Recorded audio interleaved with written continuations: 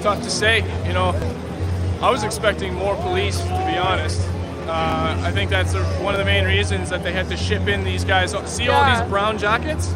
Yeah. You can see they've got the fleur-de-lis on the insignias. Oh wow, they're like pushing people back right now over the blockade. So you can't really see it. Yeah, it looks like riot police.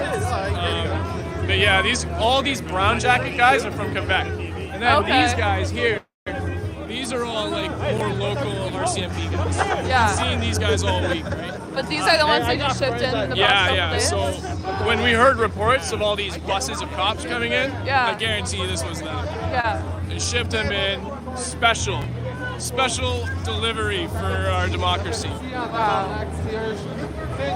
Actually, the other guy, I don't know if you know the channel, but Zot, the other guy Zot, who was like filming the trucks or whatever, the trucks full of police coming in, they arrested him. Fat King? Yeah, just for filming them. He wasn't even... Oh, that could have been a different guy. Well, either way. No, not Fat King, a different guy. But Yeah, no, they're throwing out a lot of arrests, and it doesn't matter to them right now if those charges actually stick, because right now it's all about just removing the blockade and getting everyone out of here. Significant like I said, for every one arrest, they're hoping that 10 people get scared and So as I mentioned, this group from Durham has just moved in, swapped out with Ottawa police that had been holding the line here for the last several hours. There's another line just behind them of other officers from Durham. And just a little bit past that, Kara and Ian is going to try and show you right now.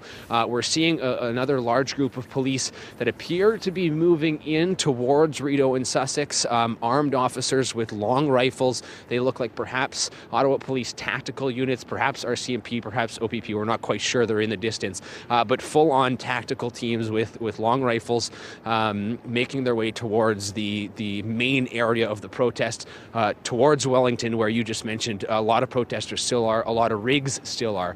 Speaking of rigs, those big trucks, you can see in the background here, the intersection of Rideau and Sussex still filled with those big semi-trucks. So we saw a group come through the police lines earlier peacefully. They say they chose to leave and they adhered to what police were asking them to do. So they were allowed to leave without being arrested, but they couldn't go anywhere yet because those are their trucks. They've got trucks that are still there in the protest area. Now, as we speak here, just on the other side of me, we've got someone else being arrested. We've got police bringing somebody in that's going to join this line of people that are being processed. So you can see this has been happening throughout the day today.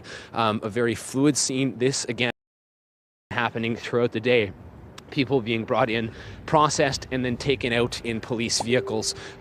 Certainly this is something we've never seen in Ottawa, something we're not used to seeing. The entire downtown has been cordoned off by police. There are 100 checkpoints in the city where people are only being allowed in if they work or live in the area. We've got helicopters flying above us, several drones above us. This has certainly been quite the operation throughout the day today as police, after 3 weeks, move in to try and take back the capital here, Todd. Yeah, we're looking at 3 people, as you were pointing out there, Jeremy, being arrested now and being led away for processing. And really what this could be at the beginning of the end of this story. It's been going on for 22 days and counting. As you know, you and the team at CTV Ottawa have been covering it so well, extensively, as this has gripped the city. A capital, as you know, as a reporter there, not used to this at all. Normally sort of a quiet, city, a lot of civil servants, parliament, and often called a sleepy capital, which doesn't mean there aren't, big news stories in Ottawa sometimes, but you've never seen anything like this kind of thing. Although as the seat of the federal government, when you have a protest like this, certainly from the protesters' point of view, it would make sense that they would choose to make their stand, quote unquote, in Ottawa. What we don't know, Jeremy, is how long this is actually going to go on. And again, just the number of police is remarkable. And give us a sense from your point of view, the difference. I mean, you see really that very sad. Very, very sad. And I guess that's it. Just keep pushing people. I don't know if you can hear me, brother. Can you hear me, Pai? Presence yesterday and then again today. Today is a significant difference.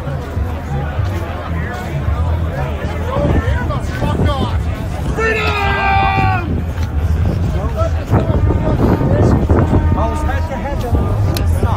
Yo, Pat, can you hear me, bro?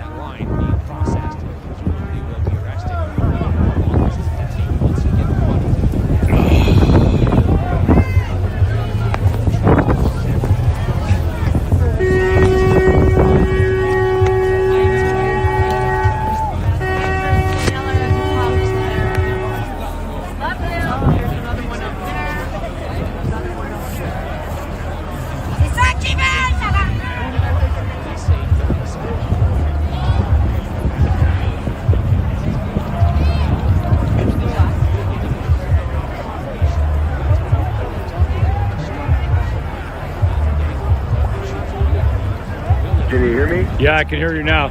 Okay. Wow, man. How you feeling, brother? This is very, very sad to see, man. Very sad to see. You know that? Very sad to see, man. Just doing the wrong things. People really doing the wrong thing. Yeah, hold the line, brother. To actually clear the streets. There are trucks all over the place in the downtown. That is. I don't know what to tell you, man. Pushing everybody. Don't make any sense. Don't make any sense. Yeah. Well, this is your freedom, dude. This is your country, man. You're in the right place at the right time to do about it.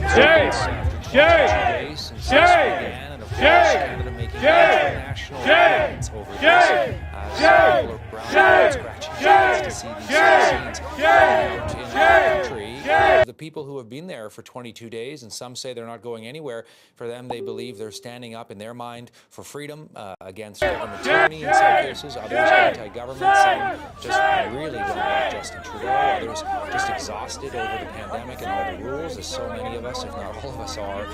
In some cases, their livelihoods. God bless you all. We are with you guys. We are. You guys will be all right. Just think about this tonight, man. Think about this tonight. This is wrong, guys. Now, what are the guns? That's a good question. That's a good one. Why did you guys bring guns for a peaceful protest? Well, I hope they do. Why did you bring guns? The first guns that were brought here were by you guys. Amazing, man. Very, very sad. Are you wrong yourself, sir? You're peaceful. My son's an officer. This is unnecessary.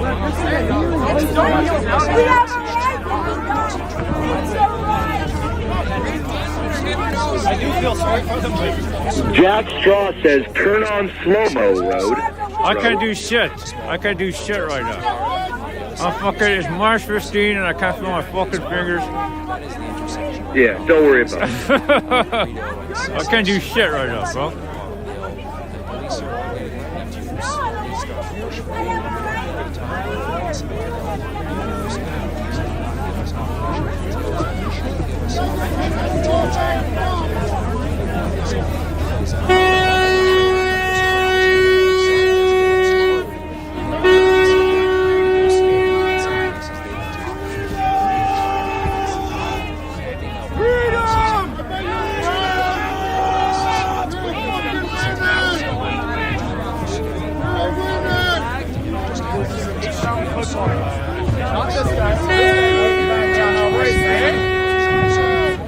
Unbelievable, isn't it?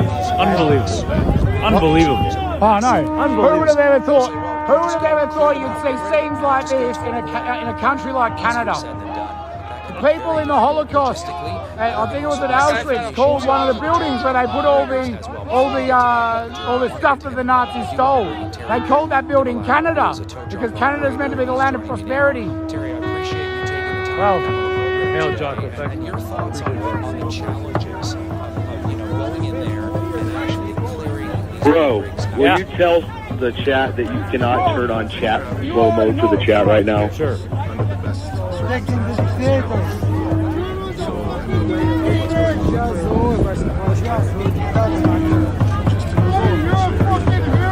You're on the wrong side of history!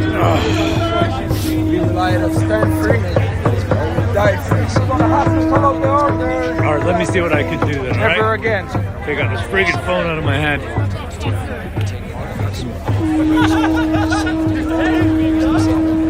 Hey, look at these scumbags.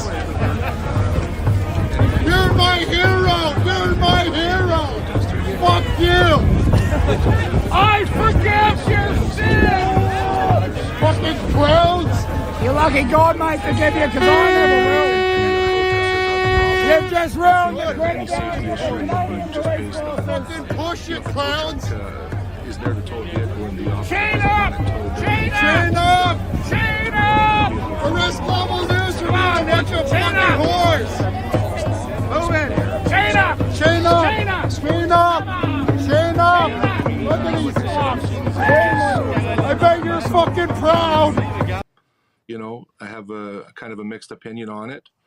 I get both sides of the perspective, but you know, it's just a matter of how involved the police are going to get. Wake up! Ultimately, you know, there's challenges. All right, there you go. Slow mode is on. All right. There you go. All right. Don't ask me how it is. It's all York and Toronto. You guys are a bunch of fucking heroes! I believe in freedom! Fuck you! Cheeseburgers! Today of some Cheeseburgers!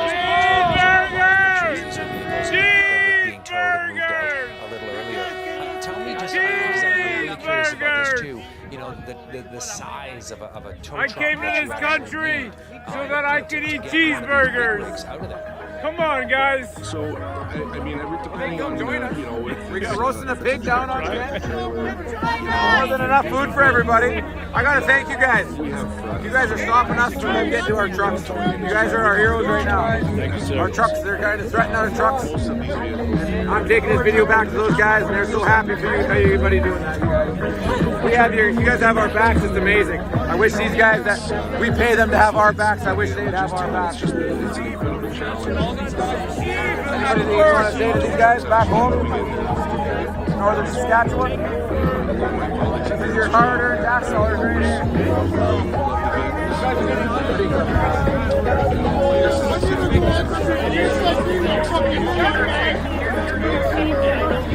Do you want to tell them that if they start a civil war, you're coming? Yeah, you'll be there.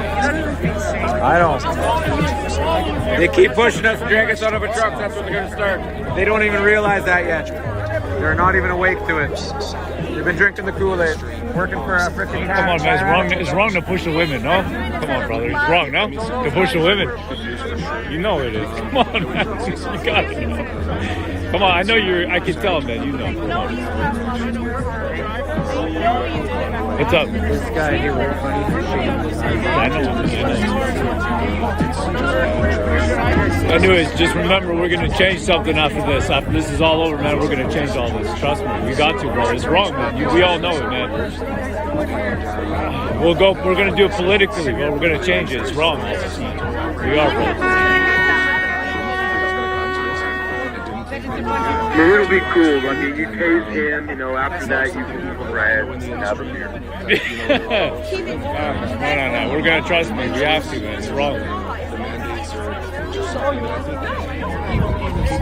Come on, York. I'm from York, guys. I played for Woodbridge. I lost my job at Georgian College from Barrie because I didn't take the vaccine. My daughter lost her scholarship. My boys have nowhere to play. We have nothing. It's nothing. York, you guys are here. Why? Why? I gave my life to soccer in that area. My sister-in-law, 24 years. Head nurse, Toronto General Hospital, lost her job in November.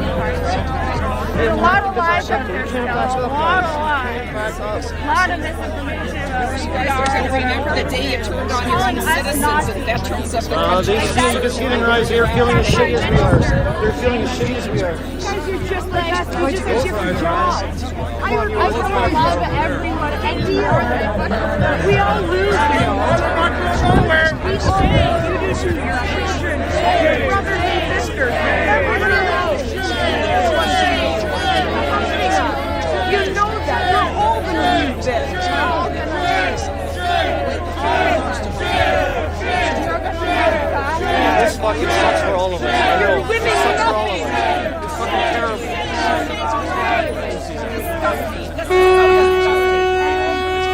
Shame on all of you. We have nothing to back up to, guys. I have nothing to back up to. Are you from Ireland? No, I'm from York, right from where these guys are from. Okay. I am from York is just outside of Toronto. It's just after simple. I spent my whole life there coaching, playing, everything. Lost my jobs and everything. Your accent sounds Irish. Oh, I'm not. I'm Croatian background, actually. The guys from York will know the Croatian background. You know you are. You know you don't be here. You know it's not the oath you took. And most everybody in York, they know a lot of Italians. You guys look like that community, guys, and you guys know where York stands. You guys know where York stands on this. You guys all know where York stands on this. You know the community. You know how strong they are opposed to this, guys. You know it. You know it.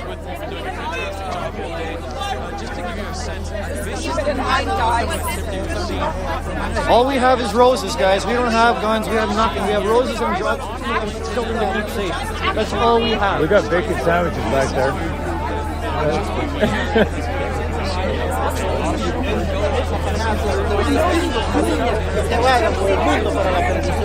I don't know what you guys. I'm here fighting for my kids. I don't know what you guys are fighting for right now. I really don't. You know what life under oppression is? It's not it. Come on, man. But it will be. Please. True, no, strong and free.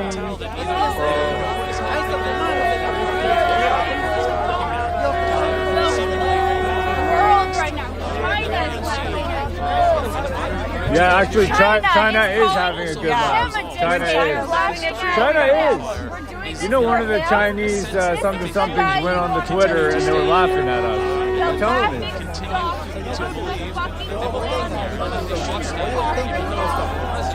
Oh, I'm sorry. Go ahead, brother. Oh, man. What do you think of all this, man?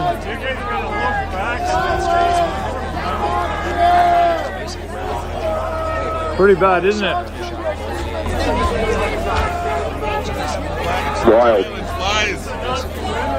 Is where the police have been moving in. They've been trying to corral people. They've been clearing out nickel. Pretty bad, isn't it? Wild. Pretty bad, man. But you can see that there's, I would say, a good number of the police. You can see that you can see it in their eyes. They're not very proud of what they do. We have 14K joining us live, and this is live from Ottawa. We're at the protest, Freedom Convoy 2022. This is War Campaign. Please share out the link, like and subscribe. We'll be here till the end.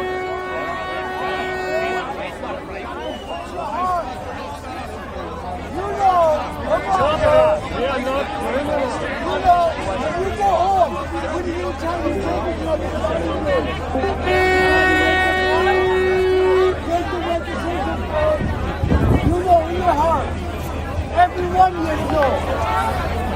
You don't want to be here any more than we do. Stop. Hold the line, boys. Look at these fucking monkeys. Take a video, a picture of every badge number.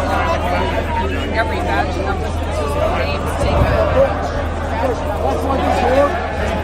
We stand on guard for thee. God keep the land glorious and free. Oh, Canada, we stand on guard. Oh, Canada, we stand on guard for thee. Yeah!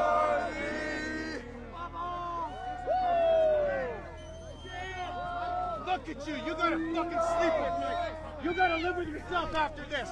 I hope you have fucking PTSD for the rest of your life. You scumbags. You fucking scumbags.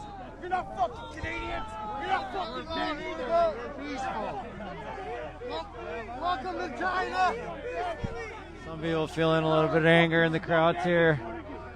Each one of you, catch me alone, you fuck. Jim!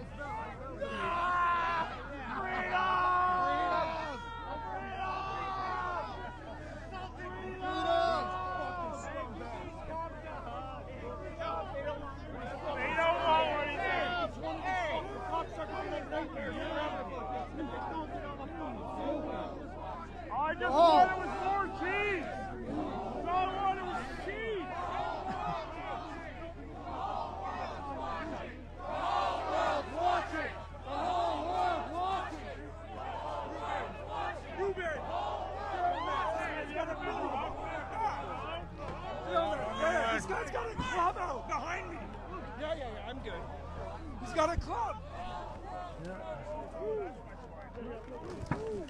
He's using the club on my back now. The most aggressive people out here. Took an oath to protect citizens. There you go. You can see the aggressive tactics here. Hey, nobody else has a stick out. What are you, a pussy? Don't push. Oh. Guys, hold on. I can't. Hey, come on, guys. Get back up. Hey. Hold on. Ah, sorry, hang on.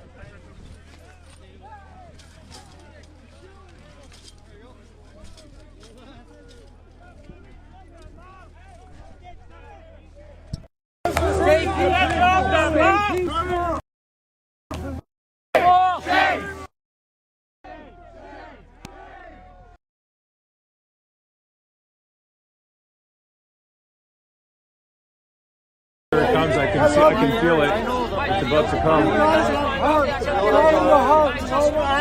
We feel for you guys. Thank you. We feel for you guys as well. I'm standing here, but I don't want.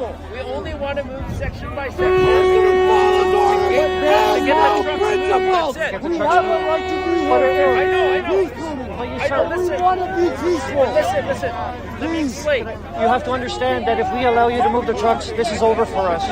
It is over for us. criminals. Continue to protest, but the road not in the capacity that we are, sir. You understand it as well as I do. I understand your point. Just be cooperative. Here it comes, Ben. I'm gonna get hit with the stick. Hold the line, brother. Oh no, this guy right here, this young guy. I think he's gonna hit me. You come to hug. You come to show love. We are not here. No protest. Appreciate it. We are here to help you. Keep the peace. Your nieces and nephews too. Nobody wants no violence. Future family, they want to stick with Neither do We are they. here to keep the peace with you. Don't force us. It's a peaceful protest. You realize that, You right? guys hide your faces. We don't. We aren't hiding our faces. You are. We want to play some hockey. We want to chill. You realize these are peaceful Canadian people, right? I beat the hell out of innocent people. We're the 99%, not the 1%. You all have the power. Remember what I said, though, right? Thank you. I do what I do is right too, sir. I'm not here to hate any violence. Hold the line, bro. I'm just about to get beaten up. I lost my brother. Can you hear me? Yeah, I can hear you perfect. I'm about to get beaten up. Yeah, standing here. All right. This is for your country, bro. Take a beating? This is for your family. I got to take the beating for my family? You've been affected. You have to take a beating for your family, All bro. right, I'm ready. Let's go. You all right? No arms and work with Trudeau. Ready? You have to take a beating for your family, for your country, and for the 16,000 people watching you live. Thanks for joining us. Share out the link to history. Don't hate me, bro. We're live. 16,000 people watching. We have a power. Following orders. All right, here we go. Here we go. I'm going to get beat. Me and you, sir, let's get beat. You take care of yourself, brother. Thank you. I know, we're trying to get beat up, man. Thank Trying to you. take a beating. Respect, man. That's our police. Trying to take a beating. I'm ready. Come on, guys. I'm ready to beat the innocent people. You've been an advocate for the police this whole time, saying that they've treated the truckers with respect and they're just doing their job well. Think about that when they're beating your ass. You mother trucker. Here it comes. Here it comes.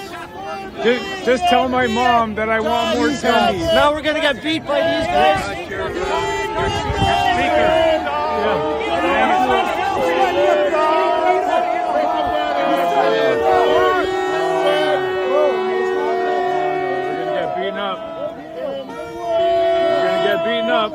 Are you proud? Are you proud? Not this For time. you. Okay? Please, sir, do not beat me. Please, sir, please, do not beat me. Please, sir. Now is time to be an immigrant. Please, sir. Use your immigrant power. Please, sir, do not. Please, sir, do not beat us. Do not beat us. Look, take her away. Let her go off the front. She's not okay.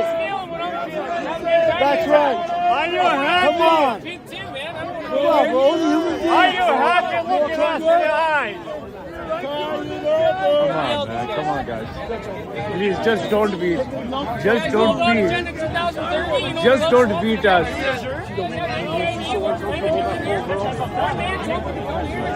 You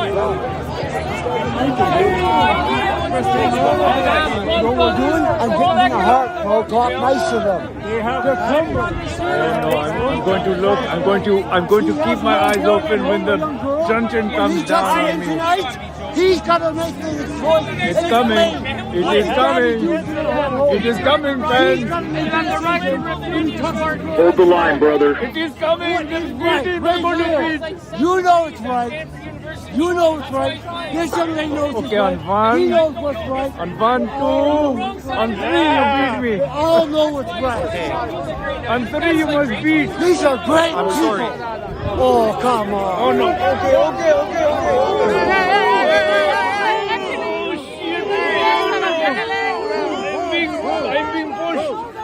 I'm being pushed. I am being pushed. Yes, I am being pushed. Madam, please do not beat. Madam, sir, I am going. I am going, sir. I am going. I am, sir. Ooga, booga. Ooga, booga. Shame. Ooga, booga.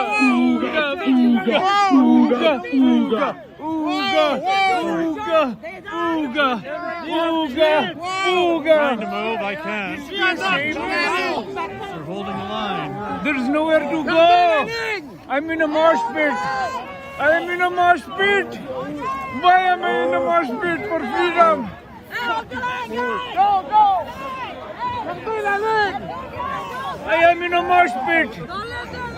mosh pit. Guys, please. Why am I in a mosh pit? This is a mosh pit.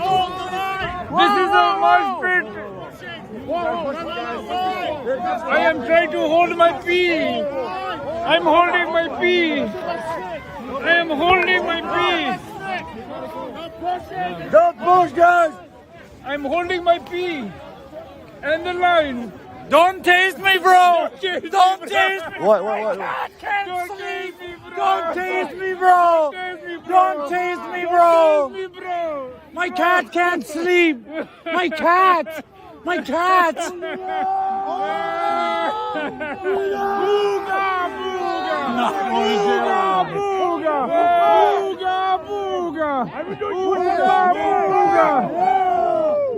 I love the mosh pit. I love the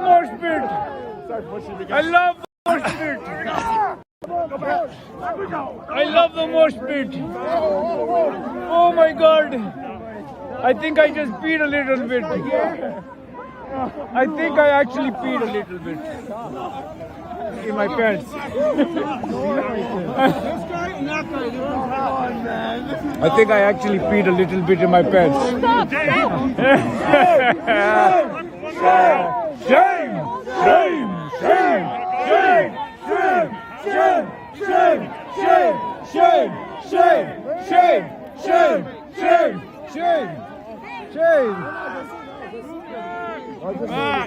Hey, Mom, if you can hear me, I want some chicken tendies when I get home. Cheeseburger! You should be ashamed, master! Let him go! Oh, man. Hey, Pat, can you hear me, bro? None of us want to be here, come on! Yo, Pat, can you hear me, brother? Hey, Pat! Hey, Pat, push! Just on the line! Move! He's an old man, let him leave. Let him go. Let him leave. Let him leave. Laissez-les passer, How? How? Move! Which way? Move! Move which way? Don't push it! Hey! Uh-oh. Hey, you too! Okay, we're going. Come on, guys! On y va, y a pas de problème.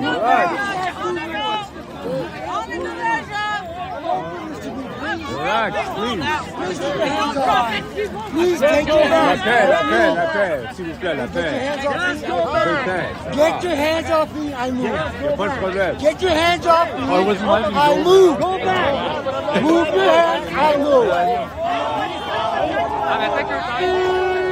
Thank you. Thank you, sir. Thank you, guys. Thank you.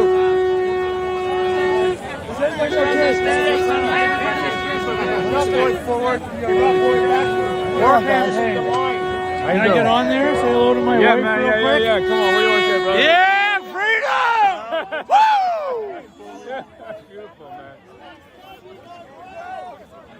Where are we going? Okay. Excuse me. That's okay. That is okay. You good now?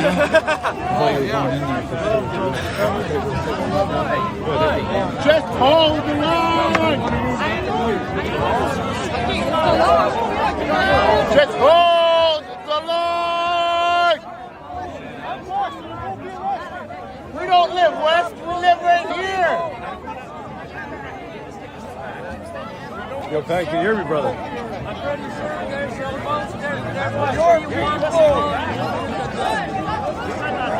Hey, your people! If we decide to take one step backwards, would you guys decide to take one step backwards too? No. But we live here. This is our home. You're telling me to go west. That's west, so you will be arrested. I don't live west. My family's here. What crime did he commit? Let's talk as loud. Yeah, this is what we hear often. Our own Evan Solomon being confronted again by a protester. I'm here today. Here in the middle of the crowd. Lots of protesters surrounded us. They're not obviously super happy with the media here. They're in the middle of the front lines. And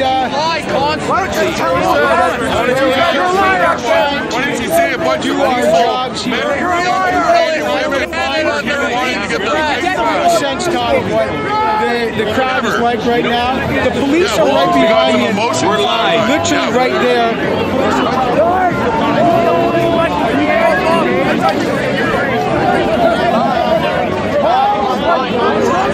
You guys here who are asking me what we're recording, we're trying to give a sense of exactly what's going on here, Todd. We'll move up so you can get a better sense. We'll move back so Barry can get an upper shot. But if you can see right here, I'm going to move it over here, Barry, because the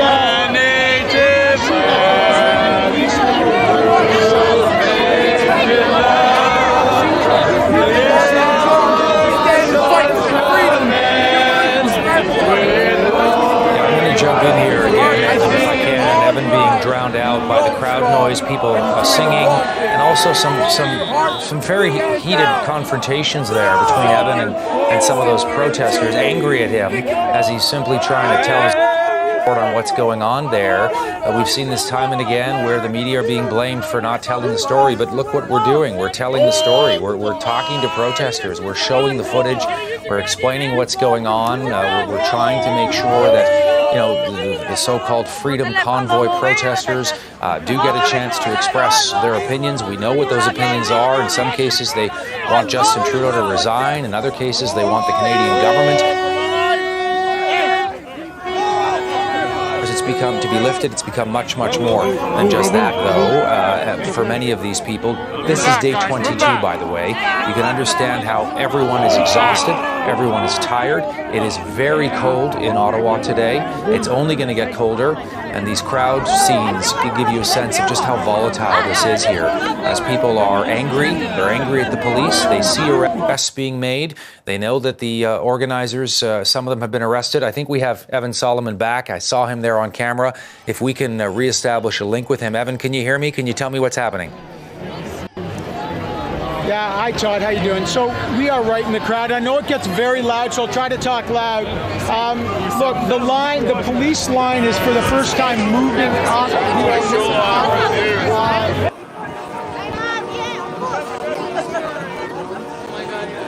Let me see if I can get a little bit closer. You can understand that. We've experienced that throughout the day. But, you know, if I can just give you a sense that You're doing a really good job, by the way. Thank you.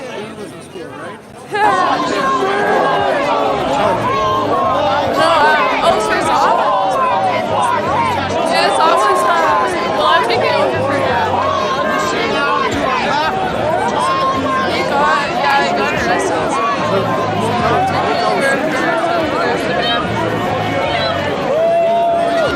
All right, so I'm going to jump in again, Evan, because we're losing your audio again. Obviously, the volatility of the situation, but clearly we see the riot police are advancing up. They're moving closer and closer to your position right now. yeah, they are trying.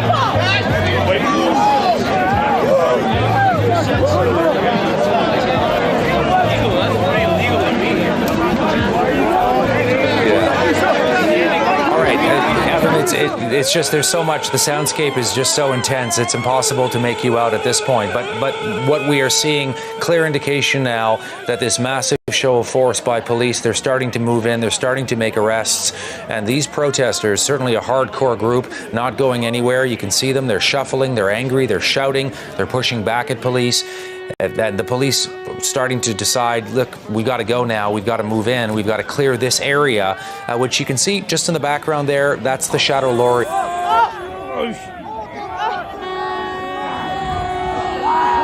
This guy needs to brush his teeth, man. Bro, you need to brush your teeth, brother. This officer here, some of these officers need to brush it. They need better teeth hygiene. A little bit better. Because right now, I'm telling you, I can smell their breath. And it ain't clean. Hey, who just touched my butt? That would be me. I'm sorry. My hands are stuck. Yeah. That's all right. I thought it was this dude next to me.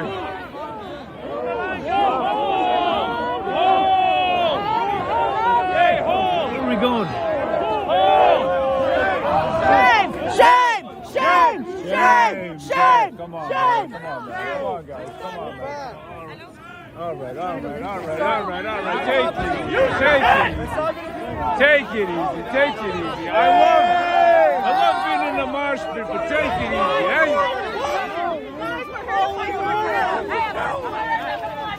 Take it easy.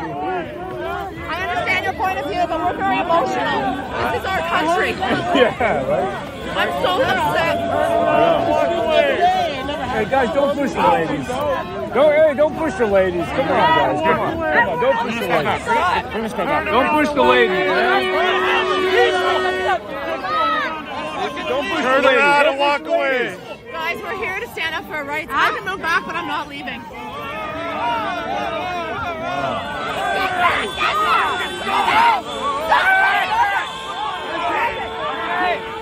Turn around and back away, man! Turn around and back away! Come with us, man! No, back away, please, man! Please! Turn around, back away!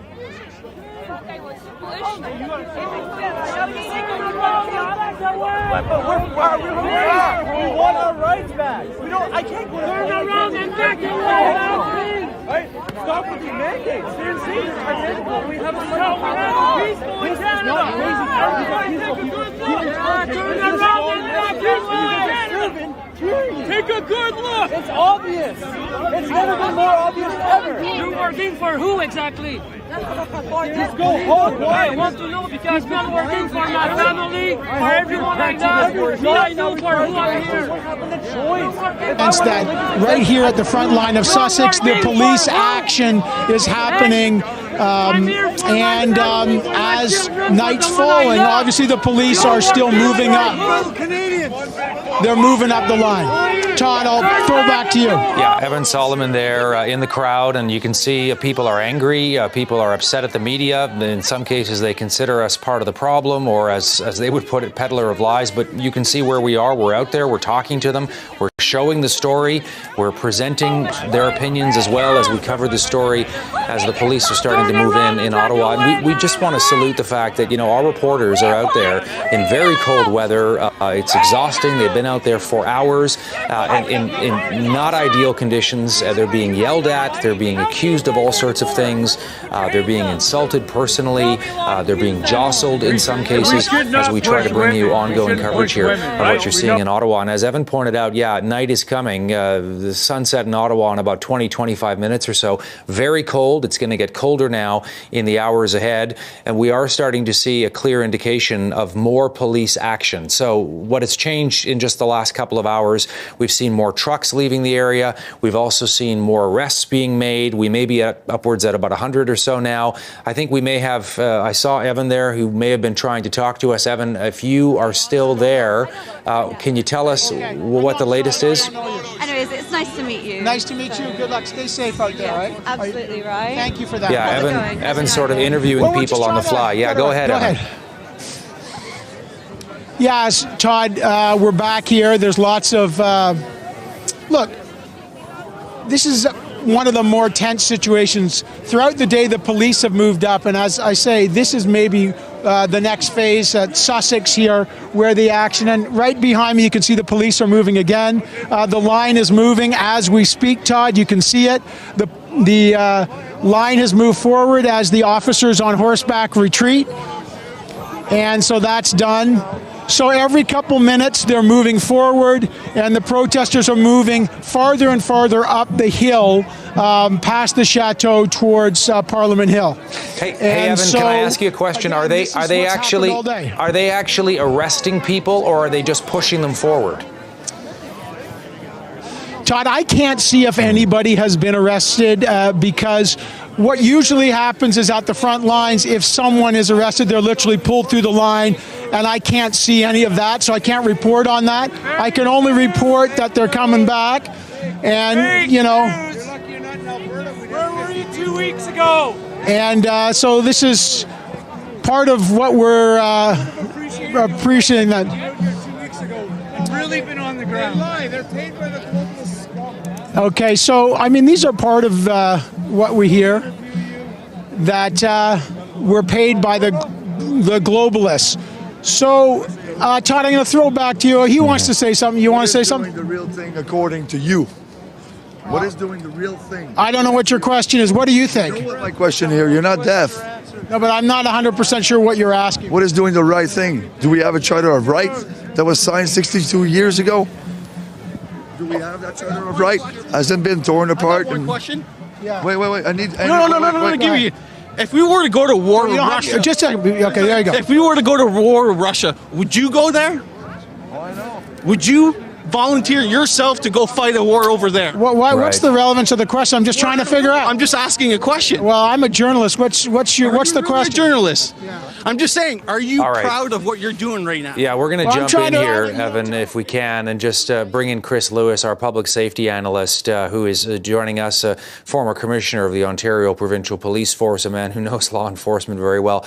And Chris, you know, you've been following this from where you are and watching the situation. You were listening into some of the confrontations going on. Just so much anger out there, anger at the government, anger at the police now, anger at the media, and your thoughts now as you watch this policing operation, what appears to be bringing this story to an end. We don't know how long that end is going to take, but definitely an overwhelming show of support from Ottawa Police, the RCMP, the OPP, Toronto Police, GTA Police, the Sûreté de Québec, even police, Chris, from as far away as Vancouver.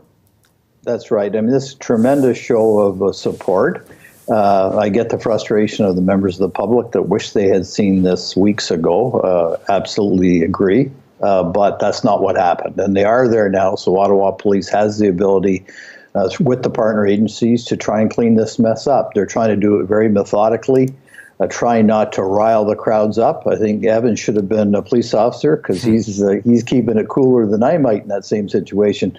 But that's the goal, is to try and talk it down, talk their way out of things, but get people out. And the time for talk is all but over, but it's still always an option. And they're going to keep pushing in like they have and slowly push people out or arrest them. And I had originally said earlier today, Todd, that I kind of expected this to be over, that part of it, at least not the truck towing, by the end of daylight. That's not going to happen. So they're going to have a presence there all night to not lose any ground, really, and then continue tomorrow. And so this might go on for another day or two. Yeah, and as night falls, Chris, within the next 20, 25 minutes or so, what does that do to this whole operation for police?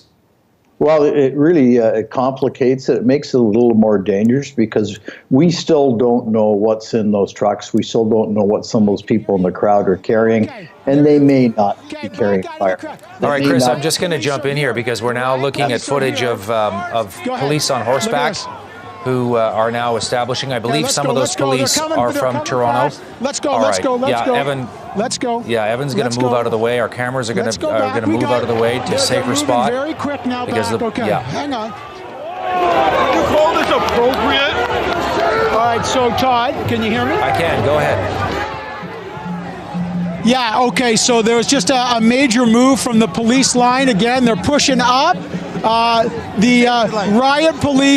The riot police on the horseback just came up and they moved the line. The line was just pressed back. So the tension is definitely going up here now. There's no question right now. Temperatures going up. A cop just punched me in the face. Do you want to tell that to CTV? That right there just punched me in the face. Literally punched me in the face. And I didn't touch him. I never touched him. I stood there and he punched me 3 times. So here's a protester that just says she was punched. So you can get a sense here, Todd, at the front line. The temperature's going up here. Their tension's going up. As the line is moving. All right, Evan, we're going to jump out and bring back Chris Lewis into the conversation. Okay. Very volatile situation, of course. Evan is right there on the front line. His cameraman is there, too, talking to protesters, being verbally insulted and catcalled by those same protesters who are both angry at the media for our coverage, but yet they want the coverage. And Chris Lewis is joining us, too, Chris. You know, the tactic we're going to see now, because as they push, and we're looking at the footage here, they're basically pushing the protesters along Rideau, soon will become Wellington when you get over the canal there. They're basically pushing them westward toward the Parliament Hill and that whole area. But at what point do you start to go in and actually make arrests? Just give me a sense operationally as you're pushing forward. Eventually, you're going to have to start pulling people out of the crowd if they don't disperse willingly. That's right, and it's really difficult to tell from the limited perspective, and the incident commanders for the public order side of this are on the ground. They're watching it, they're hearing it, and they get a sense of what to tell the different units and squads to do. So they'll say, push left, back up here, go right, based on what they're seeing live, and those are difficult calls, but they do it based on years of doing that job. And knowing it much better than I do, and then knowing all the dynamics in terms of intelligence information on top of what they can actually see in front of their eyes. But that is the ultimate goal. Eventually, when they push, they're going to start yanking some people out of that crowd, throwing them in behind, surrounding them with officers, and then getting them out of there.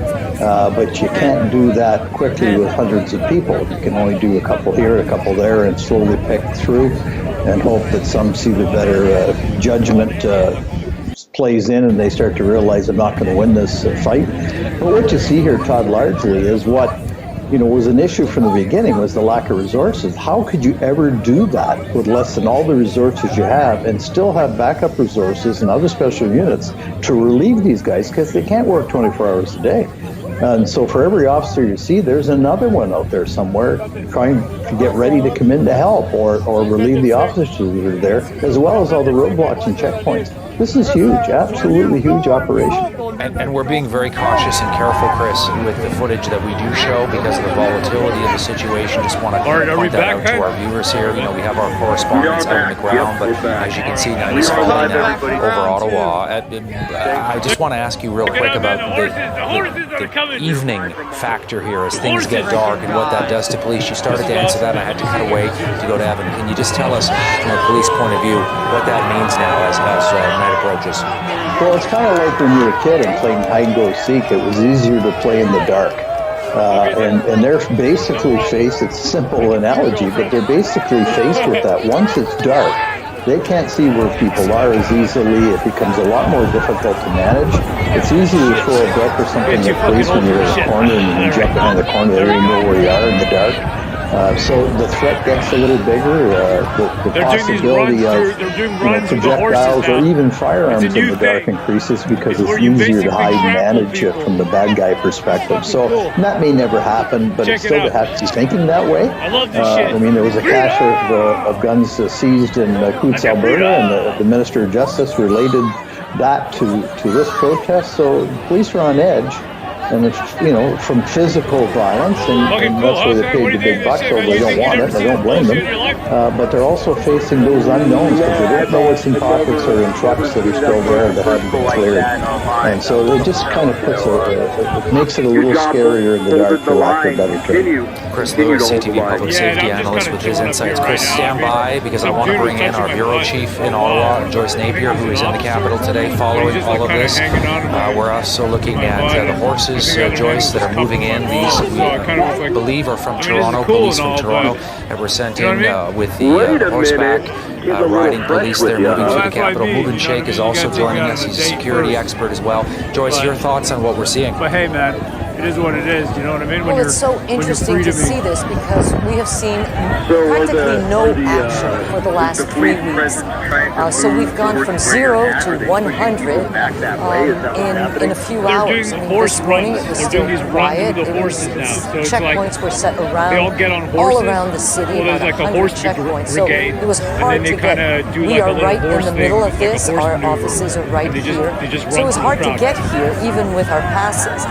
And then the operation started. We thought it may start in the cover of darkness, but it didn't. It started this morning, and then we realized how many police were in Ottawa. I mean, for those of us who live in Ottawa, in the dormant city of Ottawa, this is extraordinary. These are images that people who are born and raised here have never seen. And, I know Mr. Lewis was talking about the various challenges. In other words, when it gets dark, what to find in the trucks. These people could run down many streets around this area and hide. So it will be challenging. Another big challenge, and I'm asking that question to our experts, is those children. We have seen over the past 3 weeks so many children. There were bouncy castles, there were playgrounds, people telling us that it was like camping, almost oblivious to the fact that there was a build-up and a political one and a law enforcement one. So my question is, a big hail to the truckers. Obviously the fact that we know there are children there, we don't know if any of these children are gone, if all of them are gone, if some of them are still in some of those vehicles and some of those trucks. Republic without the bananas. This is an added, ice, though. We have a lot of an ice. added difficulty for the police. How do they deal with it? Yeah, this is what you're seeing right here. But these people are amazing. I got a lot more faith in the country now. Yeah, let's bring in Mubin Sheikh. Mubin, if you could hear us there, your thoughts on what Joyce was saying. There's no doubt about it. Yeah, first of all, it's just despicable for parents to be bringing their children to this event.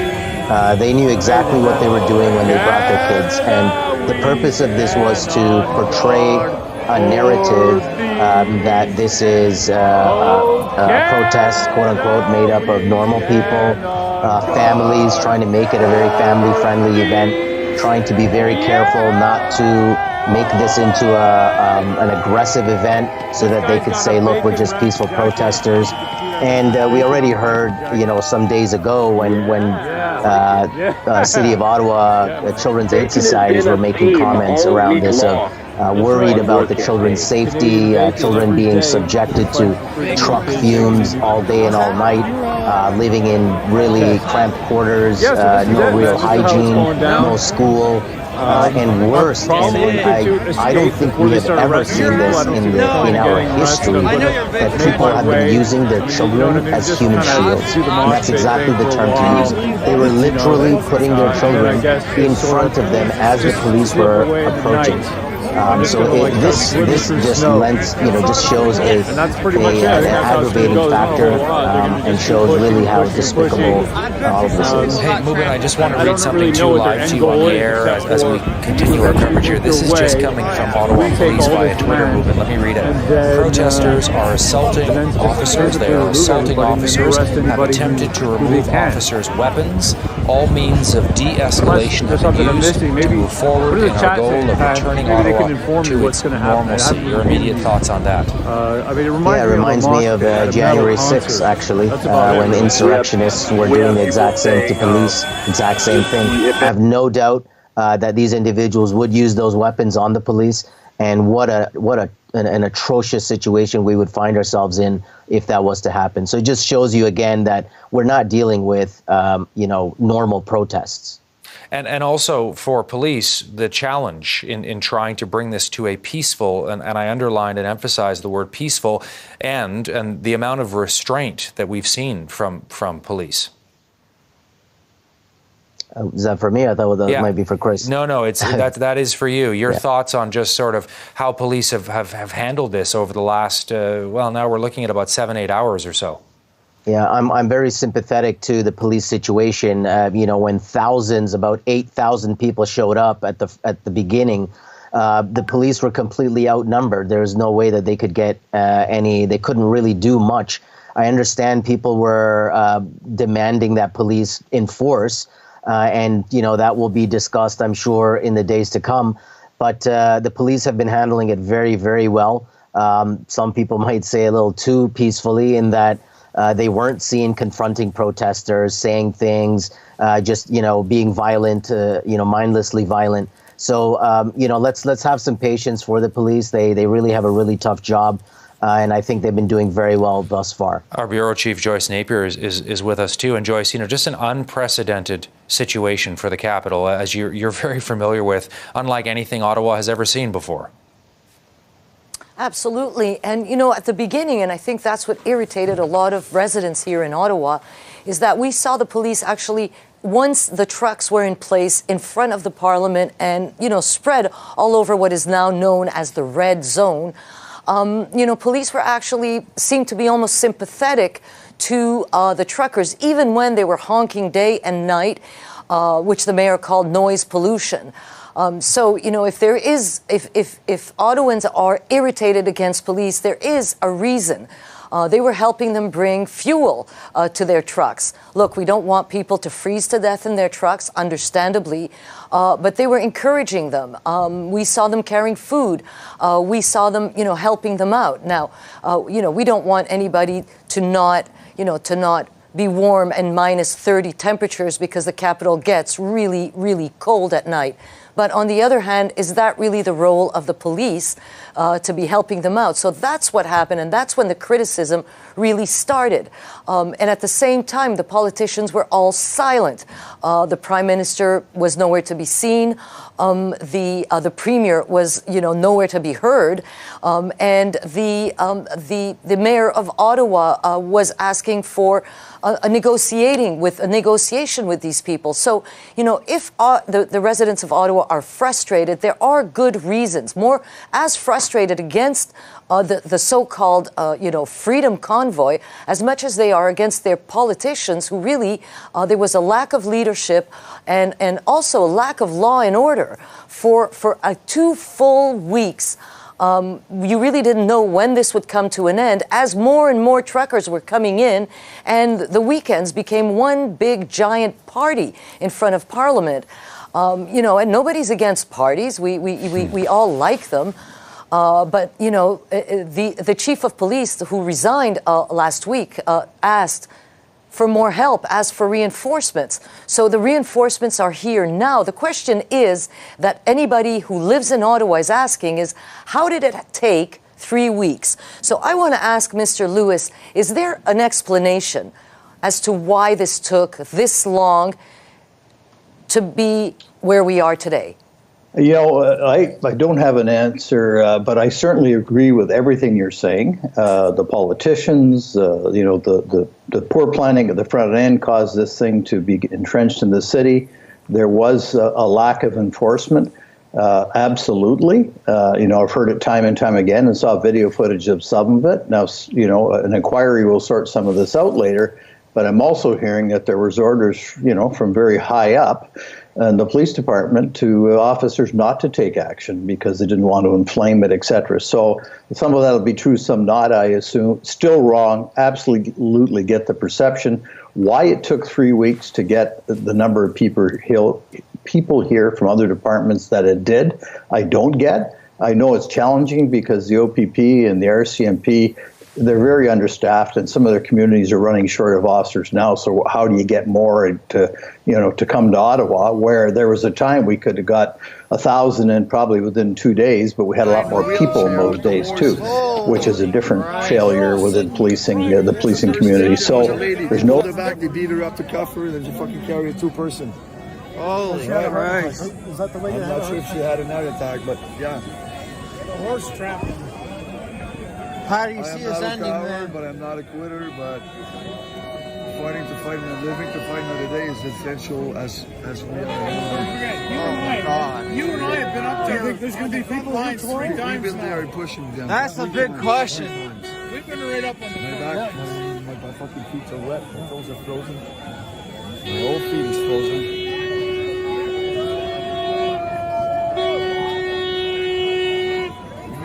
Veterans and fucking retired armies. Hey, you cowards up on the roof! Why don't you jump? Line, there's the Chateau Laurier. The line is moved up. When the police use the officers and the horses, there is a confrontation with the protesters. We just saw one protester literally carried out by others up the street. She's obviously been hurt. So what's happening at the front line when they move that line is very real. And we've seen that. As I said, one protester told me she'd been punched. In the meantime, the line holds and then it moves and it holds and it moves. And more protesters are moving down there from Parliament Hill down in front of the Chateau. But again, this is the situation. And we've got... We're being fried here. And then we've got some, obviously a lot of people who are obviously very, very, very angry about lots of different things. And also, hang on. Okay, so there's protesters there that believe that there's electromagnetic weapons because their cell phones are dying. There's a lot of cell phone coverage that drops around here. And one of the protesters saying, one guy's saying that. But look, I will say this, that, you know, in talking to all these folks, Todd, you know, we're all about maybe 50 feet from the front line. People are talking, they're expressing their point of view, and they're here because despite the Emergencies Act and despite 22 days, they believe that their protest still matters. And their protest about the Emergencies Act and the vaccine mandate is real. This is a real feeling that whatever happens on this patch of ground or on that patch of ground, the feeling that these people have is not changing.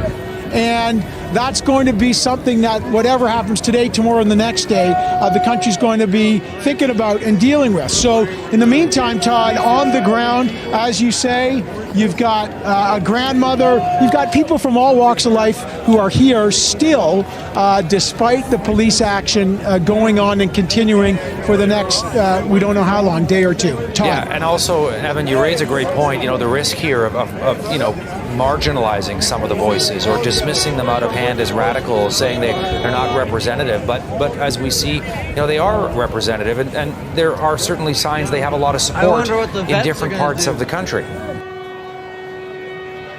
Pretty rough and tough about It's this whole very thing. They're not dangerous moving from to that warm generalize. world, And if you talk to any of the protesters, one of the things that infuriates a lot of people here is the generalizing. You say we are X or Y. People here, as I've spoken to, for lots of different reasons. On the other side, the government's view in invoking the Emergencies Act is after 22 days of what has been a protest that has been going on, they believe the law has been violated, it's risen to a certain threshold, and they're going to enforce the law and take back the streets. The residents of Ottawa are very frustrated. But again, you have to realize here that whatever happens here, Todd, the governments at all levels, municipal, provincial, and federal, have to realize that after 2 years of COVID, changes are going on. Now, what those are remains to be seen. But let me just show you. There's a protest here in the nation's capital that is still going on despite the government saying there's going to be severe penalties, despite the fact that some people have been arrested and will go to prison. Despite that, these people are still here to express their point of view. And that shows you how passionately they feel about it. Now, at this point, again, we haven't seen, there's, it's tense at the line. And as you saw when we were just there, it gets very tense. But so far, the police, they move, they stop, they move, they stop. And in the kind of spectrum of riot control or things, so far this would be on the calmer end. It doesn't mean that every moment's been calm. But the protesters and the police have not, it hasn't blown up into a big clash yet. Right, no freedom. But right now, I don't want Canada change like China. That's the truth of what they're doing. Yeah. Amazing, isn't it? That's why a lot of Canadians is fighting for the freedom. This is good. Yeah. So you came 30 years ago from China, and you don't want Canada to be China? Yes, absolutely. Yeah. The China, the army can kill students. Wow. Yeah, if you like that, maybe they use gun, they kill them. But the Canada, just a little bit like China. Yeah. But we have freedom is here. But the place right now is let you go. Even they catch you. That's just it. And these remind you of China? Huh? This reminds you of China? It's like China. Yeah, the China like that. Always the police coming, they mistreat people. Mistreat people. Yeah. So I'm very, very sad. Wow. Well, thank you, sir. Thank you so much. Really appreciate it. Appreciate you being here. You see, this man came from China. He said this is like China. Come on, guys. This is like China. Come on, you come from China. He's from China too. Amazing, man. Amazing. Are you speak Chinese?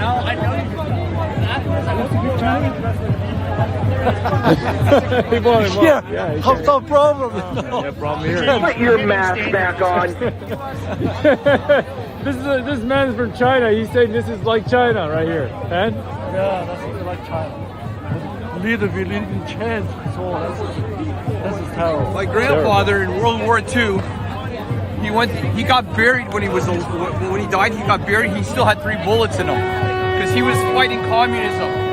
He was fighting for freedom.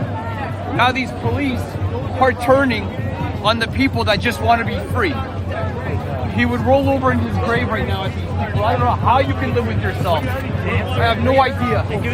Actually, sir, I want to be beaten up by this lady officer. That's mine. You can't. That's okay. Okay. You can have that. Yeah. We're fighting for her children. I know. We don't want to have we don't want your children to grow in a communist country. My favorite one. You can't have her. Don't you try and come in on my zone over here. All right, guys. What? Back off, guys.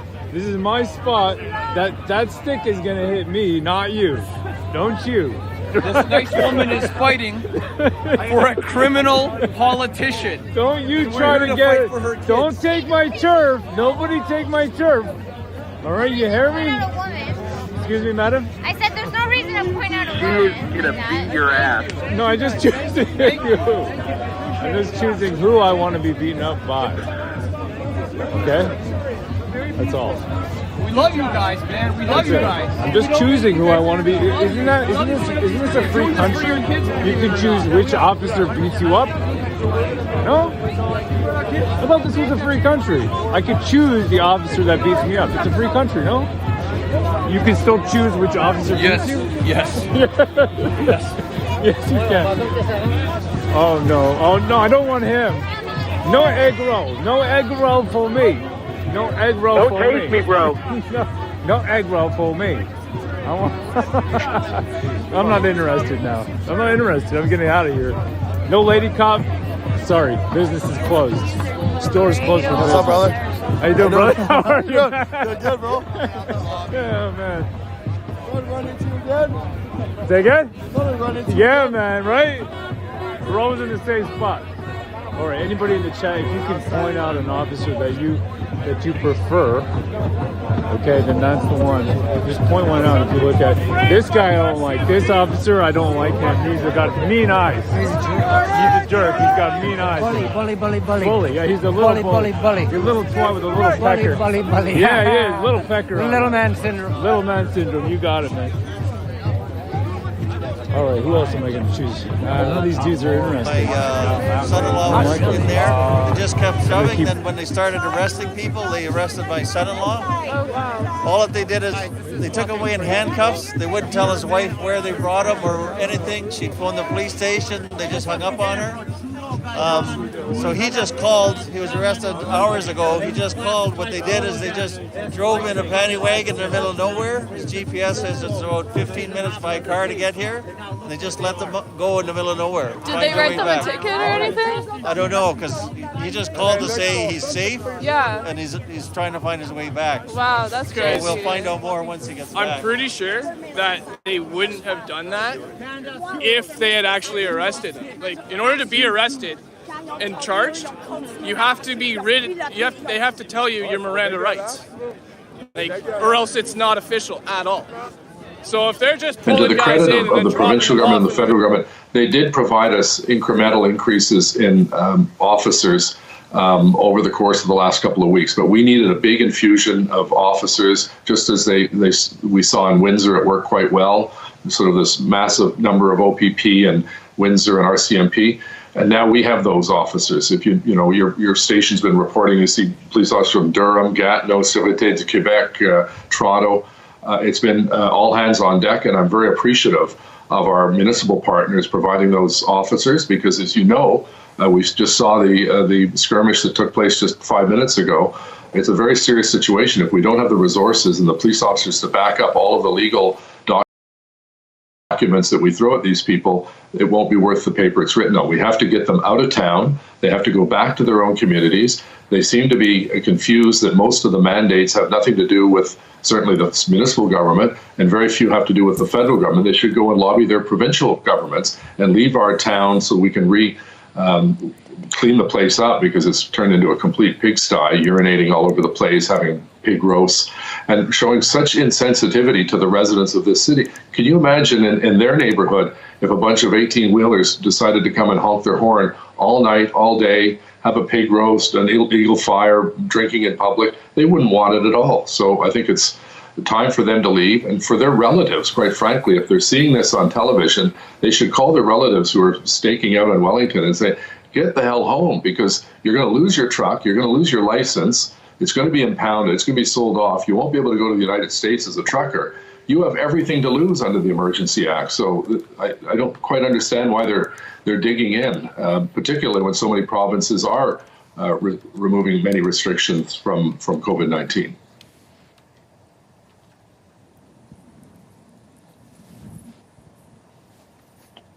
All right, we're listening to the mayor of Ottawa there, Jim Watson, who's giving us his take on the situation here and, you know, the sort of nature as this plays out. Now it's 5:35 Eastern Time here in the capital as we continue to bring you ongoing coverage. Here's what we know so far.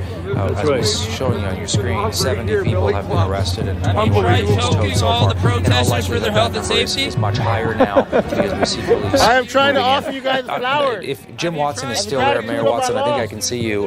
You know, Why are there so are you many getting colored any people here? I sense thought of they were how all long supremacists. this You guys are might white be able, supremacists, you know, no? this That's the might media. go We don't on listen for to them. before That's the why police we're are here. able to, No, I don't know, to man. end it? And I appreciate got this the is an flower. ongoing You guys, operational flower. situation here, and you as the mayor, you know, there's obviously a firewall there between you and the police Right. department. You guys Your- didn't your have the sense, right to vote because, or you know, to this sit on the long bus weekend or that to you go just to said, the Family movie. Day weekend coming up. And now This is an unprecedented situation for Ottawa, and you've got so many police in the streets. Any We're all going to indication find on your ourselves point there of if view we here? don't stand up. Well, I don't Yeah, Todd, I understand don't how want to people put can undue see pressure this on our and be police like, service by I'm me musing about unvaccinated, I when can't go to the city is movies, going I to can't go to return the back to normal. It's restaurant, certainly I going to can't take go to some time. school, I First can't and go to foremost, to school. get the people and then the vehicles and then to go in That is and clean up the discriminatory. mess that's been created there by these individuals who seem to have no respect for symbols or for human beings, namely the citizens of the city. So it's going to take some while, and it's also going to require a go-forward plan. So that, you know, do we have to maintain a closure of Wellington Street in front of the Parliamentary Precinct, for instance? If that's the recommendation of the police, then our Public Works Department has to make sure that that takes place, because the last thing we need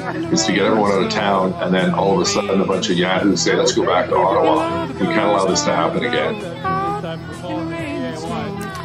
Mayor, it's Joyce again. I'm just curious about one thing, because we know that Fridays or Thursday evenings is when a lot of people came into the city for the weekend to party. Are you seeing a lot of that? Are you seeing a lot of people trying still, despite what's going on now, still trying to get into the city?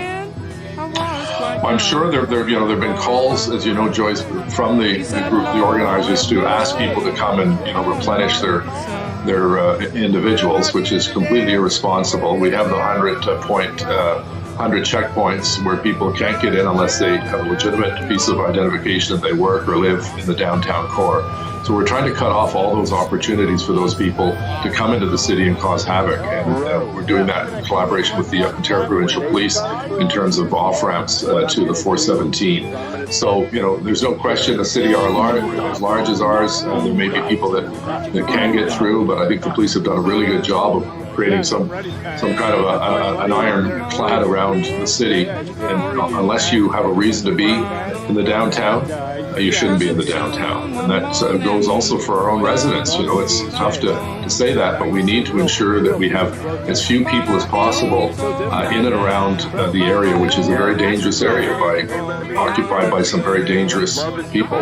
Jim Watson is the mayor of Ottawa. Mr. Watson, thanks so much for this volatile situation in your city. We really appreciate taking a bit of time on a very busy day to join us here on CTV News Channel. And I want to send you love and support from the United States as well. This nice lady is smiling, man. Giving a good thumbs up. Appreciate it, brother. Thank you, sir. All right, let's get ready, I guess. Get ready to rumble. Hey guys, this is love. Yeah? That's love. Huh? Why you gotta want to push us? So we have 14K watching us live. We're up for hugs, we get peace. Live in Ottawa. What is it gonna do? Like and subscribe if you haven't already. Share the link out. This is history in the making. We're not sure exactly what's going to happen. They pushed the crowd back once already. We're wondering if they're going to make another surge. CBC, CBC cuckold. CBC cuckold. Huh? CBC cuckold.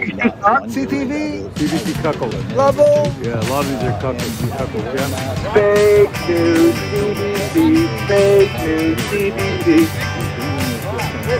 Where's your fucking news right now, eh? Now you push back. No, you hold.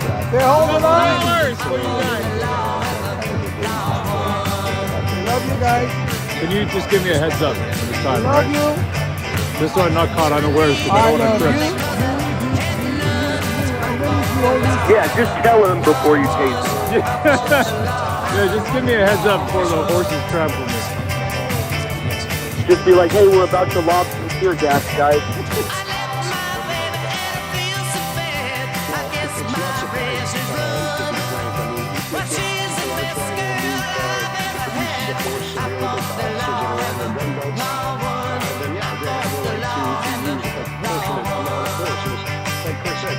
Nobody likes to get devastated. I mean, we've all been devastated. We've been on the top. It's not fun. However, if somebody's reaching for your gun or reaching for your electrical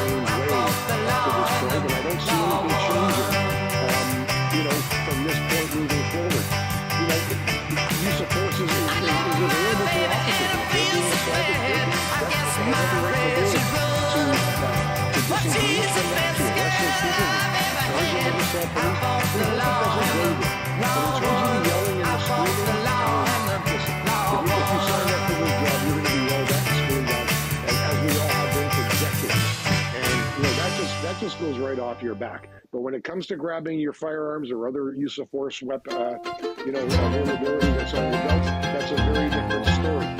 It's what you've seen change in the last little bit, and it was clear as it fell on one of the video shots we had. It was when the Toronto police in constant sorrow.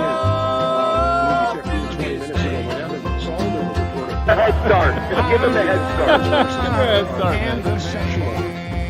Love to be a flower of love. Situations like this, We are peaceful country. I think we are. We're back live. We're all together.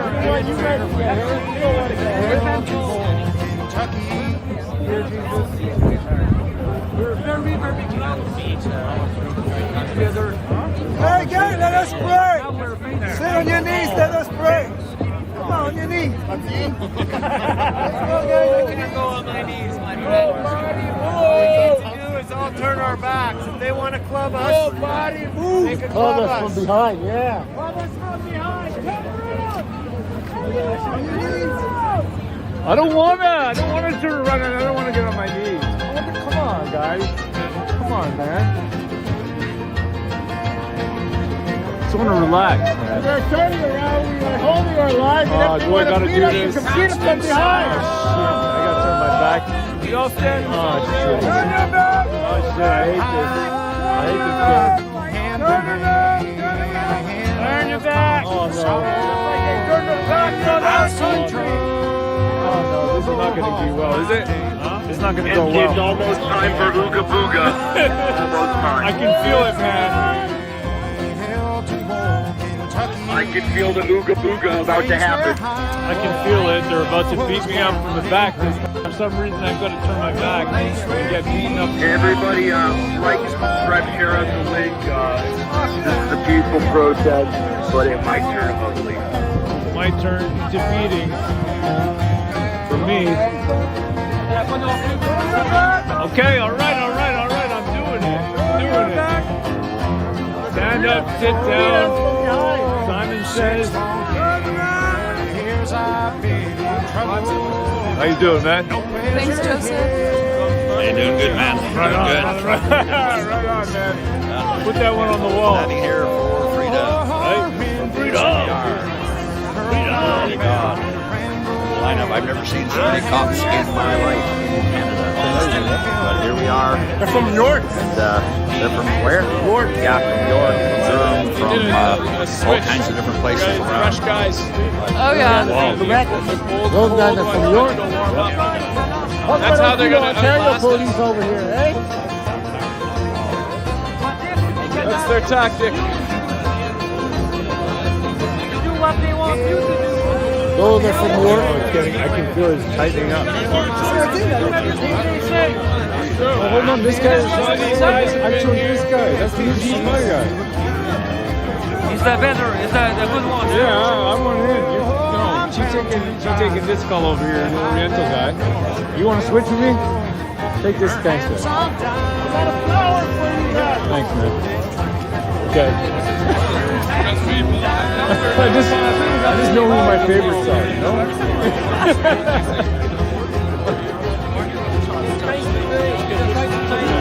You ready, Ben? You know what? I'm not the one standing face to face with a bunch of crazy looking dudes in riot gear. Are you ready, Rose? I was born. Hold the line, brother. Hold the line, brother. We're not gonna fight with you with us. These guys are from New York, man. They don't speak French. These guys are from Quebec. Ils parlent français, ils parlent anglais. Anglais? Yeah, anglais. Ils sont anglais, ils sont français. Pour eux, je disais, hey, voulez-vous de la poutine, la tachine? Liberté! Liberté!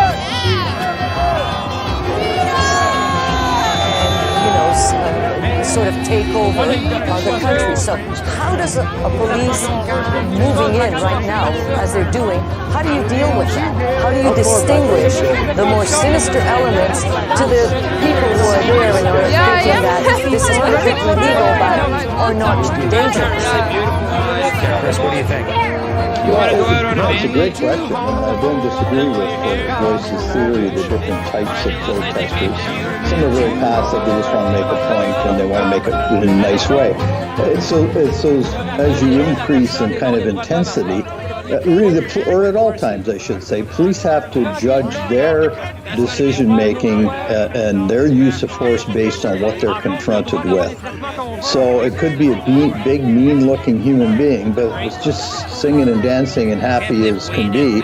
If they're not aggressive, they're not pushing on police, they're not, and they're not doing something aggressive, you still can't use force on them, so, but it could be the 80-year-old lady that just comes charging up and starts hitting the police, and then they have to, act accordingly. They're not going to punch her out, but they're certainly going to hold her hands and use some level of force against her. So sometimes it's a whole crowd of one or the other, sometimes it's pockets of one or the other, and sometimes there's a whole group of one type with a couple others in the middle. So you really struggle then, because the next person to get in your face, where do they fit in that kind of continuum?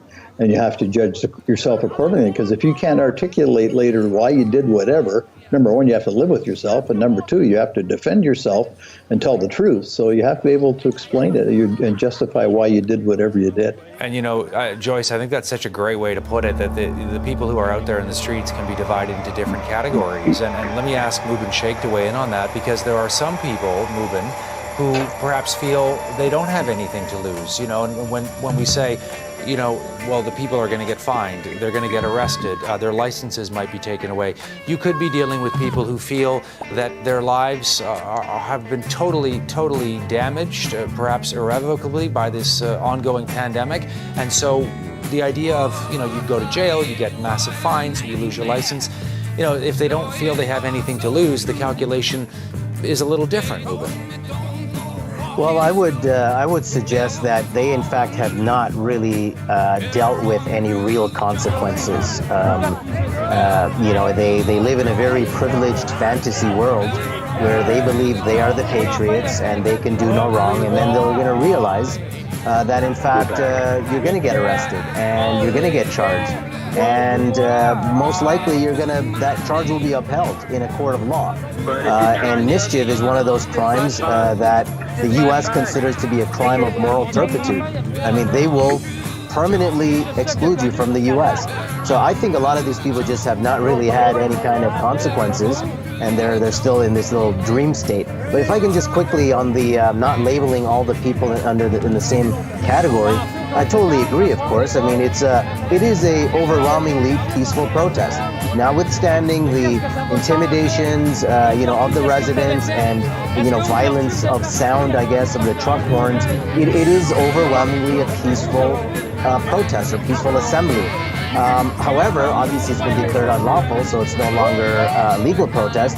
But the convoy organizers themselves are openly racist. They're far-right extremists. I mean, Pat King, who they've been trying to distance themselves from, has been talking about, white replacement, Holocaust denial. But even if you listen to the other convoy organizers, they've said openly racist, bigoted things. So that's the convoy organizers. Now, when it comes to the majority of the participants or the participants that are there, obviously I would not say that they all share, that would be guilt by association, of course, but you do have a lot of people here who share those views. And the only place that I will, because some people were trying to, push in the use of the word terrorism, that arrest at the Coutts border crossing, I believe absolutely fits the definition of terrorism. This was a small group of people not connected to the convoy itself, who were basically had illegal weapons lying in wait to kill the police. And if you imagine if this was a group of brown Muslim guys with guns looking to kill cops, we'd be immediately calling it terrorism. So that's how I think we can use the labels to describe the people that are there now. We have some new video that we're going to play. This is of a woman who has just been pepper sprayed by police. We know that's now happening in Ottawa, and we're going to play that for our viewers now, just to give you a sense, just one small snapshot of what's happening in Ottawa right now. My children, I Okay. Come with me. I know. Infections is all memorial. Then red tape has one water. Someone take my flag.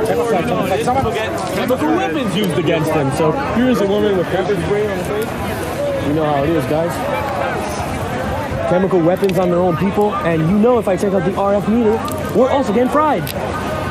Let's check that right now. All right, and we just want to be clear here that we believe that was pepper spray that was deployed by police, and you know, we're getting some live pictures coming in. The sun is set in Ottawa. It's starting to get much colder now.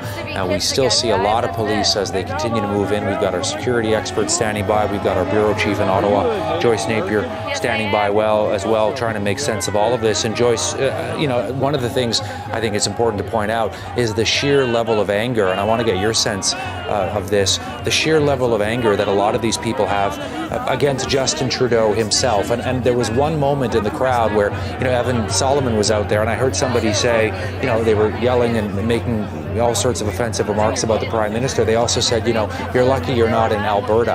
And I thought that was sort of an interesting comment that was made. Your sense of the level of vitriol against this Prime Minister? Well, I do believe that is what is uniting them, because there are different groups, but I do agree with Mubin that, you know, there is, you know, a lot of white supremacy, a lot of conspiracy theories I've heard over the last few weeks as well. But they are united by a profound, you know, dislike of the Prime Minister. You know, there are, you know, some mandates that are federal, and there are mandates that are provincial. And many of the provincial mandates is what they are complaining about, but they still don't hate the Premier, they hate the Prime Minister. So that is what is interesting, and that's why I'm talking about conspiracy theories, because they sometimes don't understand or don't seem to understand, you know, the different levels of government. I don't want to get into that, God knows, but there are different levels of government, there are different responsibilities. That's the reality of our country. It can get quite complicated sometimes, we all know that. But, you know, the trucker mandates, that was Trudeau. 90% of the truckers were vaccinated, 10% were not. These are people who spend most of their time inside their trucks. Was there a necessity to do that? But the Americans have done that just the same. So even if Trudeau lifts those mandates, the Americans still have them. So it's kind of interesting, and you can't explain that to them. So when you get into a conversation with them, they don't like the media. They don't like what they call the lame or mainstream media. So it is, as you saw with Evan, sometimes a little bit difficult to have conversations with them. But I was with them the day the flyers were distributed. And I would go up and ask them. So, and it was clear that you will have your license suspended, your car will get seized, you will not be able to go to the United States, you will have a criminal record. There were all sorts of warnings, and they laughed them out. They thought that they were winning and Justin Trudeau would lose. So I don't know in what reality that's the way you overthrow a government. It is sometimes a lot of incoherent talk, but again, these are people who are angry. Even those who are dancing, even those in the hot tubs, even those who brought their kids and said, "Hey, this is fun. It's like camping," are angry and deeply angry. And I think that is something that this country will have to deal with even after these truckers are gone. Yeah, well said, that we're not being listened to, that our voices are not being heard, that we don't feel we have political representation, even by the Conservative Party, as the case may be. Some of them may be supportive of the People's Party of Canada under Maxime Bernier. We don't know that. Some might be just alienated by the entire political system and feel that they don't recognize their own country. And They don't recognize the way that this federal government has conducted itself, and hence the idea that they want Justin Trudeau to resign. Of course, the Prime Minister was re-elected just back in late September, and as Joyce was talking about this understanding of the way the Canadian system works, and Joyce is right to point out we don't want to get into that, but certainly some of the protesters have indicated they think the Governor General of Canada is the one who calls the shots. We know that's largely a ceremonial role. They've also indicated the Senate of Canada is the one that may have a lot of power. Of course, the Senate is an appointed body, not an elected body. It's the House of Commons that is elected, of course, MPs across the country, and the Prime Minister himself, who is the leader of our country, and that's where the power lies within Canada. I want to bring back, if I can, as well, Mark Mendelson to the conversation. Mark, as we're talking about the politics, we're looking at what's going on itself right now in Ottawa, and it's getting dark, it's getting cold. This operation by police continues. We showed the pepper spray video before. We know there have been dozens and dozens of arrests, but it doesn't look like this is going to end tonight, does it? Well, I don't think it's going to end tonight. You're absolutely right, Todd, but I don't think the police expect it to end tonight either. My understanding is that if this can be done by Monday, I think the police will consider that a victory, and the people of Ottawa will be satisfied with that result as well. I just want to go back to one thing that Joyce said, which I totally agree.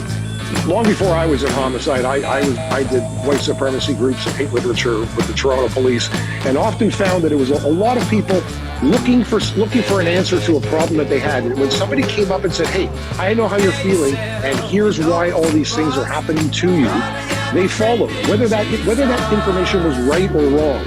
And I think that the three sort of vocal leaders of this protest, having now been arrested, and their voices have essentially been silenced, at least for some period of time now, until we find out what the bail conditions are, that these are people now without a direction and without a voice.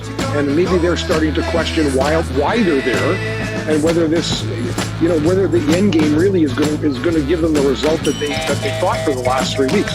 And I'm hoping that some of them are realizing that now, that you're not going to win this, and your leaders in quotations have been arrested, and you hope that cooler heads prevail, that they pick up and they go home. It's about the safety of the demonstrator, it's about the safety of the officers, it's about the safety of the people living in Ottawa. But we're getting into the darkness now. Nobody knows what's going to happen now. The police aren't going to go anywhere, and I still say it, as I've said it all day, we have not seen all the officers that have been assigned to the Ottawa area now. And as Chris Lewis rightly said, there's a whole other shift coming on. So there's a lot of officers. They've got all the time in the world. They're not going to go anywhere. But they're not going to play a waiting game and wait this out for a week and a half, because nobody has the patience for that, and it's not right. Okay, so they're on a mission. They have a goal. They have an operational plan, and I think we're going to see it all play out probably in the next 24 hours. There will be a resolution to this. The question, Todd, is where do these people go from here? Do they pop up somewhere else? Those that haven't been arrested, those that don't have bail conditions, where are they going to go? Is Kingston next? Do they cross the river and go to Gatineau? Do they come to Toronto? Do they go to the Peace Bridge? And that's a lot of police intelligence that's involved there in the monitoring of social media and other investigative techniques, for sure, to try and learn where they may be going. So although it may end here in Ottawa, it may not end completely for us in the country. Yeah, and I want to thank Mark Mendelson and Chris Lewis and Ruben Shea for being part of our coverage. Gentlemen, we may tap into your expertise in the hours ahead, depending how this plays out. But in the meantime, thank you on behalf of our team here. We appreciate it. Thank you. Have a good evening. Thanks. Cheers. All right, well, it is 6 o'clock Eastern, 3 Pacific. Ongoing coverage throughout the day of this crisis going on in the Capitol as police try to take back the Capitol, so to speak, from the protesters. At the heart of this, of course, a protest has gone on for 22 days and counting. Anyone who lives in Ottawa, works in Ottawa, knows this. Just an unprecedented situation in our capital, and Canada being covered around the world for this story. Many people shaking their heads, wondering How can this happen in nice, kind, safe, quiet, tranquil Canada? And here we're seeing it playing out. A different part of our country's narrative. It is part of the story, of course, but perhaps one we don't see that often. Our Ottawa Bureau Chief Joyce Napier knows that all too well. And it's interesting, Joyce, I want to get your sense here, if I can, about the way this is played out with Justin Trudeau, who, was called out by many people for a lack of leadership. What do you think is at stake here as we watch these images play out in the Capitol? Well, it may be his political future. This police operation cannot fail. And I think Mark Mendelson was saying, look, they're going to stay, and they're going to stay as long as it takes. There will be another shift coming. So if this comes to a peaceful resolution, if the streets of Ottawa are finally free of these truckers and of this so-called peaceful demonstration, well, then maybe the ratings will be good to him. Look, he invoked the Emergencies Act after the city did it, after the province did it, and then the federal government. The question will remain, and that debate still has to take place, was it really necessary, and why did it have to come to that? That is really a sledgehammer. That's what the leader of the official opposition called it. And indeed, it is a legal sledgehammer to invoke the Emergencies Act. Why did we have to get to this?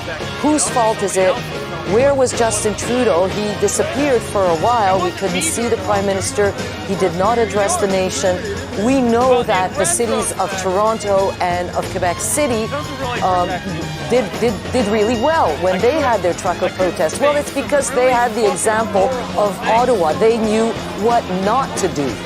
They knew not to let those trucks in. So why were the trucks let into Ottawa is certainly not the Prime Minister's responsibility. But once they were in, and once they were entrenched, and once they occupied the city, why was the Prime Minister, and why did he remain silent? And then on a Friday, he says, well, it won't be the first option, it won't be the second one, it may be the third, and then on Monday, it became the first option. So there are a lot of things we don't know. There's a big debate that will go on in the House of Commons, and it will be voted on, Todd. So it was supposed to continue today. It was suspended because it was deemed too dangerous for MPs to come to the House of Commons and cross the crowds that you're seeing on the screen.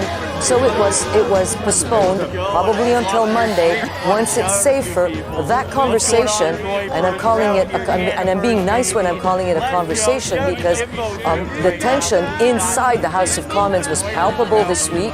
The Speaker had to get up and tell them to stop name calling. It was no longer the just order, but it was some pretty nasty stuff flying from one bench to the other. So there's a lot of tension on the streets. There's a lot of tensions at the political level. And, the Premier is in an election year as well, the Premier of Ontario. Will he wear this? Or will Justin Trudeau end up by wearing this? That will be the big question. But for sure, the opposition, anyway, the Conservatives, hope that Justin Trudeau will wear it and are calling it Justin Trudeau's problem.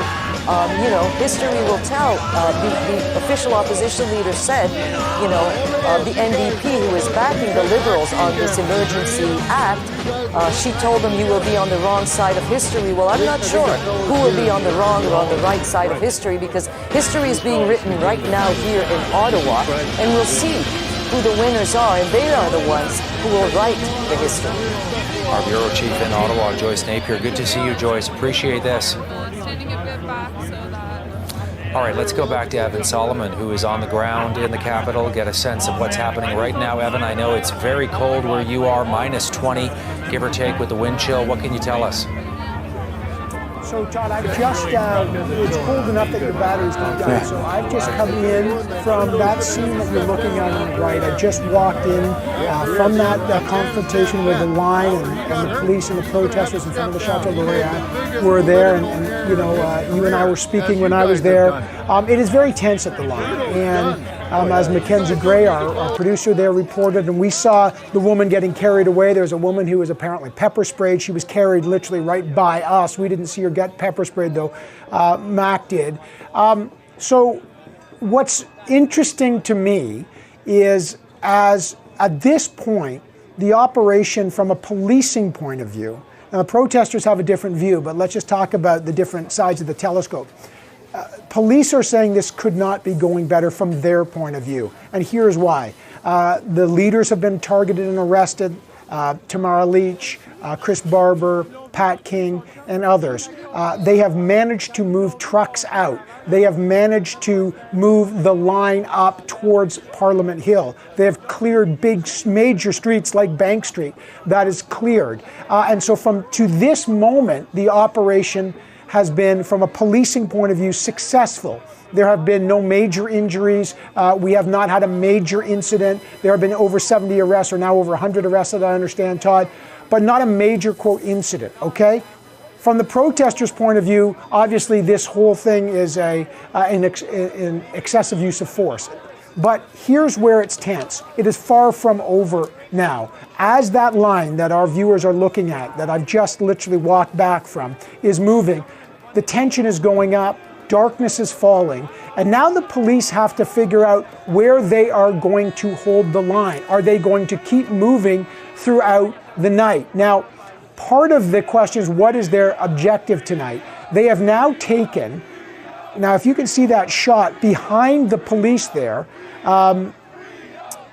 to the, I guess, the east of the chateau, there had been a real encampment, a sector of trucks there. That is now no longer in control of the protesters. That's gone. The police control that line. The line has moved up. Then you've got this passel of folks here that you see this protest. Then just above them, so about towards the War Memorial, up towards Parliament Hill, Todd, there's another about 5 or 6 trucks. And then there's another little gap. And then you've got the main trucks and that soundstage at the main gates of Parliament Hill. So far, those are still very much protester controlled. And my question tonight is, how far are the police going to go tonight? Are they going to push this group up towards the War Memorial, move those trucks or take those trucks there? And then are they going to leave the main gates, which has been the symbolic center of this, Todd, the soundstage, the speeches go on there, the music is played there. That has been right in front of the Prime Minister's office to the south and to the north, the Peace Tower.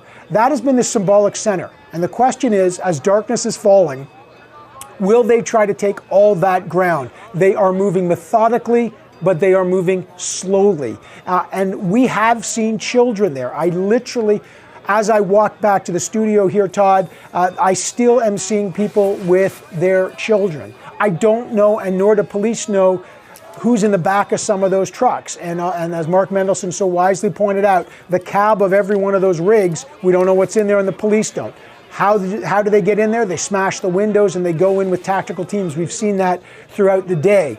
Are they going to do that at night? Are they going to try to take that main encampment? And if they do, then the symbolic center of the protest will be gone by the end of the day. But at this point, it's not. And they're still probably close to 500 meters of territory, let's call it, along Wellington, from the chateau all the way to West Block, about half a kilometer there, that is still very much in control of the protesters. And we'll find out as darkness falls if the police stop and contain or they continue throughout the night. It is, I should say, a well-lit area, so it's not pitch black there. There's a lot of lighting in that area.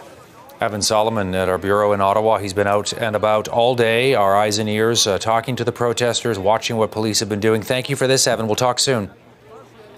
Thanks, Todd. All right, we just want to, draw your attention to a couple of things that Evan was talking about, the reaction of some of the protesters to police. I'm going to read you a couple of things from the Ottawa Police Department. Just bear with me as I read it from my screen here. Protesters are assaulting officers, have attempted to remove officers' weapons. All means of de-escalation have been used to move forward in our goal of returning Ottawa to its normalcy. That tweet was sent out about an hour ago. I have 2 others to share with you. Here's another one from Ottawa Police. The protesters continued their assaultive behavior with the police line. To prevent an escalation or further injury, mounted officers were sent in to create critical space between the police line and protesters. This is done to create a safe distance. Mounted police officers on horseback, in other words, we believe they did come from the city of Toronto. One last one. As this was happening, a bicycle was thrown at the feet of one of the horses in an attempt to injure it. One person was arrested for intentionally harming a police service animal. And let me just show you, if we can go full frame here, to what we're seeing in front of the Chateau Laurier. As Evan was saying, very well lit, lots of street lights. You know that Chateau Laurier, of course, iconic hotel in our country. And the people are shouting shame, they're shouting freedom, they're angry at police. This has been the scene back and forth through much of the day. The change, though, earlier the protesters were at the intersection between Rideau and Sussex. They've now been pushed back closer to Parliament Hill.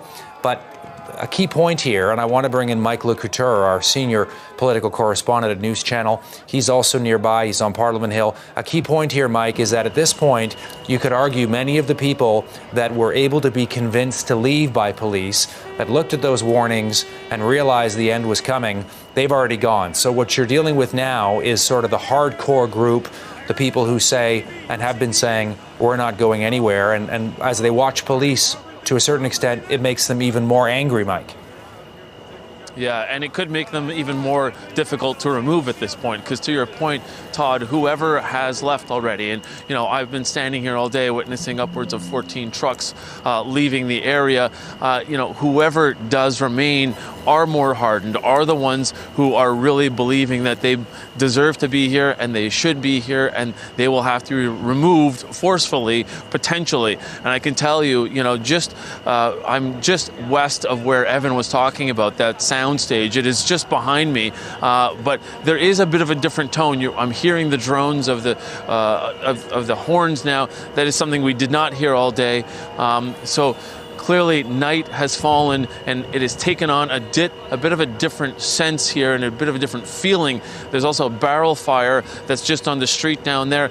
And, you know, talking about what Evan said, the number of children here, I'm seeing some children back in that play area playing with that larger Connect 4 toy. So it's really interesting, you know, when we talk about what the feeling is, because this far west isn't right up on that sort of line with the protesters and police officers. So it has been a little more relaxed.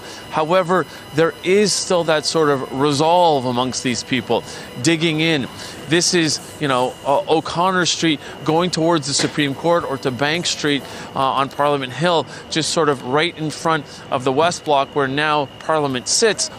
This is an area where there are so many cars and trucks that are bumper to bumper, tire to tire, and if they want to try and get out, it will be a jigsaw puzzle to try and get them out of here. We've seen some leave, but not tons. No, and just so people at home and who are watching us from across Canada, Mike, who may not be familiar with Ottawa as you are, they're pushing them sort of in your direction, but you're still quite far away from where they are. But they're pushing them, we can see right now, they're trying to get them past the Chateau Laurier closer to Parliament Hill. Yeah, and getting them past Chateau Laurier and Parliament Hill into that area that Evan was talking about. If you get them past the National War Memorial, that's on Elgin, and that is also facing the Chateau Laurier. If you get them past that, then you start to get into that staging area, and then that's when it's going to start to push back and spill into where I am here, because you'll start to sort of feel that reverberation of people moving back. It's unclear whether or not the people here really sort of feel that type of heat, if I can put it that way, that the police are that close. But the fact that the horns are still going so loud, it'll still actually, Todd, make it a more difficult situation, because from everything that I've been seeing, and yes, there have been trucks there, but more densely populated trucks behind me here on Wellington. And again, to give people that idea, you have Parliament Hill, and then the street right in front of it is Wellington. And those are where you've seen all of those images of the trucks parked side by side, tire to tire, packed in really tight.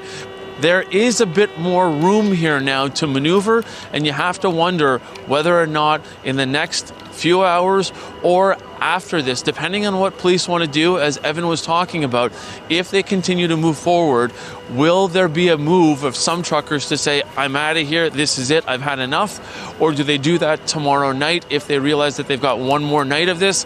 It's really unclear and difficult to really know, because even if you try and talk to these truckers, many of them say, I'm staying for as long as I can and until the mandates are done and until Prime Minister Trudeau resigns. Some are a little more understanding understanding about it, and they may finally realize that, look, it's either I leave now of my own accord or I leave now in handcuffs. Mike Lukather is our senior political correspondent joining us from Parliament Hill. We'll talk soon, Mike. Thank you for the reporting, as always. We also want to bring in now Yasser Naqvi. He's the Liberal Member of Parliament who represents Ottawa Centre, which does include the parliamentary precinct that we're focusing on here. Mr. Naqvi, thanks for taking the time. We appreciate you coming on CTV News Channel right now. Your thoughts on what you're seeing in your riding? Well, thanks, Todd. I mean, as you can watch, it's a very tense situation. We've had this occupation now go on for 3 weeks, which has been terrorizing for the community who live in. Right now, those who are not from Ottawa are probably just seeing Chateau Laurier, but they need to recognize that as soon as you get close to Parliament Hill, all of south of that neighborhood, there's residences, there are apartment buildings. People live there who've been suffering for last 3 weeks. I'm sad that this has come to this, that this protest did not finish early. And I'm hopeful that it will end peacefully. This is day 22, and as you know, it's not over yet, Yasser, and there are people who are in your constituency and elsewhere in Ottawa who are saying, how did it get to this point? Was this a failure of political leadership? I mean, you're the local MP, you're part of the Liberal government, you are obviously a citizen of Ottawa. A lot of people we spoke to say, we felt that we were abandoned by our political leaders. People who live in Ottawa, let me be clear, they felt abandoned. Your thoughts? Well, I think there's going to be a lot of questions that will be asked, and there will be legitimate questions to be asked, because something like this should have not lasted for this long. But I can tell you, myself included, as a local member of Parliament, working very closely with the government and local municipality to make sure that all the resources are available to them to deal with this in a manner that's necessary.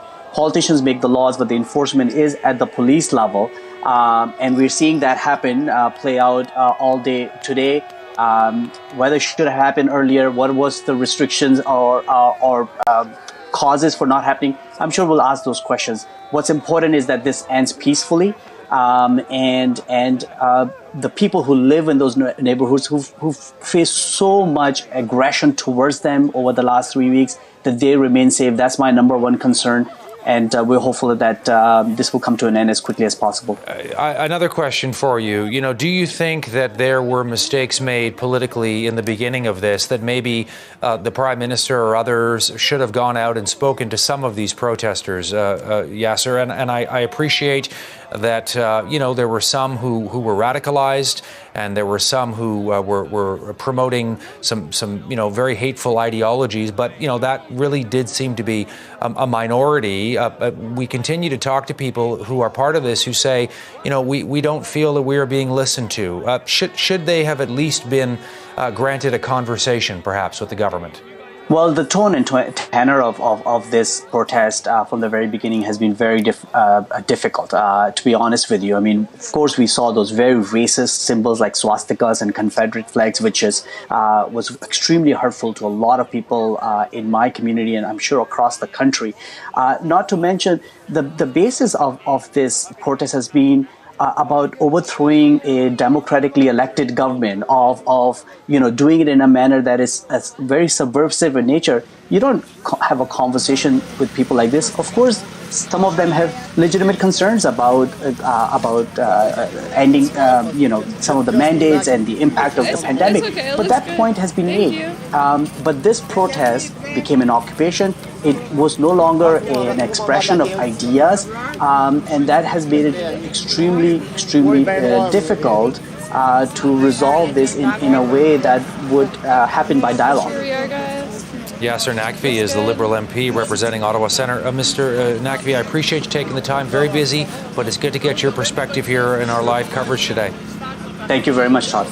Okay, good to get that voice as part of our programming here as we bring you non-stop coverage here throughout the day of what's happening in Ottawa. As I mentioned to the MP, this is day 22. It is not over, perhaps the beginning of the end, but clearly this is going to go well into the evening and into the weekend as well, because some of these hardcore supporters, some of these hardcore protesters are not going anywhere. We have been hearing from our correspondents, Evan Solomon, telling us more than 100 arrests have been made. But as you can see, there are still hundreds of people who seem determined to stay out there in Ottawa to get their message across. not only to the police and to the politicians, but to people watching right across Canada. And that's what you hear, freedom, freedom, freedom, over and over again. We should also point out that it feels like about minus 20 right now in Ottawa, just to give you a sense. It has been cold all day. The sun went down about an hour ago. And so the question is, what are police going to do in the hours ahead to bring this to an end? Make no mistake, though, they've got hundreds and hundreds of officers from the Ottawa Police, but also reinforced by the RCMP, the Ontario Provincial Police Force, police from Toronto, police from Vancouver, police from Quebec. They're all there to try and reinforce Ottawa Police to bring this to a peaceful end. And by the way, it has largely been very peaceful. We want to point that out. A lot of restraint on the part of police. The protesters have also been largely peaceful, so we have not seen any violent confrontations, and we certainly hope that will not be the case. I want to bring in another voice from Ottawa, Zexi Lee, and she's become something of a champion for certainly people living in Ottawa over the past couple of weeks, because she was the one who brought that lawsuit against the convoy on behalf of Ottawa businesses and residents who saw their lives massively disrupted, of course, by the ongoing protests. And it's great to have you part of our coverage here. You're following this as well. Can I ask you what you think, Zexi, of what you're seeing? I think that I'm grateful to see such a concerted effort to end this occupation and end it peacefully. I think it's very important that it does end peacefully. And I can only hope, like you said, that no significant force is required to... Before all this started, I said the same to my mother. I said, you should have moved to We the literally have an anapastil from like World War II, like growing up on my place. And I try to explain to people, like, what the fuck? This is literally, like, everyone's like, oh, don't compare it to Germany. It is like Germany. Like, every single fucking thing is like Germany. So stop saying, like, don't compare it to Germany. It's exactly the same. Yep. You know what happened to the Nazis in Germany? They fucking hunted them down!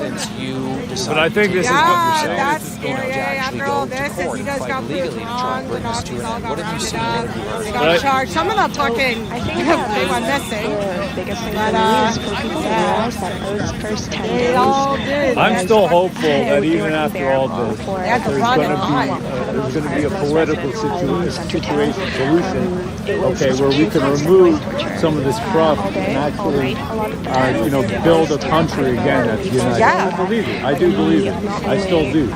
Even right now, even standing here, I'm hopeful.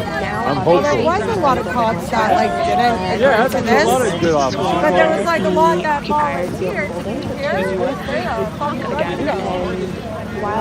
I'm sure we'll see if anything happens, which ones want to be here, which ones don't. Those first 10 days exists within a lot of people still, and it's unsettling thing to see. We have no weapons, what should you? The overall atmosphere for me personally, as I work with a lot of Sector 200 residents, the people that decide to stay are, so they say, hardcore. Okay. He looks tough. These people they're all supposed to look tough. This one has an angry do not. This one intimidates me a little bit, but and I think we were I'm gonna run. because of their intensity. First Love Crime says, bring out the GIMP. I stay hopeful that it will end. Yeah, you can't say that. The GIMP sleeping. Wake him up then. I'm going to die of laughter, man. You guys can't do this to me while I'm trying to be at a serious peaceful protest, This okay? is unprecedented. Never seen anything like this. Bring out the GIMP for freedom. Certainly getting a lot of coverage internationally for that reason as well. And yet these people say, this is federal power. That's where we're going to go. We have families. I have because that's where we feel we're going to get heard. Anyways, I'm going to go home after this. I'm going to sit down with my wife and my kids. And I'm going to be like, you know what? I still believe we're going to have a peaceful solution to all this. And the country is going to be good again. We surely are. We're going to get rid of some of the detritus, but then we're going to have really, I believe, Get their names and badge numbers. Look down at the crowd. That's right. You can see riot police there. You can see them in their helmets with their shield masks on. As they're trying to convince people to leave. They are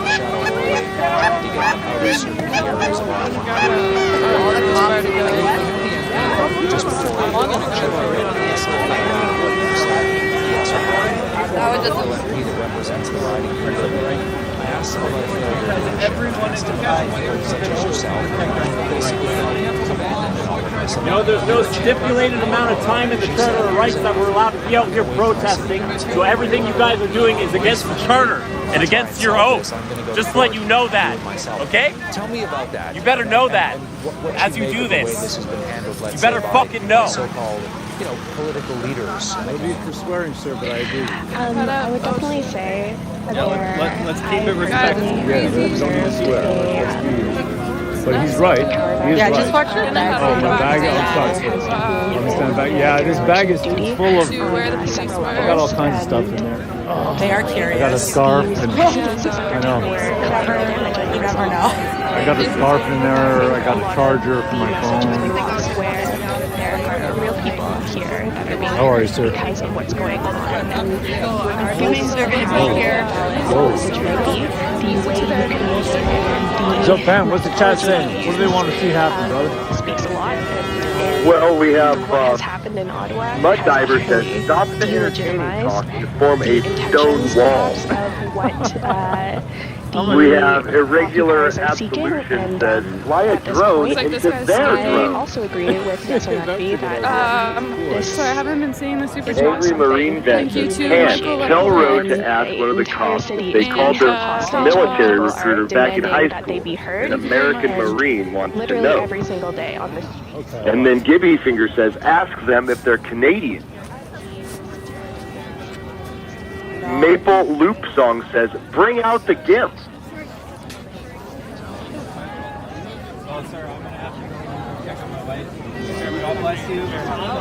Corey says, thank you, police, for putting up with these wackos. Thank who? Thank them for putting up with me? Yeah, that's what this person, Corey, says in the chat. Come on, Corey. Come on. And then we have Wolfman says, cops are dirty, dirty dogs. Say where? Oh, think everyone should stay? We have a lot of people saying Gestapo in the chat. 16,000 joining us live. Thank you, everybody, for joining us. This is War Campaign, and we are live in Ottawa. Please like and subscribe if you haven't yet. Share out the link. I was going to say, you think you're that hard-headed? That's pretty hard-headed, if you ask me. You even got a visor, but... They got some guys dressed up like they're going to Desert Storm or something like that.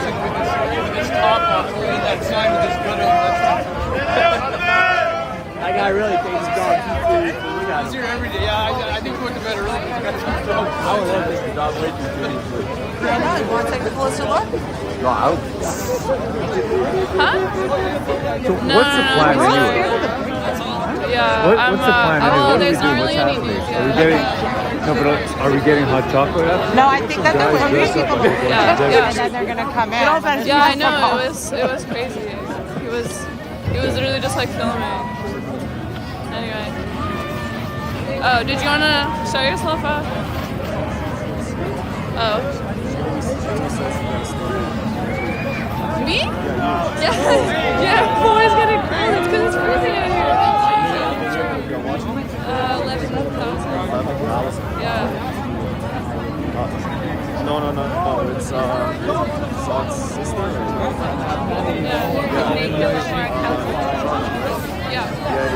Yeah, she's doing Zod's channel.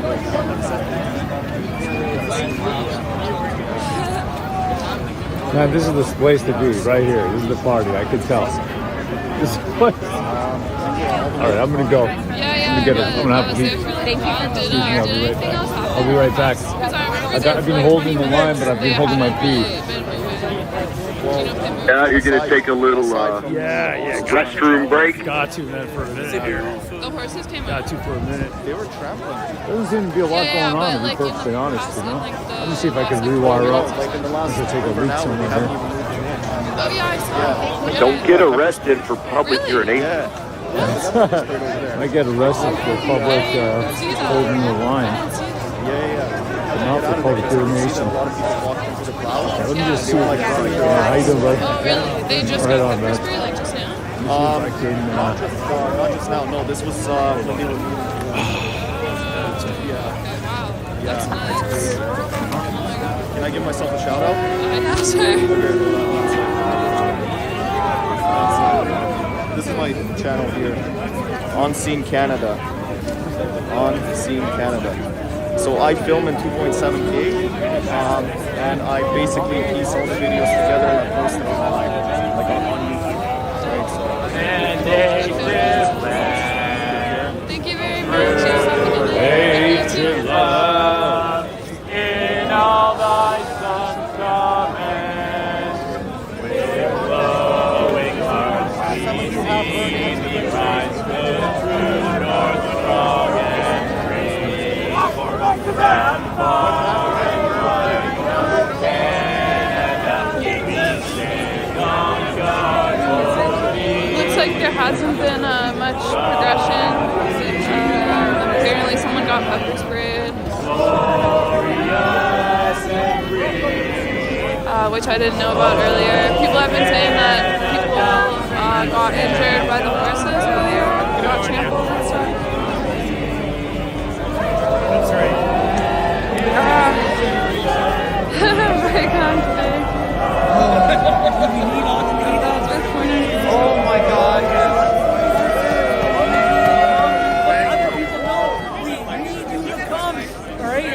Hey, what's up? All your reserves and your drummers and your dancers. Nice. Bring everybody. Did anything happen since People I around left? were asking you to come.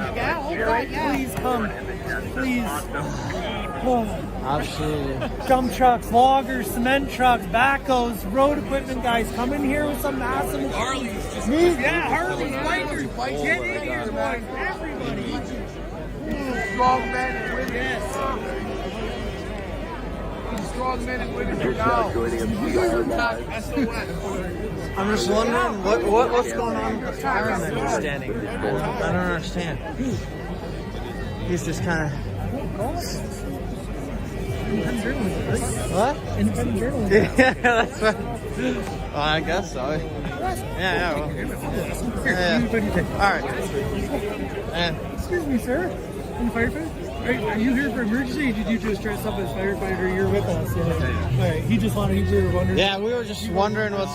Thank you kindly. All right, we also. Thank you for being here, sir. Yes, thank you. Thanks, man. Appreciate it. Yeah, we're just. People were wondering where the firefighter was. Yeah. I see. Oh, I should have known with the duct tape on the hat. Absolutely. I wish it was. Don't even want to show his face. Like, I'm not here to put trouble last night. No. Just here to put Oh, we need a fire though. We need somebody here who knows what they're doing. Appreciate it. We're here to serve people. We've been out here for like 7-8 days, but it's the first day coming. That's pretty cool, man. I like that. Yeah, they're gonna be so confused. Like, what is he doing here? I just thought it was the night to put it on to give it as much exposure. Yeah, exactly. They intended to overthrow the government, replace it with a committee of their own choosing. They were intending to sow mayhem and discord and chaos, and that's exactly what they did. You're saying a failure of leadership from the Prime Minister himself. Absolutely. This is a nation's capital, and it was clear that they were intending to be here. It was clear that they had bad intentions, and that this was not a protest. This was an occupation, and they made it clear they were going to occupy Ottawa. So it should have never got to this. Right away, initially, in the first, before they even arrived, there should have been coordination with local, municipal and provincial police to say, listen, we need to stop this, and we need to stop this immediately. Protests are welcome, but a group that wants to overthrow the government, that wants to replace it with unelected officials, is not on. And then a group that wants to shut down the bridge, hurting thousands and thousands of workers, causing people to lose many hours of wages, many days of wages, and shutting down one of the busiest shopping centers in Rideau Centre, hurting thousands of workers there who've lost wages that they won't ever get back. This is something that could have been avoided, and The lack of leadership brought us this moment, but now we're seeing some action taken, which is what we've long called for.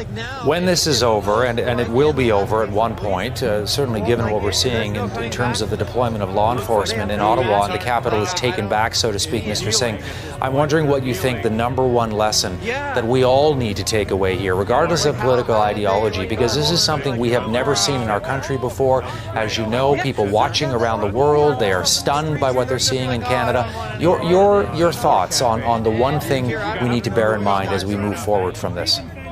Well, I think there's a number of things. I think one, we need to understand that when there's a serious threat to our democracy, we've got to take it seriously. Secondly, we've shown a great solidarity in this struggle against the pandemic, and that is the story of this pandemic, the solidarity. Thirdly, I think what this has shown is that there's serious problems with policing that take certain threats that are not very serious very seriously. Think about land defenders and racialized people, and they completely changed their approach when it comes to this type of convoy and this occupation. That's going to require us to have a deep look at policing and the way it assesses people who are not a risk as a risk, and those who are risks as not something to be worried about, when in fact those are the folks that cause the most damage. One last question for you regarding how the Conservative Party of Canada has dealt with this crisis. Your characterization?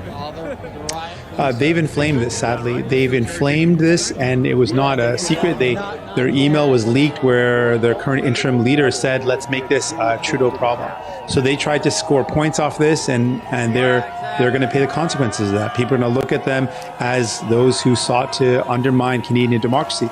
But in fairness, the Liberals also tried to score points off this. They wanted to let this be a moment for people to see how bad the Conservatives are, and instead of playing games about jurisdiction or trying to score political points, this should have been a moment where we came together to deal with the crisis. That's happening now, and I'm encouraged by it, but that's something we can learn from. Let's not make the overthrowing of our democracy a partisan issue. Let's not make healthcare and public health measures a partisan issue. These are important decisions we make to take care of each other, to lift each other up, and they should never have been made into political points. Jagmeet Singh is the leader of the New Democrats, joining us with his take on what we're seeing in Ottawa. It's always good to have you part of our coverage again, hopefully next time under happier circumstances, Mr. Singh. Thank you, sir. All right, if you're just joining us, I just want to point out what we're watching here closely. These are live pictures coming in here on your screen from Ottawa. This is right near the Chateau Laurier. This is along Wellington and the Rideau Centre, not too far away. Let's just listen in for a moment here, if we can, to the crowd. Yeah, and this is what we hear time and time again. Freedom, freedom, freedom. These people believe that their freedom is being taken away from them by the Trudeau government, by pandemic measures. These are a hardcore group of people. Some of them have been there for the past 22 days in Ottawa. Think about that. Very cold tonight in the capital, about minus 20 degrees. They are out there. And it's difficult to see from the camera perspective, but our cameraman is showing you there in the background. You can see those helmets. That is police. Those are riot police. You can see the crowd is filming them as the police have slowly but surely over the past 3 or 4 hours, give or take, started to move people closer and closer toward Parliament Hill. This is just a massive deployment, by the way, of police. It's not just Ottawa police. Remember, they had said that they felt they were overwhelmed by the situation. They asked for reinforcements. They did get them. So it's Ottawa police. It's also the RCMP, Ontario Provincial Police. It's also the Sûreté du Québec, which has sent about 250 officers in to help with what's going on. There are police from Toronto, police in the Greater Toronto Area, including Durham, just east of Toronto, in the Oshawa area, as well as police from as far away as Vancouver, all here to help Ottawa police end this. And end it they will. It's just a question of time, of course, because now they have decided they will start to make arrests. How many, you ask? It's a moving number. We can tell you more than 100 people have been arrested. About 21 vehicles have been towed. Some of the key organizers of this so-called Freedom Convoy have also been arrested, including Pat King and Tamara Leach. Those two, of course, key figures in all of this. They were arrested in the last 24 hours or so. In one case, charged with mischief, and other arrests are going on. So that brings you up to speed. We have been to bring you wall-to-wall coverage throughout the day and likely throughout the evening, of course, because the story doesn't seem like it's going to end anytime soon. It is a long weekend, we should point out as well, and police have cordoned off a big chunk of Ottawa to make sure no more demonstrators can come and join in so-called solidarity. One of the key things, and let's go back if we can by 21 days or so. It's hard, of course, to remember how this all began with that Freedom Convoy. Left British Columbia, headed to Ottawa, those big rig trucks getting support in different parts of the country, people on overpasses in Toronto with the flags in solidarity, and a lot of solidarity in other parts of Canada. Arriving in the capital with the big rigs. They parked them in front of Parliament Hill and other parts of the city to send a message that they're not going anywhere, and of course honking the horns as well. How do you get the trucks out? That's a key question here. That involves tow trucks. That involves the towing industry, which itself is very divided over this issue. Ideologically, many tow truck drivers support what's going on. I want to bring in Mark Graves to the conversation. He is the president of the Provincial Towing Association of Ontario. Mark, I appreciate you coming on the program tonight and your thoughts here on what we're seeing. Well, what we're seeing is a lot of people with voicing their opinions and working towards what they believe in to be correct, and then you've got the other side that's on the other side, and the reality here is the towing industry has been thrown into this because they announced that we were going to be compelled to do the work. Yeah. And, can I just jump in here and just ask you about that, if I can, Mark, because I think that's something really important to point out. The initial action was that, okay, we're going to get tow truck drivers to come in here and they're going to help us get rid of these these rigs, these big trucks. And then, of course, there was resistance on the part of some tow truck drivers, some in the industry, perhaps on political reasons. They actually support the convoy. They don't want to do it. Others may have been worried about their safety. I mean, there's a lot of different reasons here. But you're also pointing out that as a result of the Emergencies Act and some of these new laws that have been brought into place, tow truck operators are now compelled to do this. Can you explain what that means in practice? Well, basically what they're saying is that they can tell any towing company to send their equipment and operators to do the work that's required. But And those operators don't have a choice, correct? They have to do it, otherwise they themselves will face penalties. Well, yes, and we're still trying to get some clarification on that. We're looking for some written documentation of what we're being compelled to do, and then trying to get some legal opinions on what the rights are and things. If a company has one heavy truck and one heavy operator, do they have to send them and jeopardize the business that they do on a daily basis? Are they in contempt? The real issue here is we still don't know the scope of the work that they want done. Right. We don't know how many trucks need to be sent, how many operators need to be sent. We don't know when they want us there. We don't know how the cleanup is supposed to take place and under what conditions. So, we need answers. They've compelled us to do the work, but haven't given us a scope of work yet. Yeah, a lot of good questions there. Can I ask you, just sort of based on what you're seeing, when you've got, hundreds of trucks, these are big rigs, and I'm curious, what that looks like, Mark, operationally, to actually go in and start getting them out. And as you know, it's not just, they're not parked sort of right there, you grab them, you tow them, you get them out. In some cases, they have been sort of strategically parked in a way to make it very difficult to get them out of there. So what does that look like, potentially, if it comes to that? Well, anything's possible. This is going to take a coordinated effort between industry professionals and police and whatever groups are on the ground in control of the situation that are going on. Anything can be done. It's what type of resistance are we going to face as it's being done? Are we going to wait until all of the protesters are cleaned out and then move the trucks? Where are the trucks? How are they going to be towed? We have far more questions than we have answers, and they're saying we have to do it, but they haven't said what we have to do yet. Hey, Mark, I appreciate you part of our coverage here. A lot of moving parts, and it's great to have you with us today. Great. Thank you. Mark Graves is the president of the Provincial Towing Association. We spoke to another representative, too, of the industry earlier today who said one of the issues, he himself is in support of the Freedom Convoy, and one of the issues is that a lot of these tow truck drivers, he claimed a clear majority of them, are actually in favor of these protests. And so they do not want to take part in removing the trucks, which is just an added level of complication to an already very complex story. Let's go back to our own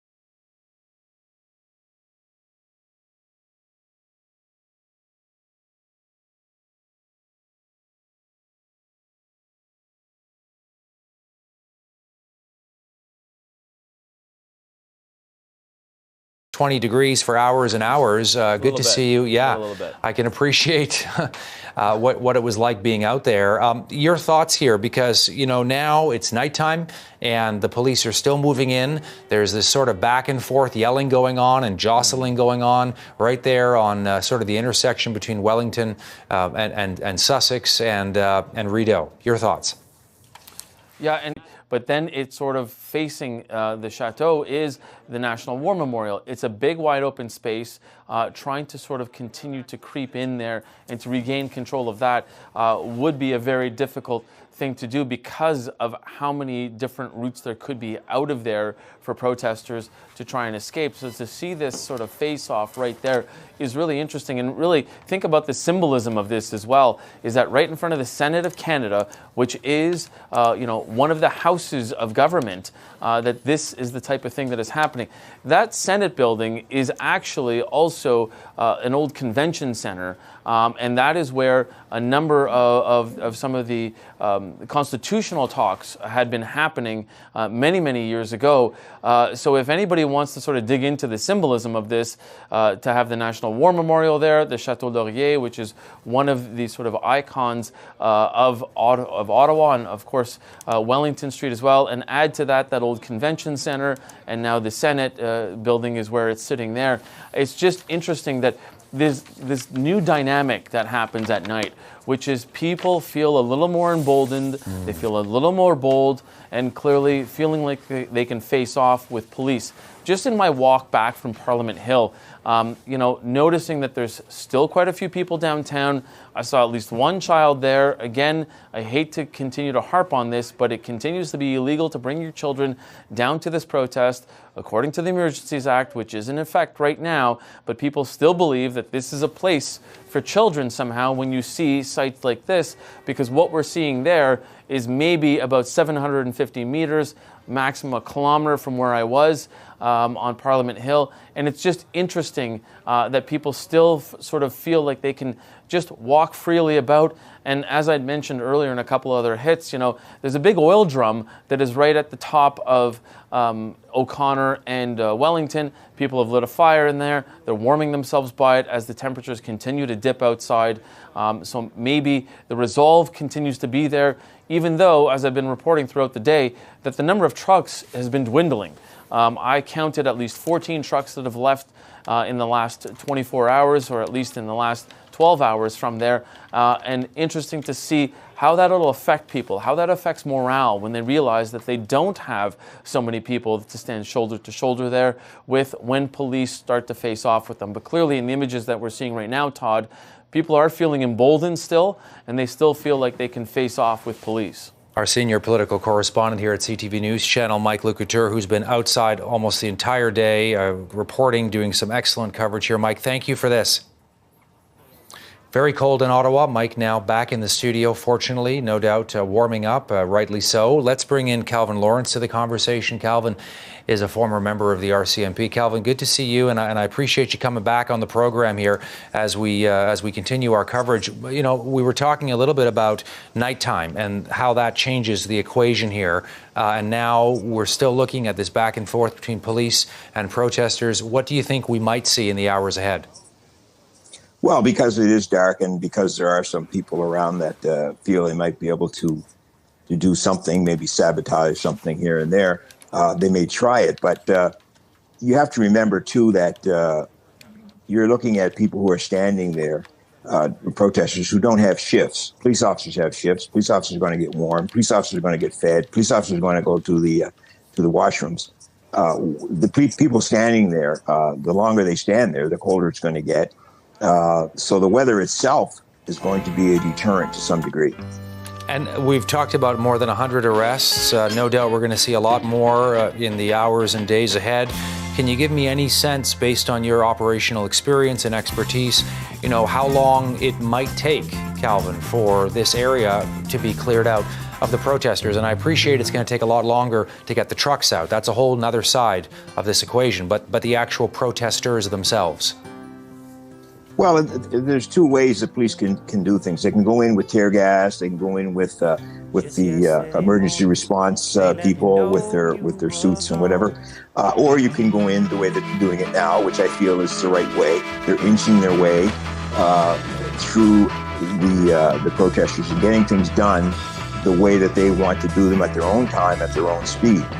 This is no different than if you're dealing with an individual. You want the individual so traumatized that they'll do whatever you want, or you want them so calm that they'll do whatever you want.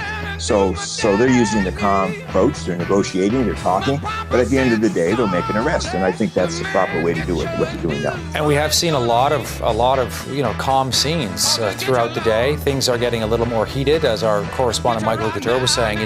Once night falls, people might feel a little more emboldened to act. There could be liquid courage in the form of alcohol. We don't know. People are exhausted. They're cold. It's very, very, very cold in the capital. And they get angry when they see police moving in. And so you get sort of a bit of a heated environment and atmosphere playing out in the streets as well, Calvin. Well, they have to know now that in front of them is a police officer that's going to take action if they're given lawful, if the protesters are given lawful orders to disband or to go in a certain direction. They have to know it's right there. It's going to happen immediately. There's no more discussion, and they're going to get cuffed and taken away. And so now they have to make a decision on what they want to do. How do you think this is going to play out in the next couple of days? Well, I think that so far, if they keep doing what they're doing, everything is going to going to be fine. But if there's some hardcore people there that want to get violent, then they take it up a notch. So hopefully they don't. But if they do, then that's what they have to do. Thanks.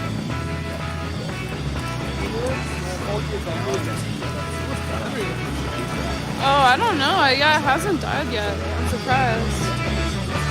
Yeah, it's plugged into like a power bank. But I'm surprised that that's not dead either. Yeah, I know. It's crazy.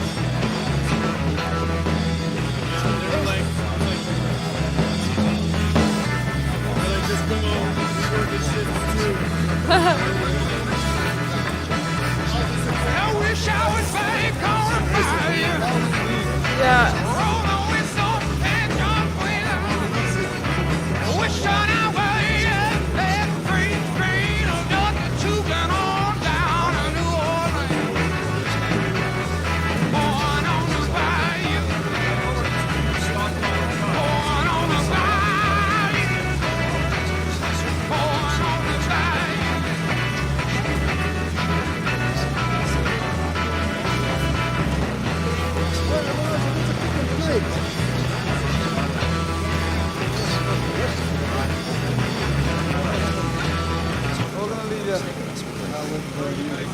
Whatever you can say, this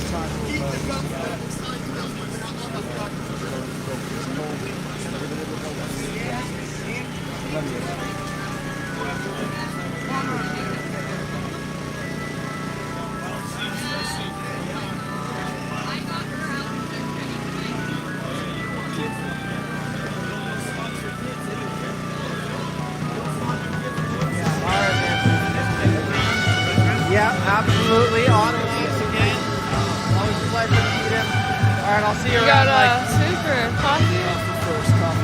Very nice.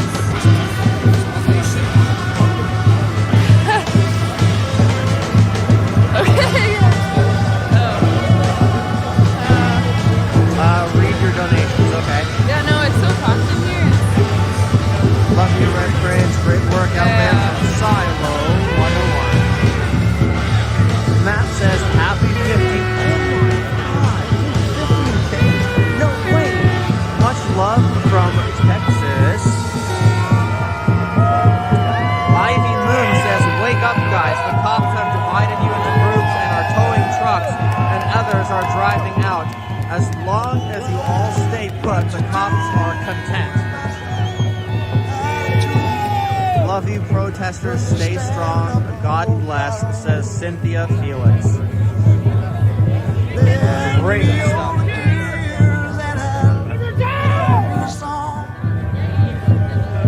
I will try not to sing out of key. Oh, baby, how you lie? Well, I need it, nobody.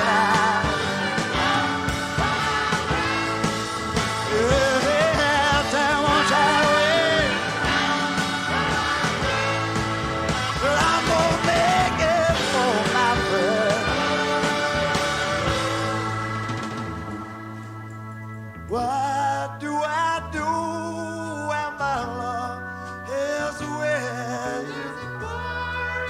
To be alone. No, no, no. How do I feel at the end of the day?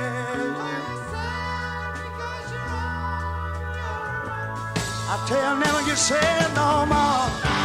Gonna get love in my brain. I got somebody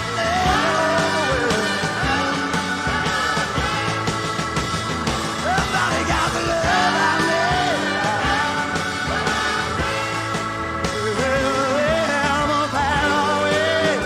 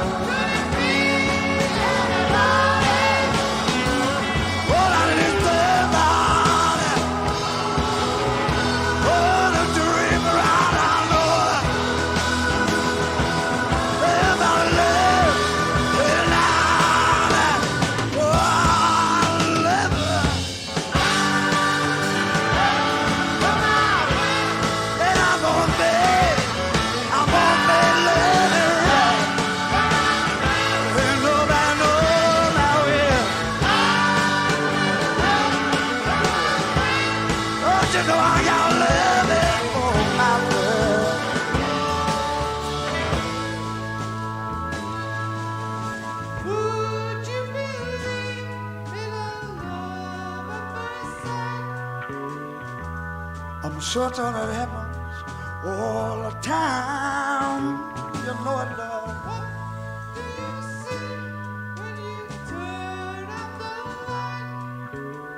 I don't see nothing, but it's just that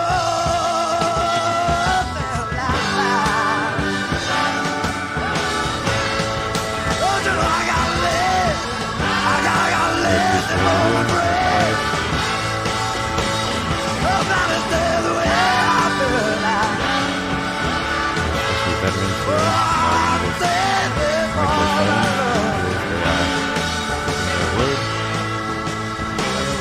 Set up for that purpose.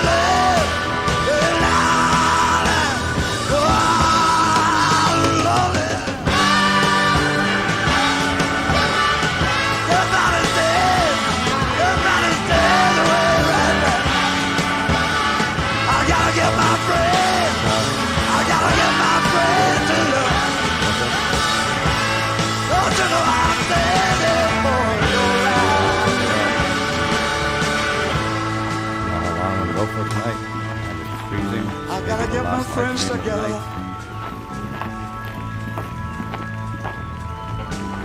All we gotta do is love.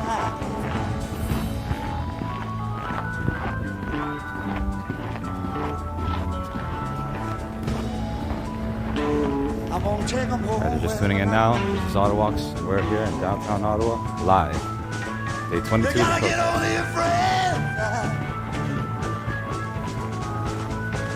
You gotta get hold of your friends and love. Nobody knows the way. Nobody knows the way. You got your friend. You got your friend to love. You got your friend to love. You got your friend to love. You got your storm to love. You got your friend.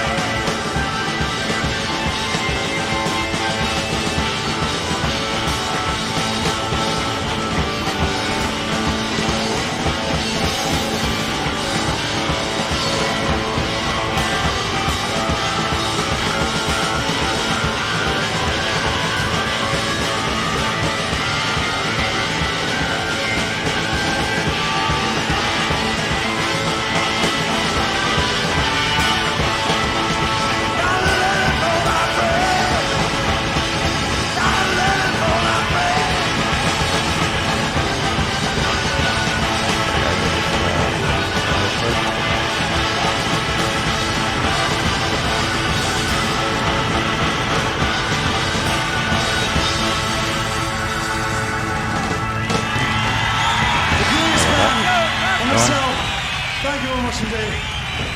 See you again. Beautiful.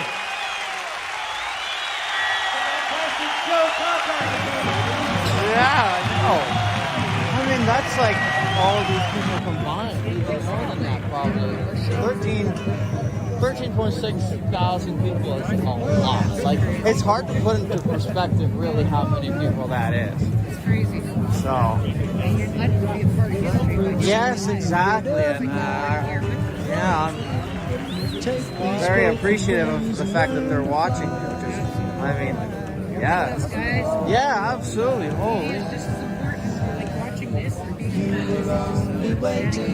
I just really, really hope that this lasts. Like, this makes it till Monday. My cousin's been here since day one. He said if this breaks tonight, they're going to give them a hard time, the checkers. So we need to stay. Well, and if this fails, the checkers are lost out. Because they're insurance revenue without, yeah, it'd be a very good thing.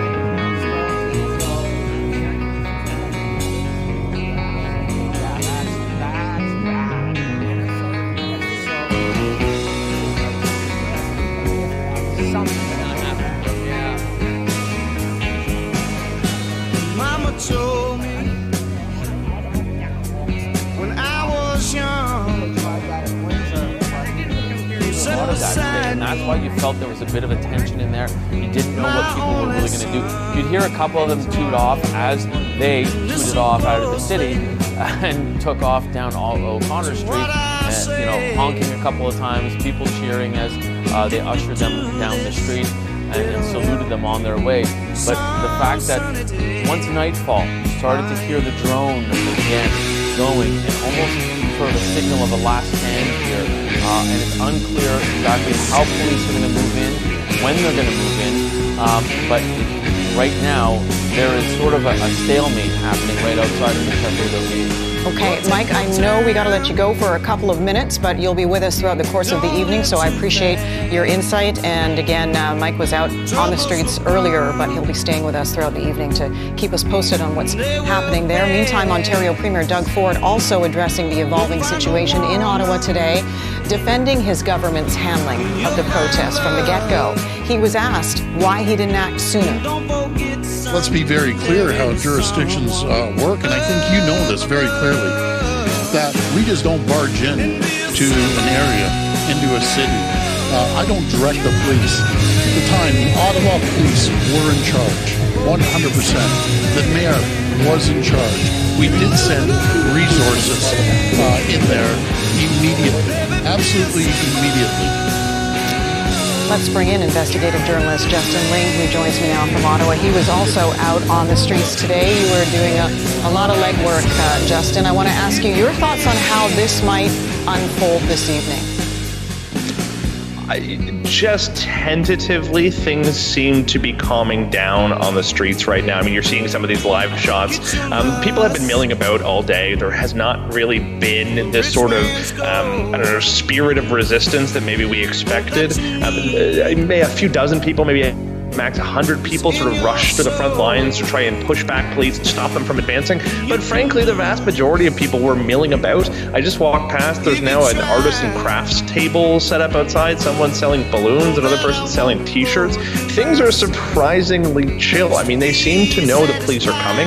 I don't know what their plan is, whether they're going to wait to the last possible minute and then take off, whether they're going to wait till they get closer to their trucks and their encampment and then sort of mount a resistance. But frankly, people have been going about their day like they have for the past 3 weeks. There has been music playing, people dancing, people hanging out, having conversations, having some dinner. I saw a kitchen table set up where they were having some soup and bread. It's been pretty jovial, all things considered. I have covered plenty of protests and kind of riot situations in my life. This has got to be one of the most chilled out I've ever been in. So what do you attribute that to, Justin? The police response or the protesters themselves? And that leads to my next question, which is, who are these protesters remaining? I'm sure it's a bit of a disparate group, like you say, the dancers, the arts and crafters, some hardcore people, some lost people who are looking for a cause, because the so-called leaders of these protests are gone, and even those groups are disparate. They couldn't seem to form under one cohesive unit. Tell me about that. Yeah, it's such an interesting question because this is unprecedented in 1,000 ways, right? We've never had an operation like this in Canada, maybe not really even in the world, where you've seen such a huge kind of spread out occupation with so many vehicles and so many variables at play. You have children here, there's pets here, you have fuel canisters everywhere, you have these huge trucks and no one really knows what's in them. Police are going very cautiously, very hesitantly, because they need to go clear those trucks one by one. They want to make sure no one's still in them. They want to make sure that they're not getting put in gear and potentially driven at officers. They want to make sure there's no weapons in there, no children in there, and they want to get people out and clear it before they advance forward. So the line you're seeing right there in front of that Chateau Laurier, that is maybe only 200 meters from where police started this morning. So it has moved incredibly slowly. There have absolutely been occupiers, protesters who have gotten physical with officers, who have wrestled with officers. Ottawa police say there have been instances where occupiers have been throwing bicycles at police horses. A couple instances where they've tried to grab the gun from the officer's holster. So really, dangerous, tense situations. But police have been incredibly well prepared. They've grabbed those people, pulled them behind the line, made an arrest, escorted them to a bus nearby, laid the charges, processed them, and put them on a bus to take them to booking. So, things have been very organized. It's been glacially slow, which I can imagine would be frustrating for the people living downtown. But it's also been made possible because the protesters haven't tried to go and mount a vigorous defense, most of them anyway. They haven't tried to go get in the cops' faces. And finally, one of the most key aspects of all this is that police went and rounded up the organizers throughout the morning and afternoon. So you haven't had the people saying, man the ramparts, go mount the barricades. And you haven't seen some of the more extremist elements that we've been worried about. We don't know if all of them have been arrested, but at the very least, they haven't been downtown for most of today, which is a very, very good sign. So lots of things going right thus far, but this is still early days. They've only cleared maybe a couple dozen trucks, and there's a lot more to go. Right, and just quickly, because I'm almost out of time, talk to me about those who are arrested. I know Tamara Leach was arrested, and Pat King was ultimately arrested, and do we know the status of others? We know that Tamara Leach, I've just heard that her hearing has been put over to Tuesday, so she's going to be spending the long weekend in jail. Chris Barber, another organizer, I'm hearing from Gary Dimmick of the Ottawa Citizen that he's been released on bail. He's heading back to Saskatchewan. He says apparently his organizing days are done. Benjamin Ditchter, one of the other core organizers, has skipped town. I don't believe he's wanted for arrest. I think he left at the right time. I think he's avoided charges, and he'll be appearing on Tucker Carlson tonight. So, some people evidently were willing to be arrested for their cause, not Benjamin Ditchter. He's skipped town. Pat King, I will say, though, arrested earlier today, went peacefully, which is a good sign. All these people went without resisting, which, as far as we know, a good sign overall. Everything breaking the right way, almost everything, breaking on the side of nonviolence, peace, and a really organized, calm operation. Investigative journalist Justin Ling, always good to have you on. Thank you. Thanks for having me.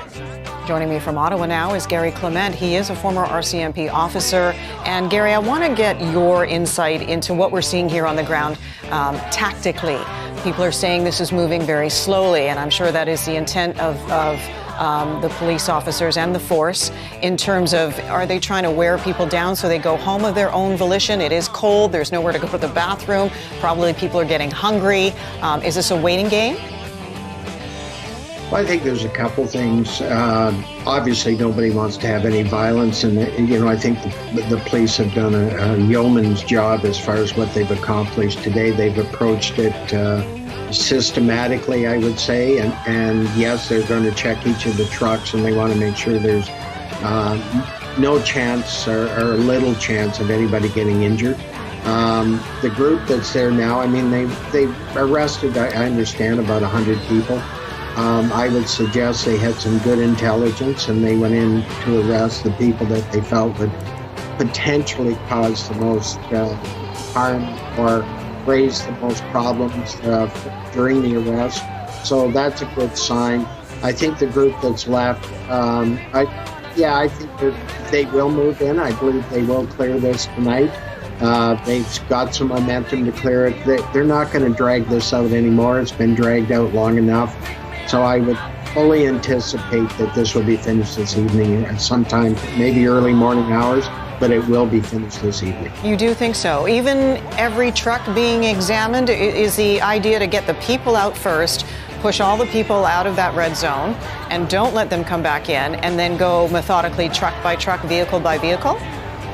Well, that's the way I'd approach it. I can't really, I'm not, obviously not big on the ground and knowing what their operational plan is, but getting the people out of the way first, it's no different than when you execute a search warrant. You want to get the people under control first, and then you go in and you secure everything else. So I would suggest they will keep moving the people, and those that put up any resistance will be arrested, and then they can go back and secure the transports, check them out, and then have them towed out of the way.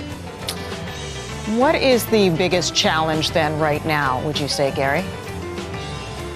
Well, I think probably the biggest challenge is having the people, I think, come to realization that this is over. I think the police would love to be able to see them finally accept that it's over. Their leadership is gone. I would hope that's starting to resonate with those that are left.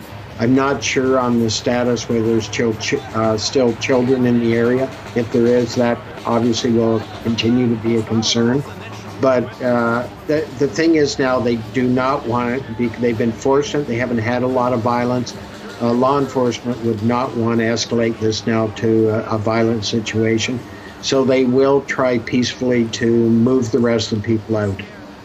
And again, just want to reiterate, you think this can be done by the early hours of tomorrow morning? Well, the bottom line is they've started to move this and to get it under control.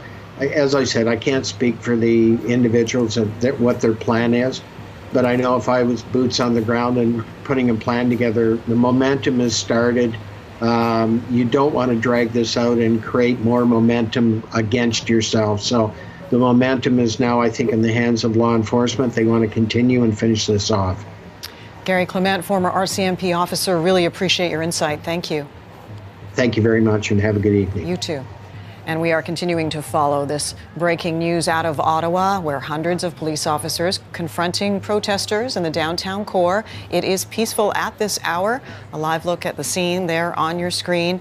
And the movement of police has been, as described, slow and methodical as they continue to try and drive the protesters out of the area. At least 100 arrests have been made, we're told by police. Some 21 vehicles have been towed. Others have left of their own volition. However, some protesters remain defiant, saying they will not leave. And so our extensive coverage of this unfolding story continues here on CTV News Channel. Stay with us.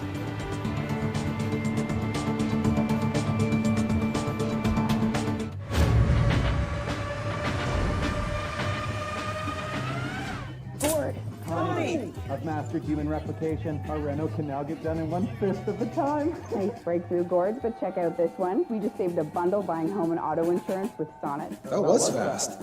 Take a moment, save a bundle. Visit sonnet.ca. Hey, check out this staring contest. I kind of just want fries. McCain Super Fries. Golden, crispy, delicious. Fries versus everything. Support your dog's dental health every day with Dentalite. Dentalite's porous texture promotes mechanical action to help clean teeth. It's scientifically proven to reduce tartar buildup over 28 days. Searching for hope in a world in pain? For relief, the brand to try first is dependable and effective Salonpas, the most trusted and fastest growing brand. Let the relief begin with Salonpas. It's good medicine. Change. You're making it everywhere. How you work, how you live. So it only seems fair that real estate should change with you. Meet Fair Square, with experienced real estate professionals supporting you at every step. Cash back when you buy, and thousands in savings when you sell. We're putting more people on your side and more money in your pocket. It's the new way home. Yours. Fair Square. I'm here to cultivate something in full bloom. That's all it's here. eHarmony gets to know you better to match you better. eHarmony, here for real love. Start free today. Must be 18 or older. Here's another story from Montana. I tell your grandfather his ribs are the best, but he's no Montana smoke master. Is your hearing aid on? No, but don't worry, neither is his. Join us for all-you-can-eat ribs every Wednesday. Thanks for staying with CTV News Channel. We want to recap our coverage. Ottawa police stepping up enforcement in the capital, making more than 100 arrests, towing some 21 vehicles, trying to clear protesters who have occupied downtown Ottawa for some 3 weeks now. Here is a live look at the scene tonight. Now, police say there have been instances where they have been assaulted by protesters, some who tried to seize their weapons.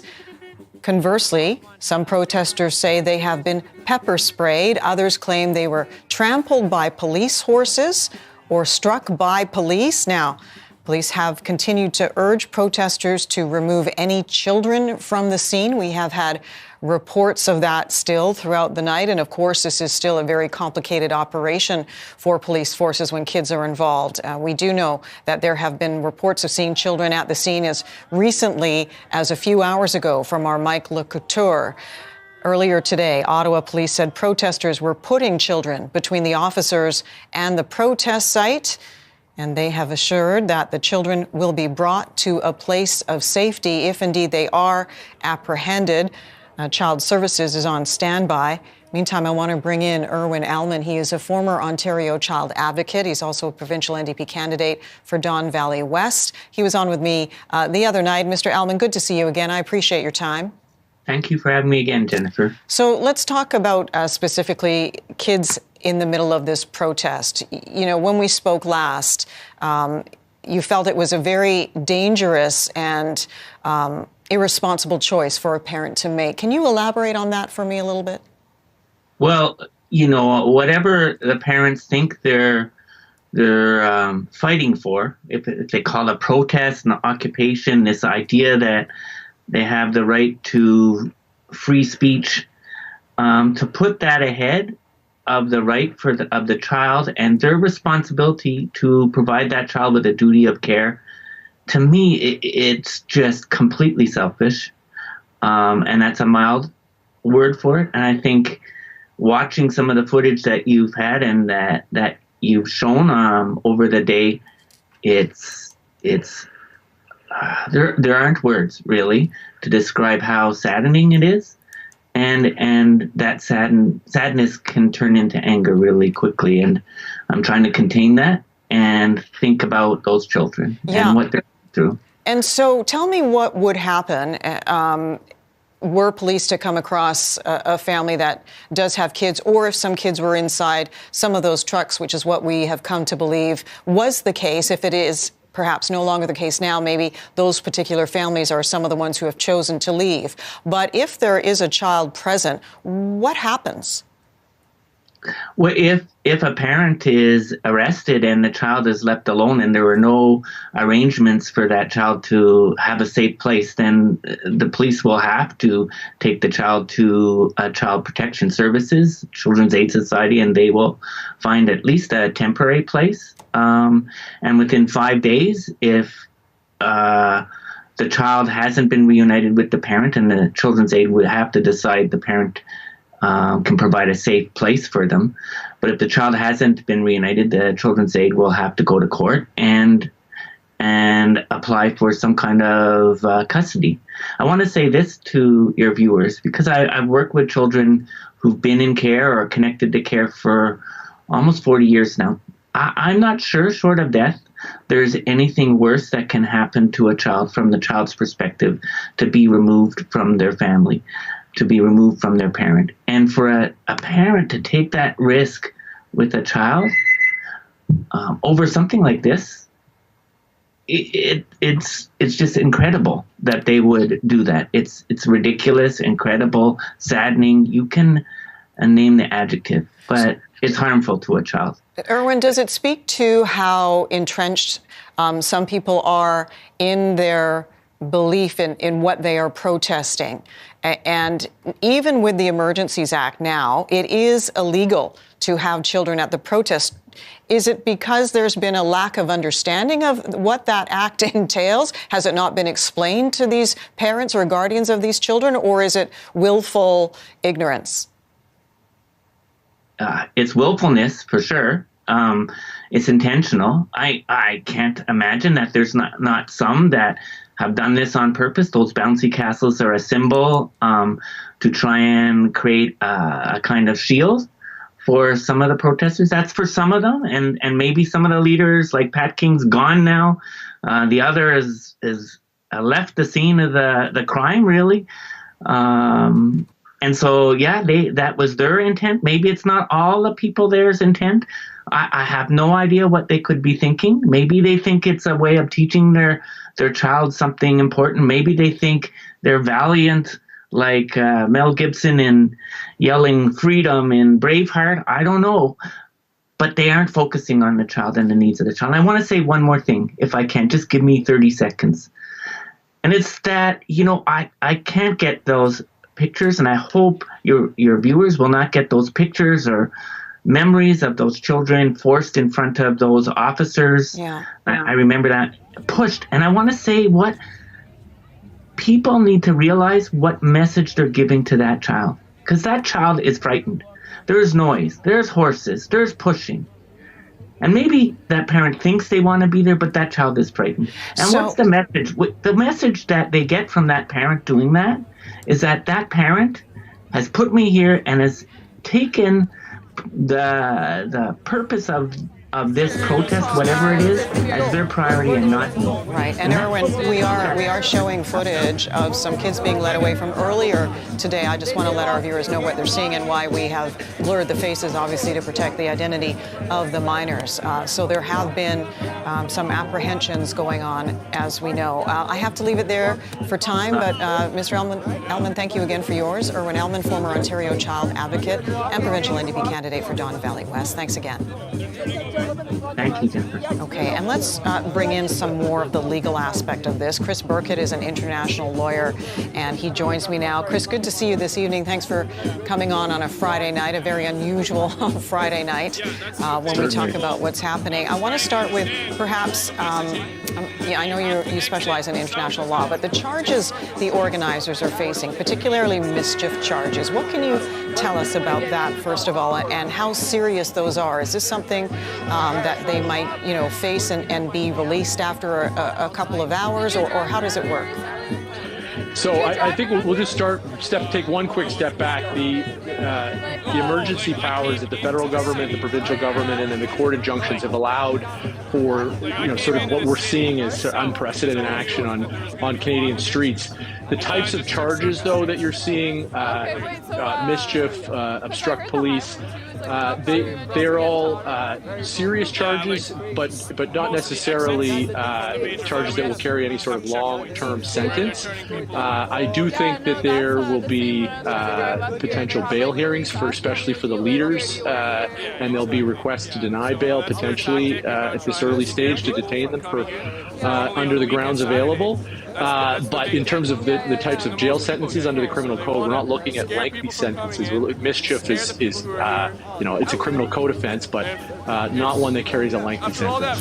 When we look at the Emergencies Act, I'll start by asking you this, as I do every legal mind that comes on to talk about it. Was the threshold met, in your opinion? Information that we don't know. I think for those who've been living through the protests, I certainly think that they would feel so, and I think that the Ottawa police and the city and the province and the feds were all caught off guard, and this situation very quickly got to a point where they had lost control of the streets. I think it's an extreme measure, but it is at a point where I think civil society would say that the line between a lawful protest and one that demanded some police response had been crossed. But again, I think, as your earlier guest had said, and I think you had alluded to, just the entrenchment of the feelings on both sides is so deep, and I think that this issue has ripped at the seams of our society in many ways, and so those in power have a duty to try to heal this. But they also have a duty to try to maintain law and order, and to try to strike that balance is very difficult. I think we'll leave it to the historians to decide whether this was the proper time to invoke the Emergency Act, and I think there'd be good arguments probably on both sides of that debate. Chris Burkett, international lawyer, always appreciate your insight. Thanks so much for coming on. Thank you. Okay. Of course, we're continuing to follow this breaking news out of Ottawa, where hundreds of police officers stand off against protesters in the downtown core. And as you can see, that's a live shot there. The movement of police has been slow and methodical as they continue to try and drive the protesters out of the area. We can tell you that at least 100 arrests have been made, according to police. Some 21 vehicles have been towed. Others have left of their own accord. Many protesters, though, still remain defiant, saying they are not going to leave, and we will stay with this as the evening unfolds. You're watching CTV News Channel. We'll be back right after this. Thank you.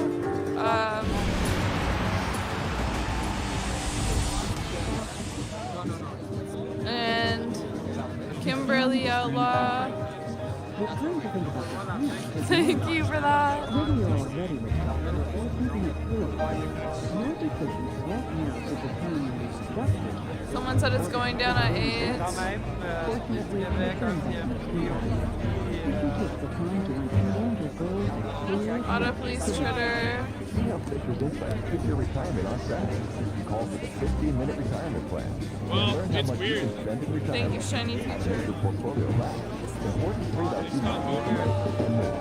Call 1-888-863-0858. you can enjoy peace of mind both before and into your retirement. If your portfolio is over $500,000, call Fisher now. Call now for your phone. The 7 secrets of high net worth investors.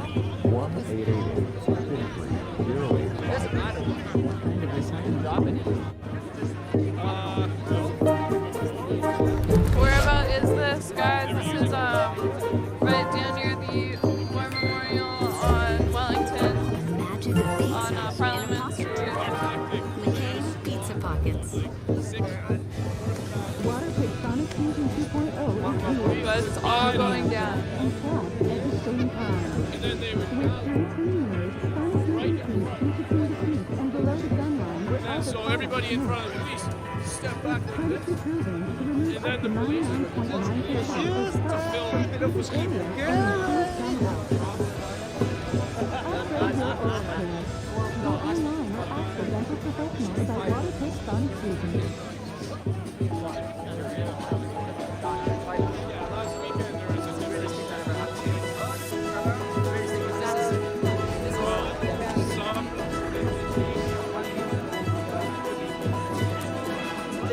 This guy's got his cowboy hat.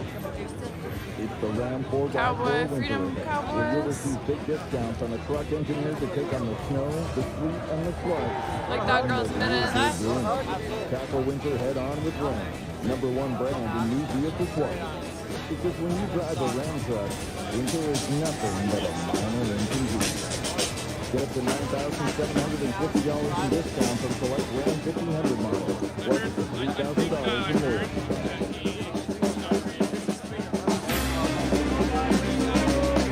Thanks for staying with CTV News Channel. Our extensive coverage of this unfolding story continues with reporters on the ground and experts at the ready to help us understand the latest developments as they unfold. You're looking at a live shot there, twin shots actually there for you now. You can see outside the Chateau, the hotel in Ottawa. Thank you. There's just the one single shot there. The Chateau Laurier there, police standing off against protesters as they try and clear people out. It's been a slow but steady development. A few perhaps minor skirmishes would be the way to describe what's unfolding. And over 100 arrests have been made. Some 21 vehicles towed away. Many more have left the scene. And this all, again, to recap, started some 22 days ago on January 28th, when that so-called Freedom Convoy converged on Ottawa, initially to protest the federal government's move to require Canadian truck drivers crossing the U.S. border to be fully vaccinated. But as you are well aware, it evolved into so much more and became a lightning rod for numerous frustrations and grievances, not just against the vaccine mandates, but those who implemented them. Today, after facing massive criticism over their inaction, Ottawa police moved in to try and clear the streets, supported by forces from the OPP, the RCMP, and even officers from other provinces. And as night falls, tensions could rise as police stand face to face with protesters trying to push them out of that red zone, inch by inch, foot by foot. Now, police do say, as mentioned, 100 arrests so far, 21 vehicles towed, and they did tweet about what some officers are facing on the ground. Take a look at this. Police say protesters are assaulting officers, have attempted to remove officers' weapons. All means of de-escalation have been used to move forward in our goal of returning Ottawa to its normalcy. Let's bring in Marika Walsh, a reporter for the Globe and Mail's Ottawa Bureau. Marika, I know it's been a long day for you as well. It's cold out there. Tell me what you are seeing, and are you sensing a change in tone or mood as night is upon us now? Good evening. Well, let me just tell you where I am. I've taken a bit of a step back from where the main blockade is on Wellington just to safely speak with you. About a block further up is where the police are slowly but surely, as you mentioned, moving west along Wellington.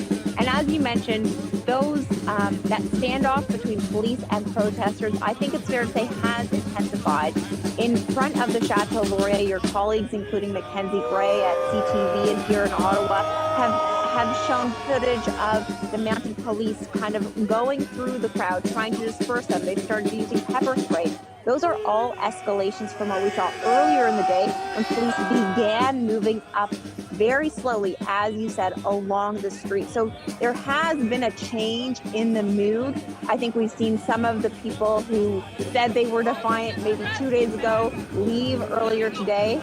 And now we're seeing certainly more of the determined people here staying. But I still would say there are still people leaving, and there is still time for people to leave just because of how massive this blockade is, including behind me where trucks are stopped in the blocks behind me jutting off of Wellington Street. The police haven't even come here yet. Yeah, that's so interesting. So I would assume the tactic then is to clear the people first, deal with the trucks later. Is that your understanding? Absolutely, and that's what we saw early this morning. My colleague and I went to the first clearance that happened with police, and that was behind the Rideau Centre, which is the mall that's been closed for 3 weeks here in downtown Ottawa because of these protests, because of safety concerns. Police arrested people who refused to move. They had their glass, their windows broken. Thank you to Gabrielle, Paul, very much appreciated. We've lost Marika's connection, here it's she's one of those back. very slow processes. Yeah, we lost you for a moment there, Marika, but we've got you back. We can hear you on the audio, if nothing else. Tell me what you anticipate for the rest of the evening. Is this an operation that police can successfully achieve, before tomorrow morning?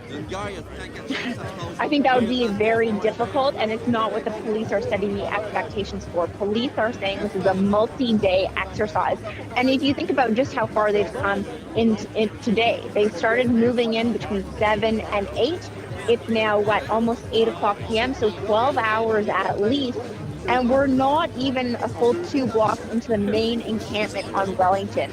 So a lot still to go. But there's one thing that is different about the police today, and maybe even late yesterday, and that's that the police are saying they are in control. I can't stress how different that is for Ottawa residents who have lived through this for 3 weeks.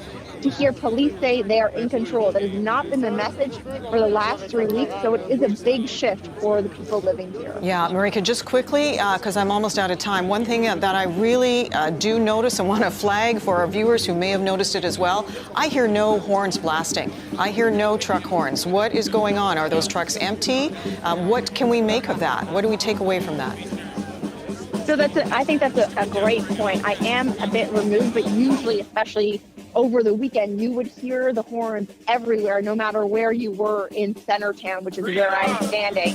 And certainly, I think it is more subdued. It is more mellow. The soundstage is not blasting music yet right now either. People are walking up, as you just heard, shouting freedom still, but it is more subdued. There is smaller crowds. We don't see the masses of people that we saw last Friday night taking over Wellington and turning it into a party. That's not happening as the police are moving in. So it is more subdued, but they are still here. Marika Walsh, reporter in the Globe and Mail's Ottawa Bureau. Really appreciate it. Stay safe. Thanks for the update. Meantime, as police action continues in the nation's capital, Ottawa Mayor Jim Watson reacted to the scenes playing out, saying the situation is far from over. And SK, greetings from Ireland. For your house help today, thank you very much. Done very well. I have great faith in the plan that the chief has put forward. But now with the nighttime coming, the colder weather, people start to act up even more, as we're seeing just in the last half hour. This has to be brought to a conclusion as quickly as possible and as safely as possible to avoid any loss of life or serious injury. For more, I want to bring in Diane Deans, the Ottawa City Councillor for Gloucester Southgate, and she was also the former chair of the Ottawa Police Services Board. Ms. Deans, thank you for coming on. I know it's been a very difficult time for you, for your city, and you were always willing to come on and talk to us. I need to ask you some questions about what unfolded at that very contentious board meeting the other night, council meeting the other night. You've had some very strong words for Mayor Jim Watson. Can you tell me your perspective on what happened?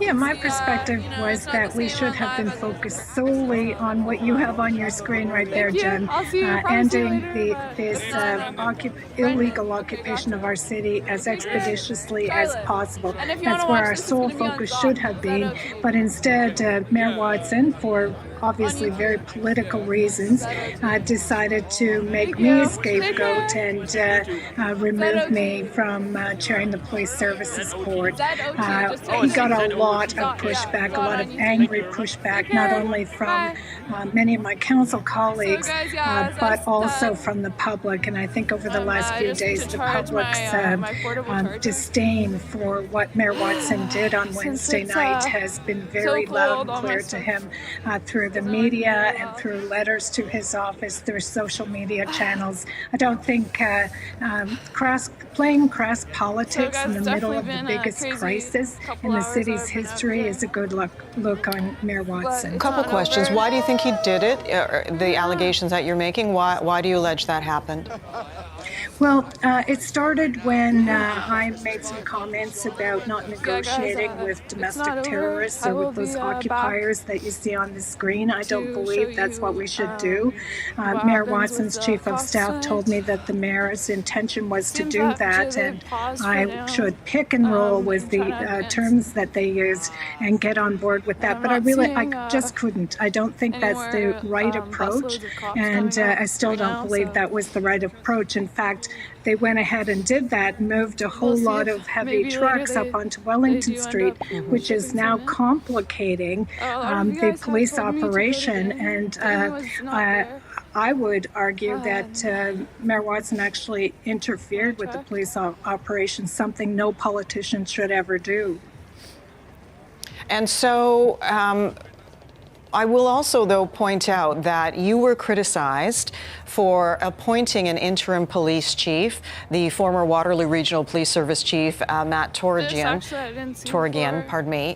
He took the position and then relinquished it. And so, Diane, it's not a great look. It looks like there's dissension amongst the police board, dissension amongst city councillor, at a time when your citizens are really looking for leadership. Yeah, no, it was not a good look. Let me just explain, Jen, that the Ottawa Police Services Board operates under the Police Services Act and is a very separate entity from Ottawa City Council. The Police Services Board was not divided.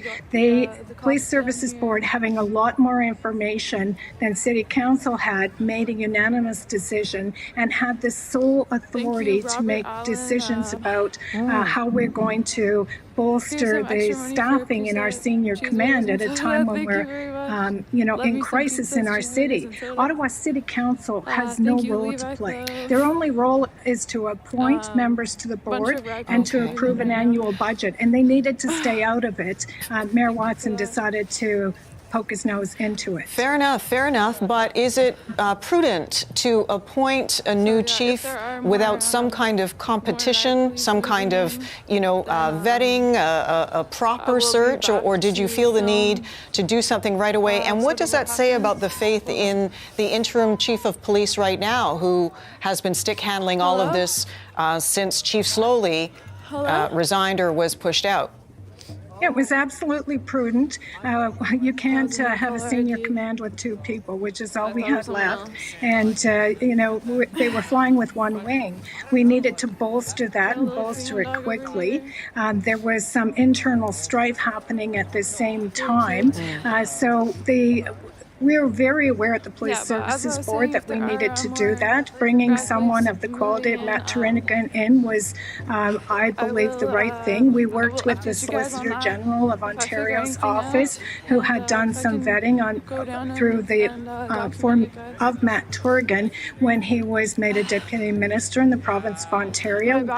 They had recommended 7 candidates to us that we had considered, and we moved expeditiously. This is the biggest crisis in the city's history, and we needed to move expeditiously. I make no apologies for what the Police Services Board did. In fact, I stand by it. It was absolutely the right thing to do.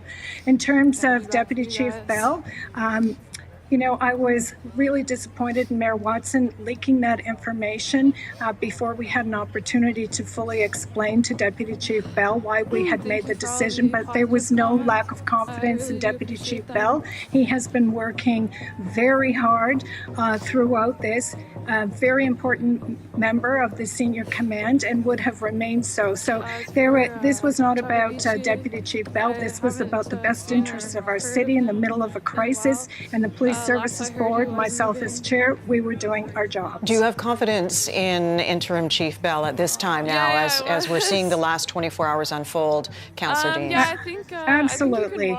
Deputy Chief Bell has been doing a great job throughout this whole process. Deputy Chief Bell and I consider him a friend and a colleague, and have worked very closely with him.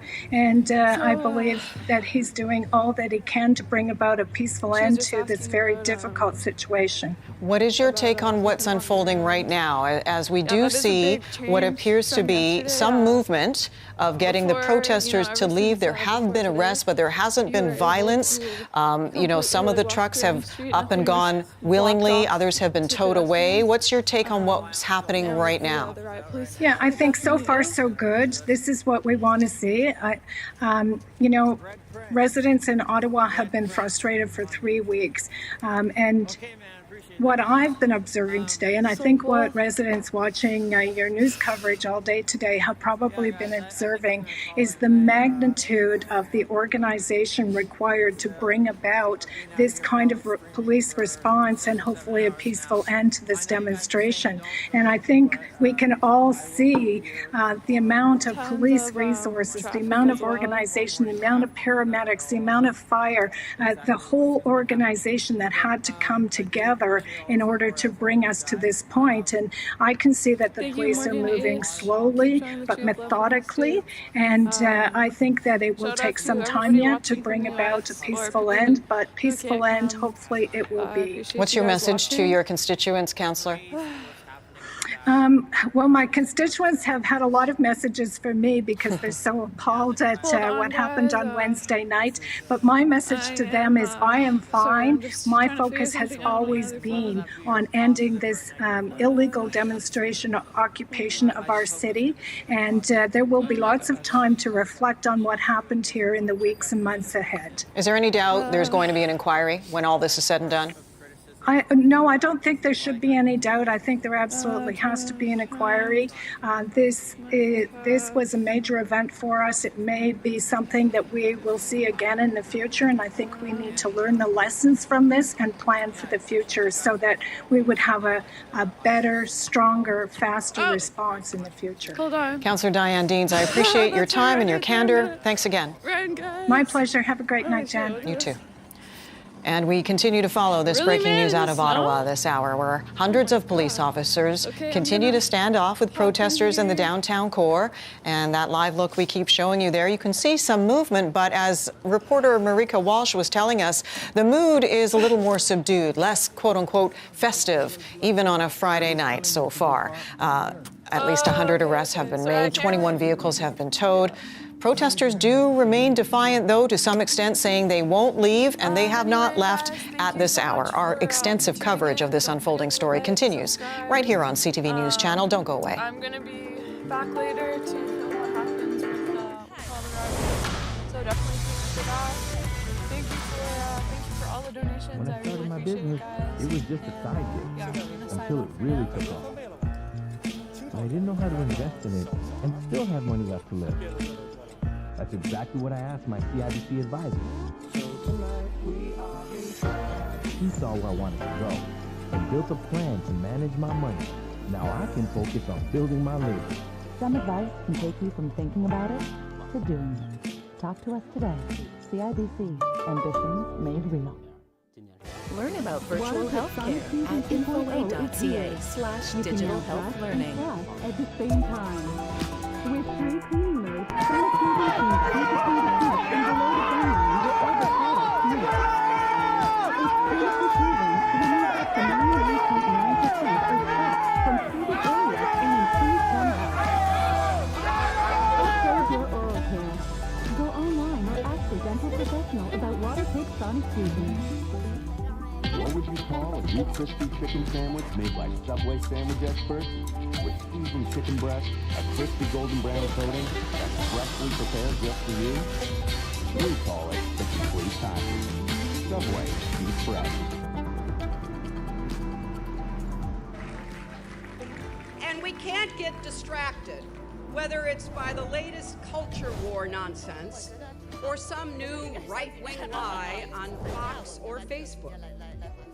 By the way, they've been coming after me again lately. Because I can answer any question about any issue. It's funny, the more trouble Trump gets into, the wilder charges and conspiracy theories about me seem to get. So now his accountants have fired him. An investigation draw closer to him. You think you're having a heart attack? And right on to the and shoot your noise aspirin 81 machine gets milligrams turned or on. carry aspirin 81 milligram with you. It may help save your life. Welcome back to CTV News Channel. I'm Jennifer Burke. Let's recap our coverage for you. Ottawa police stepping up enforcement, making more than 100 arrests and towing some 21 vehicles over the course of the last 12 hours. They started to move in on the protesters just after 7 a.m. this morning, maybe around 8 a.m., trying to clear them out, those who have occupied the Capitol for the last 3 weeks. Want to give you a live look at the scene once again there on your screen. You can see a little more subdued there. It's a Friday night of a long weekend, and in the past, weekends at the core of this protest have been pretty much Party City. As we heard from our reporters on the ground, a more subdued scene this evening. We can also tell you that there have been a few confrontations between police and protesters. Police saying they've been assaulted by protesters who have also, in some cases, tried to seize their weapons. Conversely, some protesters say they have been pepper sprayed by police. Others claim they were trampled by police horses. We have not been able to confirm any of those reports. Police have urged protesters as well to remove their children from the scene. We had reports of kids still on the scene as recently as a couple hours ago. Meantime, Canada's Public Safety Minister delivered a message to the protesters who remain in Ottawa: leave now. Marco Mendicino says police are at a turning point in their operation, and he credited the use of the Emergencies Act in helping them get there. There will be transparency around this. There will be ongoing debates in the House of Commons. There will be a joint committee that is set up, and of course, a mandatory review. And it is our commitment as a government to be upfront with Canadians so that they can continue to have confidence that this is an important power that has been used sparingly, but in a manner that is judicious and responsible and consistent with the law. I want to bring in David Pratt. He's principal at David Pratt and Associates. He served as a municipal councillor in Ottawa and Nepean. He was on the Police Services Board as a regional councillor as well. He also served as Minister of Defence in Paul Martin's government. You wore a lot of hats, and I appreciate you coming on the program tonight to speak with us. My pleasure. So let's start, first of all, with your experience in the downtown core. I know you have an office there. What have you had to navigate, David, in the last 3 weeks? Well, the last time I was down at the office was last Sunday, and my office is on Spark Street. The access is normally through Queen Street, but last Sunday there were a considerable number of trucks blocking the way. I had to kind of make a slalom course through the trucks in order to get into the building. And the people outside were, I must say, quite unpleasant. There was one truck in particular, a very large truck, that someone had left idling. And I think we've seen a lot of that over the course of the last few weeks here in Ottawa. And I think I can safely say that the residents of Ottawa are glad this seems to be finally winding up. As the former Minister of Defence in Paul Martin's government, I want to ask you about the Emergencies Act. Was it justified in being implemented in this particular case? Yeah, in my view, it certainly was. The damage that was done to the economy with the closure of the Ambassador Bridge, the damage that's been done to the local economy here in Ottawa, certainly with hundreds of businesses having to close, it's been very, very difficult. And not to speak of the reputational damage that has occurred for Canada as a whole. So I think this was something that was absolutely needed. the local declaration of an emergency, City of Ottawa, and the provincial declaration of an emergency certainly had some impact. But the Federal Emergency Act allowed for the commandeering of vehicles and also dealing with the whole issue of bank accounts, personal and business bank accounts being frozen. I think was tremendously important in terms of drying up the source of funds. So I think that the federal officials acted responsibly in this particular instance in terms of declaring the act operative. But I think that we've learned from the last number of weeks that some of this stuff should have happened a lot sooner. Critics say that there was already legislation in place that could have been used, and it didn't have to come to the Emergencies Act. They say it was more the implementation or lack thereof of the police force in Ottawa, and you're there, so you can maybe give us some insight into that. That they didn't move fast enough. I mean, the city had already called an emergency. The province had called a state of emergency. Why did it have to get to the federal level? Well, I think that it wasn't just the Emergencies Act, but I think the Emergencies Act was very, very important in terms of the money issues and in terms of being able to commandeer vehicles like we've seen today. Certainly, those tow trucks have been very important in removing vehicles. But beyond that, on the issue of enforcement, I think it was clear from the beginning when Chief Slowly asked for 1,800 police personnel that he needed more bodies. He needed more boots on the ground. The Ottawa police force, like many other police forces across the country, just does not have the surge capacity to deal with this magnitude of disorder. And we're going to have to do some really hard thinking, I think, in the future about how we deal with similar situations that may arise, and whether we need, something that other countries have, a civil defense force that's highly mobile and able to, and highly trained as well, and to be able to handle these sorts of disturbances. Yeah, I just want to let our viewers know that what they're seeing on the right side of their screen, the bigger picture is from earlier today. The bottom left corner is what's out front of the Chateau Laurier right now. Your reaction to how police are handling this in the last 12 hours, David, and where you think it's going to go? Well, I think the police deserve a lot of credit for the restraint that's been exercised. Certainly there has been a few scuffles on the street, but the fact that there's been no really serious injuries, I think, is a credit to the police.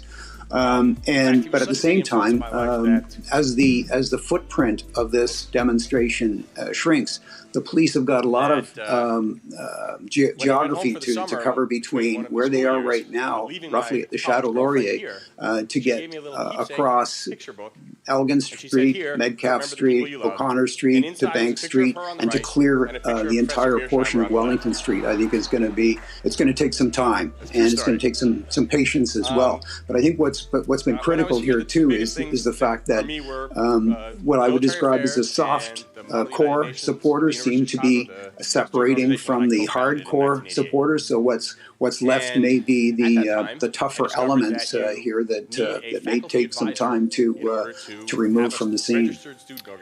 Well, I appreciate you coming on and speaking with us tonight, David Pratt, principal at David Pratt and Associates. Thanks again. My pleasure. Okay. And as we head to break, the tense situation unfolding in Ottawa still, and again, those pictures that you're seeing, obviously from earlier today, there were some clashes, but this evening it seems to have quieted down some as police continue to face off against protesters who continue to occupy and have been for the last 3 weeks the capital of the country. Protesters coming face to face with police, defying orders to leave. And again, we can tell you that police have told us some 100 protesters have been arrested at this time. Some 21 trucks have been towed from the area. Others have left of their own volition. It is clear, though, the situation is far from over. Police saying it could take days to end the operation once they clear out the people and go truck by truck to make sure they can clear those out as well, safely and securely. Our coverage continues here on CTV News Channel. Stay with us. The outline I'd like to follow is I'd just like to make a number of preliminary comments to give you some background on this crisis. Then I'd like to give you my my thinking on what caused the There are crisis, those who idle. then tell you why I think the conventional wisdom is wrong. Talk a little bit about the West's response so far to the crisis. Just, in my opinion, making a bad situation worse. Tell you what I think should be done. And then finally wrap up with some discussion of the consequences. So let me start with some preliminary comments. First, with regard to America's core strategic interests. For me, core strategic interests are areas of the world where you're willing to fight and die. And in my opinion, outside of the Western Hemisphere, which is of enormous strategic importance to us, there are only 3 areas of the world that really matter. 1 is Europe, 2 is Northeast Asia, 3 is the Persian Gulf. And it's very important to understand that since this country got its independence in 1783, Europe has been the most important area of the world. Even though the Japanese attacked us at Pearl Harbor, we had a Europe-first policy going into the war. We had a Europe-first policy throughout. In large part because the great powers in Europe are more important than the great powers in Northeast Asia over time. Of course, the Persian Gulf was an important area because that's where the oil is. Oil is a critical resource that matters greatly in the international system. So those are the 3 most important areas outside the West. And again, since the beginning of this country, Europe has been #1. You want to understand that we're undergoing a fundamental shift. Great importance. Join us for all you Asia, because of the rise of China, is going to be the most important area of the world. Nasal congestion is tough. The Persian Gulf. Try Hydrosense for fast-acting relief at the site of nasal congestion with 100% naturally sourced seawater.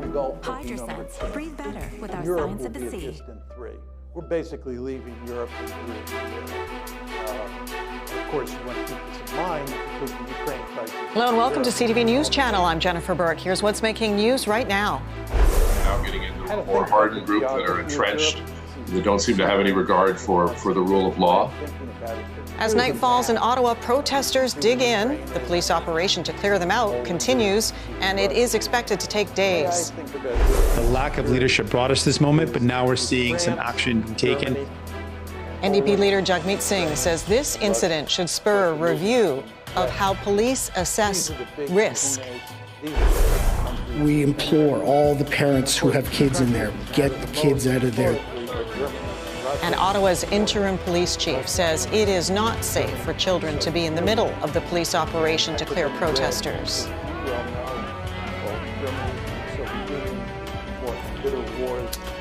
And you're looking at a live look at downtown Ottawa. You can see people milling about. You can see the truck still parked strategically by the organizers of this protest. But it is a more subdued downtown Ottawa on this Friday evening, 3 weeks after this protest started. We want to thank our viewers for staying with CTV News Channel. Our extensive coverage of this unfolding story continues with our reporters on the ground and experts at the ready to help us understand the very latest developments. And it was 22 days ago, on January 28th, that the so-called Freedom Convoy converged on Ottawa, initially to protest the federal government's move to require Canadian truck drivers crossing the U.S. border to be fully vaccinated. But as you know, it became so much more a lightning rod for other people's grievances and frustrations over vaccine mandates and government perceived overreach. That's the Chateau Laurier you're looking at, and the group in front there is a mix of protesters and the RCMP, officers from the Ontario Police Department, the OPP, the RCMP, and even backups from other provinces. And as night falls, we are continuing to watch to see if those tensions rise as police stand face to face with protesters, trying to push them out of that red zone, inch by inch, foot by foot. Police say they have made at least 100 arrests and towed some 21 vehicles so far. Now, they also tweeted out what some officers are facing on the ground. This is what they said. Protesters are assaulting officers, have even attempted to remove officers' weapons. All means of de-escalation have been used to move forward in our goal of returning Ottawa to its normalcy. Now, just into our newsroom as well, we want to show you this footage of a big rig heading down Elgin Street towards the highway. If we can pull that up. just one of the trucks deciding to leave of their own accord. CTV's Mackenzie Gray shot this video for us this evening, leaving of their own volition. Others, though, still digging in. Let's bring in our senior political correspondent for CTV News Channel, Mike LeCouture. It's been a long day, Mike. I know this all started over some 12 hours ago when we first started to see police move in with intent, as it were. Tell us, as you spent the day outside and now you're back indoors, your impressions of the day so far and what may lay ahead tonight. Those are the EU numbers. Yeah, I think you did sort of see two worlds out there. One, the protesters who are dug in, and that is what we're seeing right now. The ones who believe that they believe that they should be there, that they have the right to be there, and that they're peacefully protesting, and that this is overreach, and that the police should just leave them alone. And on the flip side, you see that video which we just rolled, and other trucks that continue to roll out of the downtown core today that I was witnessing a lot of, and that is kind of the other world. The protesters who maybe weren't as hardcore as the ones who remain and are deciding this is getting to be too much for me, I'm now going to leave. And I think that is what people need to understand has been wrapped up in a lot of this protest, that it has formed a bit of community of people, but in that community there are some who are very staunchly opposed to the vaccine mandates, to the vaccine passports, and to all of that type of thing, and they want Justin Trudeau out. And then there are those who believe in the removing of the passports, removing of the mandates, but that they look at it and they say, maybe this is time for me to go. And that kind of video that we're showing there, certainly something that Ottawa police like to see, and certainly something that Ottawa residents would like to see, because they have had to deal with those truck horns and that cloud of diesel smoke and exhaust hanging over the city for the last 3 weeks, and is going on to a fourth week, this 22nd day today. Think about that for a second. I mean, nobody in this city thought it would last that long. To viewers at home who aren't in Ottawa, you've been watching this from home, but imagine this is your neighborhood. And people need to understand that, yes, Parliament Hill, what we're seeing now on the screen in the big picture here, yeah, that is right downtown. There are condo buildings that are right there, so there are people living there, but there are also smaller homes that are in the other streets, that are in the side streets, apartment buildings that people just have not been able to sleep for 22 days because of the blaring of horns and the general disturbance.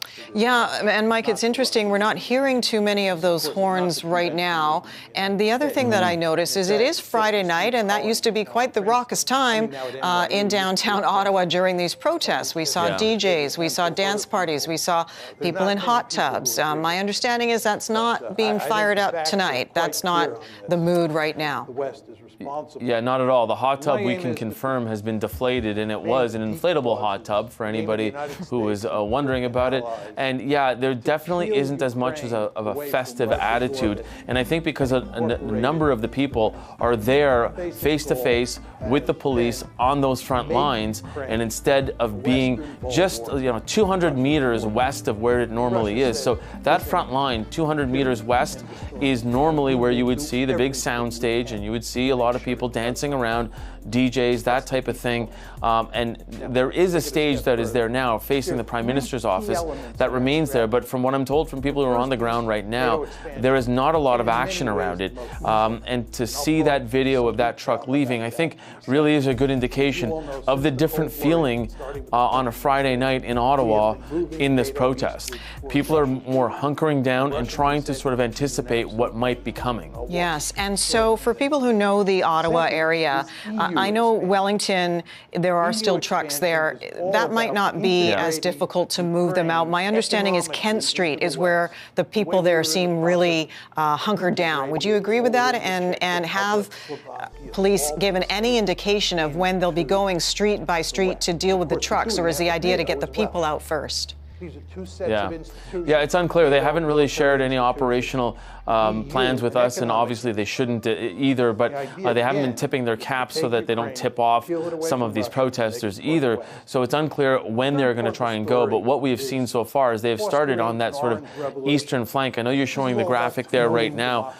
So they have not worked their way to the front of Parliament Hill. And I say the front of Parliament Hill. That V where you sort of see the War Memorial right in the middle of it, where the word Wellington starts on the screen. I mean, that is essentially where they are right now. That's the National War Memorial right up there. And then as you continue to the right on the screen, then you have Metcalfe, O'Connor, and O'Connor was right where I was standing for most of the day, and then onto Bank Street.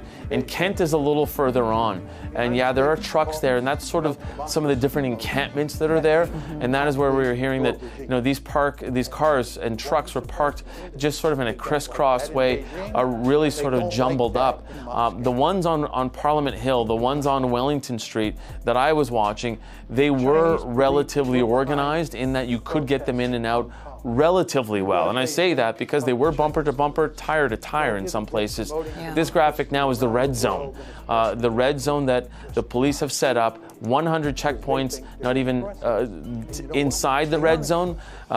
So even when you get through the red zone, you have to prove that you either live there or work there, and police will let you through. And even when you are through, they are still checking you. When I came into work today, I had to pass 3 checkpoints just to get to my parking spot and to get to the office. So this is where they're trying to make sure that they keep people there and out of it, cutting off the supply line, essentially, Jennifer. Yeah. Making sure that there aren't reinforcements of people, fuel, and food. And that was what I was going to ask you next, because if people are choosing to hunker down in their vehicles for the night, at some point they are going to need refueling. It is very cold in Ottawa this evening, as you can attest to, and they need to keep those trucks running to keep the heat going. So has there been any sign, if those checkpoints are all still being manned, Mike, and that nobody is going to... Yeah, 100% there. Okay, so no one is getting in. No one is getting in. And you know, I was asked early on, is it possible that you have some people who are living in the downtown core that might be helping with the supply line? That is altogether possible. I know, you know, the most vocal of people that we've heard in the downtown core who live here in Ottawa have been opposed to this because of the noise and all of the other things that go along with it. But it's very possible they are going to continue to get supplies in some way. But from what we are seeing now, clearly they're trying to make sure, the police are, that these truckers are forced to make that difficult decision. Think about it if you can. You've been sitting on Wellington Street for upwards of 22 days. You've either been getting money, definitely fuel, possibly even food. And if you have been comfortable there for long enough that you could be there for 22 days, well then why would you move? However, if you're getting to the point that you're looking at your fuel gauge and starting to have thoughts about how am I going to get out of here? How am I going to get my next meal? Where do I go to sleep tonight if it gets too cold?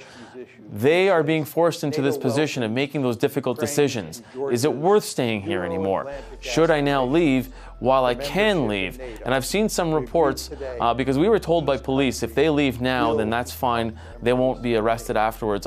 I've been sent by some viewers, police pulling over some of these vehicles as they leave the core. It's unclear whether or not this person or this vehicle would have done something else that would have necessitated them being pulled over. But from what we understand, from what police are saying, that if you choose to leave now as a protester, then you can just go, and there may not be charges against you. Yeah. But those who are staying here, the ones who are face to face with police right now, they're risking leaving this area with handcuffs around their wrists. And not just that, Mike, they could lose their truck, their livelihood, their driver's license, their insurance. I mean, we all watch Krista Freeland talk about the Emergencies Act and what that actually entails. And have their bank accounts frozen. Don't forget that as well. And that is something that going forward makes it a lot more difficult to be making a living. This is why the Emergencies Act, according to the government, was so important, because they wanted to come down on multiple sections and multiple sort of angles on these people to ensure that anyone who is participating in this protest thinks twice, even 3 times about it, to understand what is coming at them if they remain there. CTV News Channel, Mike Le Couture, our senior political correspondent in Ottawa. Thanks as always. Talk to you soon. Thanks for having me. Okay. Meantime, NDP leader Jagmeet Singh says the occupation and insurrection by protesters in Ottawa was a failure of leadership from the Prime Minister and from police. He says police knew the convoy was headed to Ottawa and they should have stopped it from getting there. He says it raises questions about how police assess threats. I think, one, we need to understand that when there's a serious threat to our democracy, we've got to take it seriously. Secondly, we've shown a great solidarity in this struggle against the pandemic, and that is the story of this pandemic, the solidarity. Thirdly, I think what this has shown is that there's serious problems with policing that take certain threats that are not very serious very seriously. Think about land defenders and racialized people, and they completely change their approach when it comes to this type of convoy and this occupation. I want to bring in Oral Braun, International Relations and Political Science Professor at the University of Toronto, and Dwayne Bratt, also a Political Science Professor at Mount Royal University. We're going to talk about the political angle of all of this, the Emergencies Act, and I'll start with you, Oral. Is that fair criticism from Mr. Singh? Well, he is right in criticizing the Prime Minister, but he's going to vote for the Emergencies Act, so I'm not sure, having it both ways, how this is going to work, because the Emergencies Act is the nuclear option. It is very broad. It is something that ought to be of concern in any democracy. Mr. Singh was right. Canadians were and are very compliant. The vast majority of Canadians have been vaccinated. I am triple vaccinated. But for almost 2 years, truckers who brought us food, brought goods across the border, were deemed to be essential services. And just when in much of the world they're moving away from mandates, or beginning to move away from mandates, including liberal democracies like Denmark, then all of a sudden people who have not been vaccinated were targeted. And so you have a protest that becomes a kind of social movement with some very unsavory elements attached to it. There's no doubt about it. Criminal elements, people who should definitely be prosecuted. But let us not forget how broad these powers are. So I hear what you're saying in terms of the mandates at the borders were a lightning rod for truckers who were frustrated, even though 90% of truckers chose to be vaccinated. But be that as it may, here we are today, and Dwayne, I'll ask you the same thing. Did the Emergencies Act meet the threshold? Well, before we talk about the Emergency Act, I want to talk about Jagmeet Singh and his criticism of the police and about the trucker convoy, that they could have anticipated this. There was a trucker convoy in 2019, right? And they didn't stay, and they didn't plant themselves, and they didn't occupy Ottawa. They showed up, they had a demonstration, they left. How did the police know that what they were going to see this time was fundamentally different than what they saw in 2019? So I think that's one of the things we need to figure out going forward. But I do accept the criticism of what happened in Ottawa.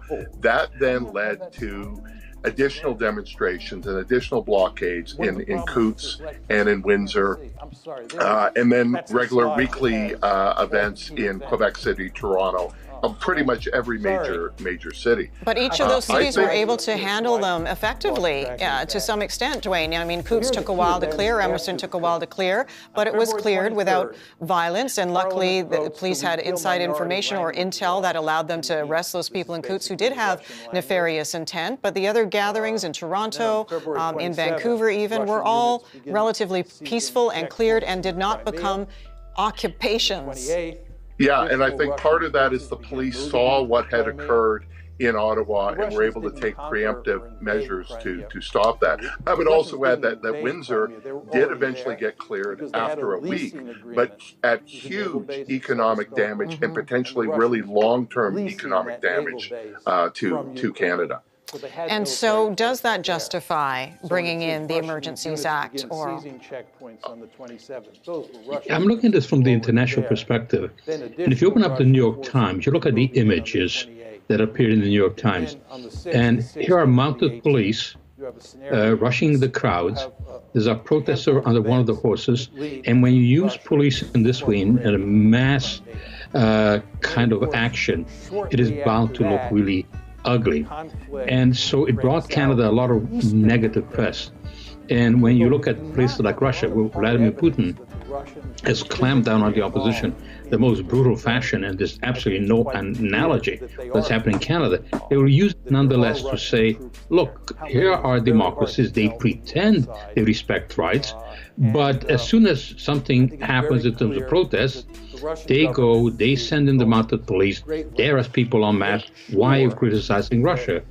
And so it's not that we need to respond to Russia, but it kind of illustrates why we need to be so very careful in using blunt instruments, of reaching for the maximum, of employing this kind of nuclear option. Because not only does it play into the hands of dictatorships, but ultimately, even the Civil Liberties Union in Canada is challenging this, is going to challenge this in court, that, and this is hardly a right-wing organization, that this is problematic. But if the liberties of people living in the downtown core of Ottawa were being so adversely affected, and that's just one, small but very important element of this whole story, their rights and freedoms were being infringed upon. So, you can't say I'm for freedom if I can trample your freedoms. Does that make sense? And then secondly, when we're looking at it internationally, and Dwayne, you can maybe respond to this as well, there were ramifications from the U.S. Michigan politicians saying, hey, we don't want to do business, manufacturing business with Canada anymore if the Ambassador Bridge is going to be blocked. So, we have to take that into account. And that's why I think we're still not sure of the long-term economic damage that this has caused. But there were criminal, violent elements in here. We saw that in Coots, where there were 13 people arrested and the weapons cache was discovered. Well, the focus today has all been on Wellington Street in downtown Ottawa. You go over to the parking lot of the baseball stadium, where you've got the logistics support unit, where you've got barricades set up by the truckers, where you have known RCMP and ex-military involved in that. We're going to discover, I am sure, and I'm sure that CSIS and other intelligence agencies have grabbed that there are some really violent, dangerous elements in here. And this is not the nuclear option. The military was not brought in. Despite Stockwell Day comparing this to Tiananmen Square, I didn't see any tanks on the street. I think the Emergency Act was used to allow for the distribution of police officers. If you looked at the use of force that was in Ottawa today, that took a lot of coordination from forces right across the country and shutting off the flow of money. Yes, most of that money is Canadian, but there are a lot of international money flowing into this. I'm out of time. I so appreciate yours tonight, gentlemen. Thank you.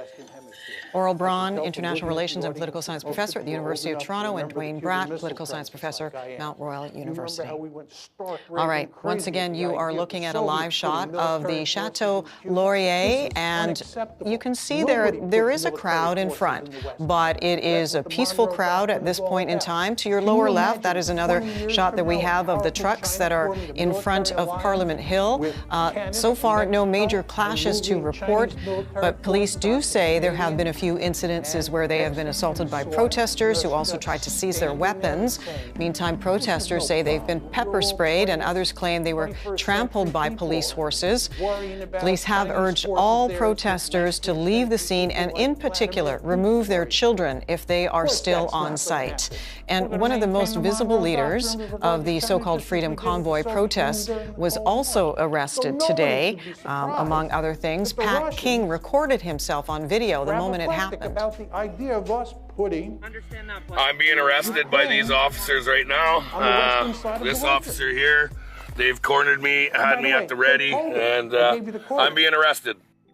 I want to bring in Monty McGregor, a criminal defense lawyer. Monty, some of the charges that these protesters are facing, explain them to us and the significance of them. They told us.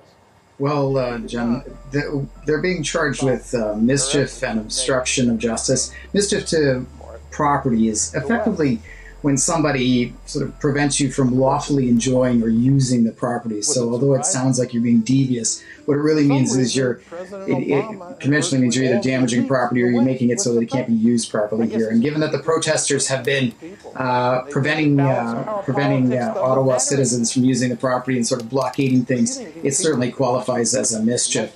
The leaders and the sort of higher-ranking members have also been charged, I gather, with counseling offenses or basically offering instruction and advising people to do this. So in the grand scheme of the criminal spectrum, they're not very serious charges, but they certainly allow the police to take action and to use measures appropriately to move the people off the streets. So is this, we're hearing, and I'm reading from one reporter, that one of the organizers was granted bond, $100,000 bond, and ordered to return back to Saskatchewan. Does that surprise you that it has been processed that quickly? No, it doesn't, frankly, because effectively it seems like it's a large collection of otherwise lawful citizens that have been gathering. And as I said, this allows them to manage the situation because if you're charged criminally, you can, typically you're either held without bail until your matter comes to court, which can take several months or even a year or so. And alternatively, you can be released and put on certain conditions. So if you think of it as an intelligent tactic by the police, it allows them to arrest the people that are being the most sort of obstructive and put them on the conditions that will include, okay, well, you have to leave the city of Ottawa or you can't come within the perimeter set by the boundaries that we're going to set.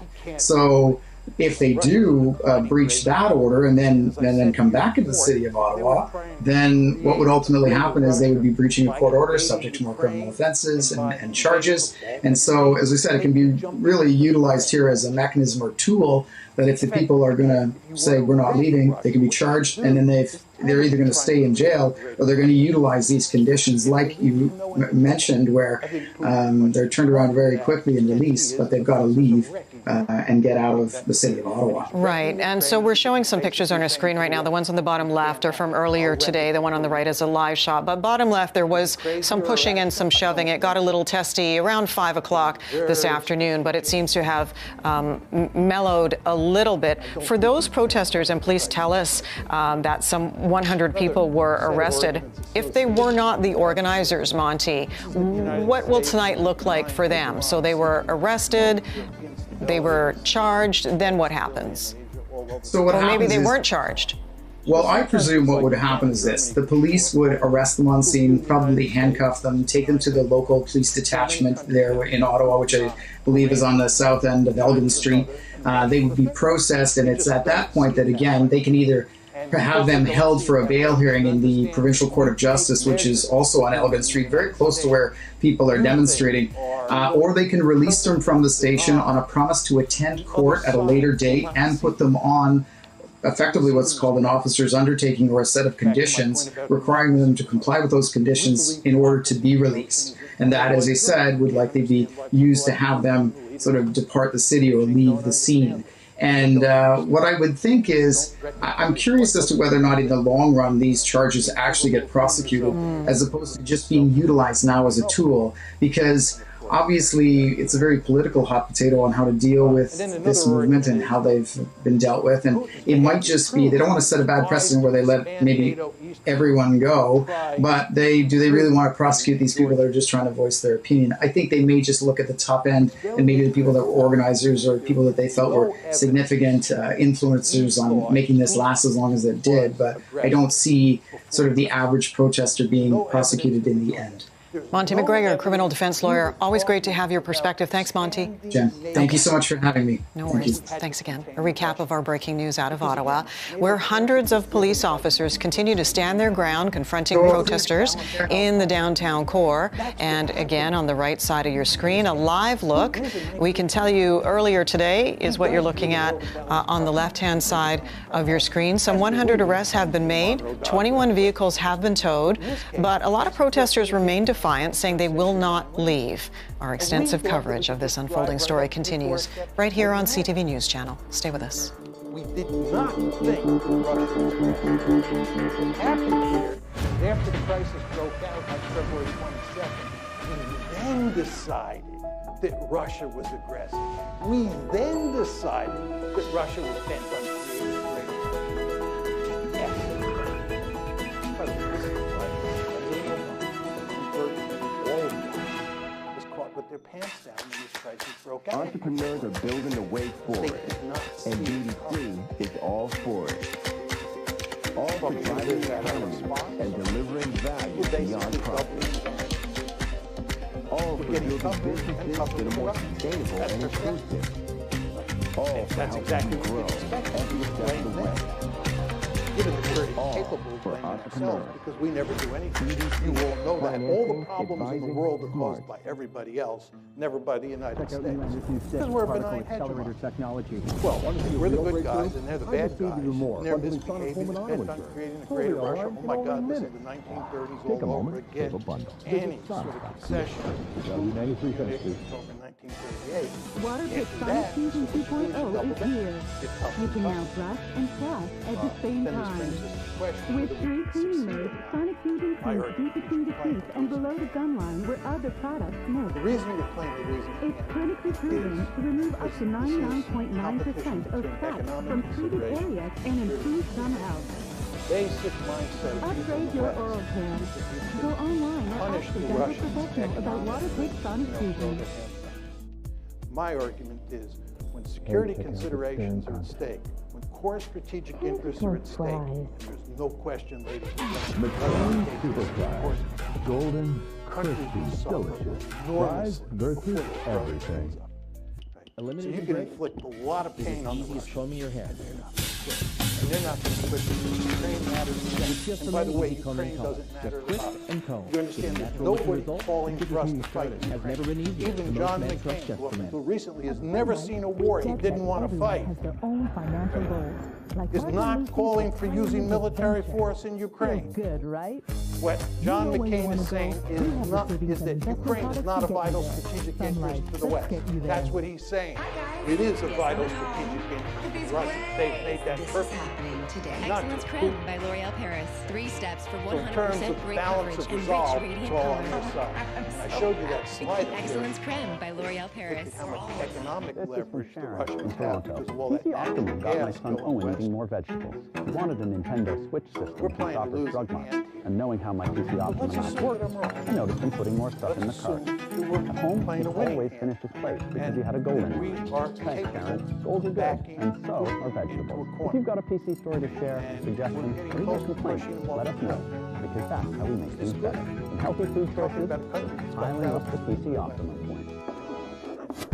The only circumstance, really, in which states use nuclear When weapons it's time for when they're less desperate. wind or They more, think their survival is at how do stake. you react? So what you're talking If you about welcome is putting change, Putin use in a fair situation. If With you go home and thousands and Google savings when you sell, Putin and nuclear cash back when you buy, brinksmanship, you'll be reading all the articles that come up for the next 2 years. Either way, Right? Because he's making it clear. you've got a choice. You're fooling around with The new way his home. core strategic Yours. interest. Again, he's got thousands of nuclear weapons. Right So now, you're a putting copper yourself could in a ruin my position. mission. Luckily, I have yourself Benylin in a all-in-one position with fast liquid where relief of my worst cough, cold, or flu symptoms. Willing So I can take on any possible threat that comes nuclear my war way. over a piece of real estate in Ukraine that is not of vital strategic interest to the United We're States. built on a foundation that's Again, strong. it's not of vital Our mission, strategic interest to us. And together we'll By the way, just a little quick.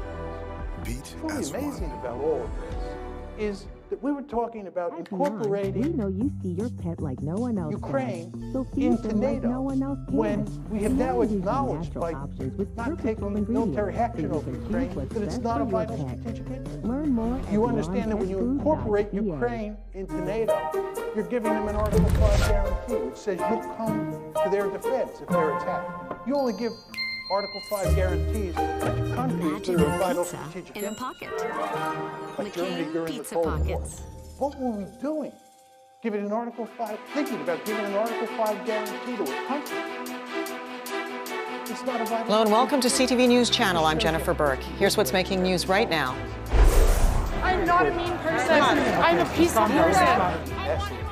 Some tense scenes in Ottawa today as police move in, arresting more than 100 protesters in a major operation to clear the downtown core. Our goal is to see order restored and for this emergency declaration to be lifted as soon as possible. The federal government watching the scenes playing out on the streets of Ottawa. We implore all the parents who have kids in there, get kids out of there. And Ottawa's interim police chief says it is not safe for children to be in the middle of the police operation to clear protesters.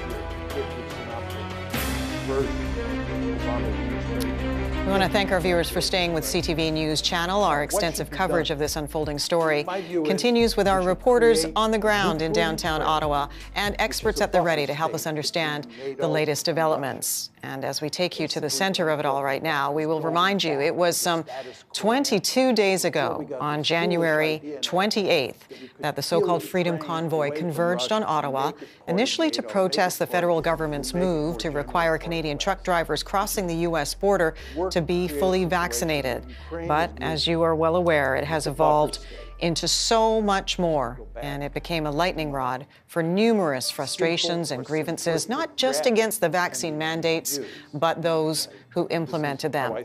Today, after facing massive criticism over their inaction, Ottawa police moved in to try and clear the streets, supported by forces from the OPP, the RCMP, and even officers from other provinces. And there you see a live shot in front of the Chateau Laurier, police again facing down protesters. It is a more subdued mood. We can tell you that several trucks have been rolling out of the Ottawa protest zone. And tonight, truckers, it appears, are choosing to leave.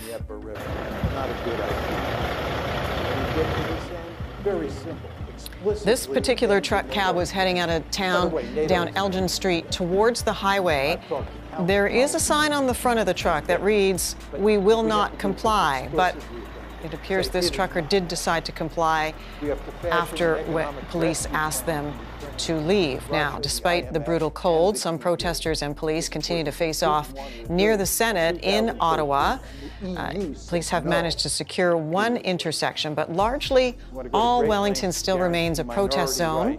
There is a big fence up there, protesters still holding some signs, and officers who continue to hold the line. Let's bring in CTV's Mackenzie Gray. And Mac, I believe that was your footage that we just showed of that truck rolling out of town. What more can you tell us about the number of trucks that remain on the scene? And we definitely have to protect. It's certainly reduced a substantial amount, Jen. I was walking all along Wellington, up through Kent Street, down on Bank. I'll give you kind of a run of the situation right now.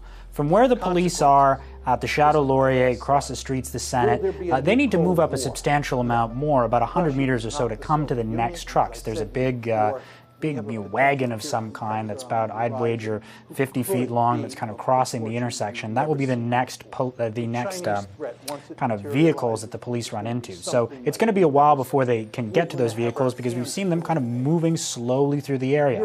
But once they do get up to those vehicles near Center Block on Wellington, they're going to notice that what they saw before the protesters were moved in on by police has changed substantially. There's a number of trucks all along Wellington who've cleared out. Once you go past kind of Bank in Wellington, which is kind of the end of the parliamentary precinct, it's basically almost empty on Wellington. And this is a big change from what we were hearing from truckers when we were talking to them during the week. You know, right after the Emergencies Act got announced in Parliament, I ran out onto the street and talked to a number of different truckers there. They all laughed in my face when I asked them if the Emergencies Act was going to change their mind at all about leaving. But it certainly looks like police action has changed the mind of a number of truckers throughout Wellington. Now, it's a different story on Kent Street. This is one of the big residential streets in Ottawa. There's a number of large condo and apartment buildings down there. It's been blocked completely. It's a kind of 3 lanes wide, one-way street, and trucks have been down it for a number of blocks going back. These people have been camped in there for an extended period of time, and that's one area that hasn't eased up at all. There's been barely any movement on there. But once police do make their way down Wellington, it will be a different situation than what they dealt with at Rideau and Sussex, the intersection they took today. Yeah, one thing that has stood out for me, Mac, is that we're not hearing those trucker horns blaring right now. And it is a Friday night of a long weekend, 8:36 Eastern time. You know, last weekend, it was a hub of activity. It was a party zone. It was people in hot tubs and bouncy castles and barbecues and live DJs. And it's not that tonight. Let's give an update on the hot tub, because I know that's something our viewers have been wondering about. There was a hot tub set out just beside West Ballycune, where the MPs walk into the House of Commons, where journalists like myself go up to Parliament Hill.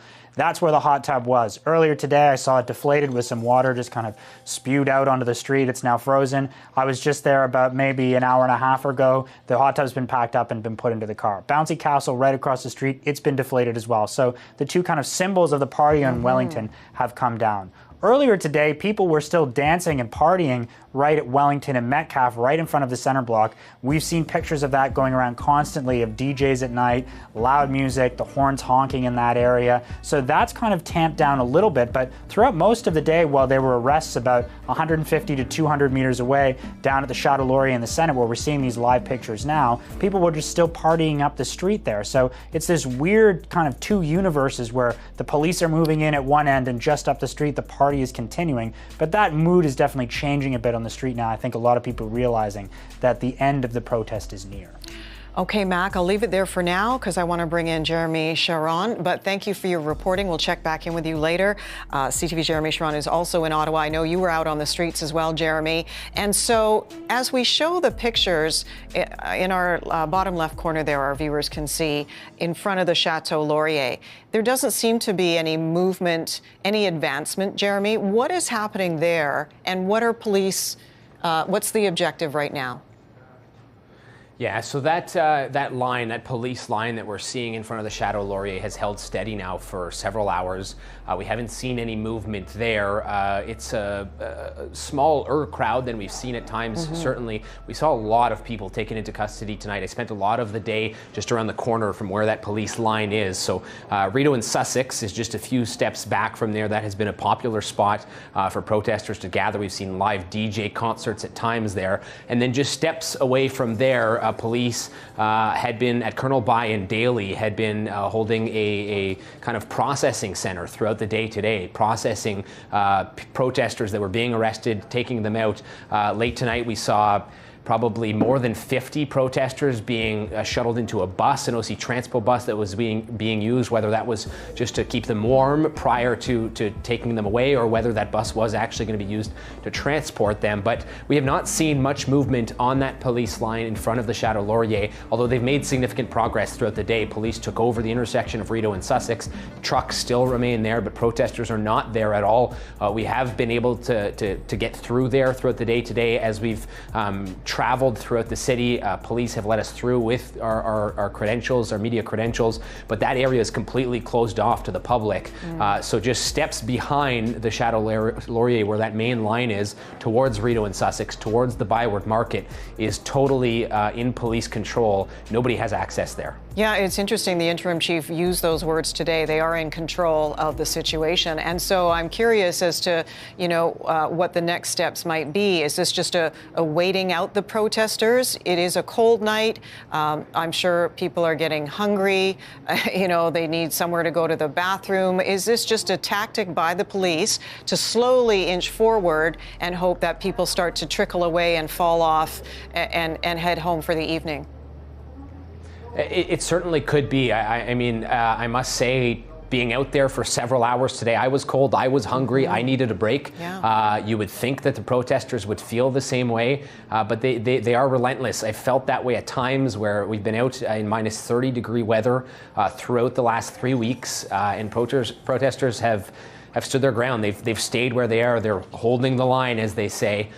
So it's hard to say whether police right now are trying to just hold things out. We've seen different tactics. We saw a mounted police unit move in at some point. We saw the team from the Sûreté du Québec in Quebec move in with gear that was quite different than the rest of the officers were wearing, what appeared to look more like riot gear. So that crew from Quebec moved in at times today. They had full helmets, face shields, certainly making progress, moving the protesting line back. But it is hard to say at this point whether police plan to hold that front that they have right now in front of the Chateau Laurier, stay there, hold it out until some of the protesters maybe choose to leave, or whether they do plan to continue to move that forward down Wellington toward the Parliament buildings.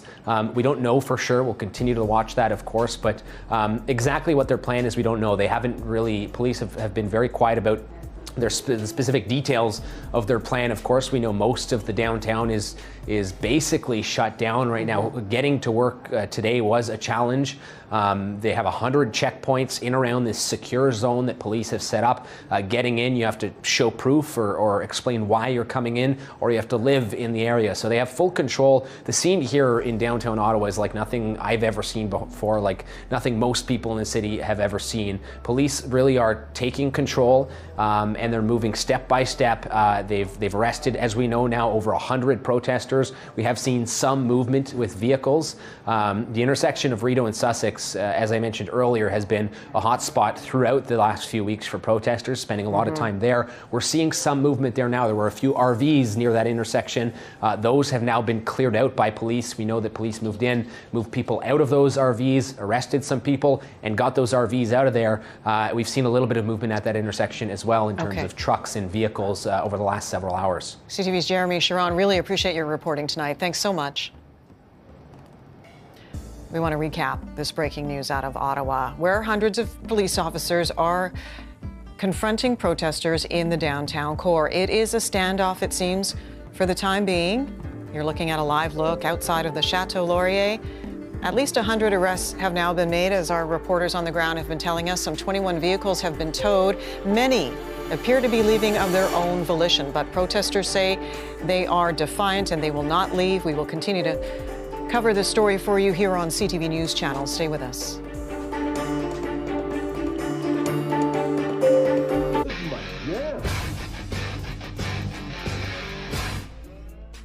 People sometimes ask me, Kurt, why are you such a big believer in the chip reverse mortgage? Well, if you're a homeowner, 55 or older, it gives you the ability to stay in your home. Birthdays, celebrations, those little ups and downs. Your home is filled with so many of your precious memories. A chip reverse mortgage from Home Equity Bank can help you stay in the home that you know and love by helping you access its equity. If you're 55 or older, you could get up to 55% of your home's value in a lump sum or in regular deposits and tax-free cash with no monthly mortgage payments required. Call 1-866-286-2447 for your free, no-obligation guide. And Home Equity Bank is a federally regulated Canadian bank, so you can trust the chip reverse mortgage and live retirement on your terms. For your free guide, call 1-866-286-2447. That's 1-866-286-CHIP or visit chip.ca. Call Chip today and live retirement your way.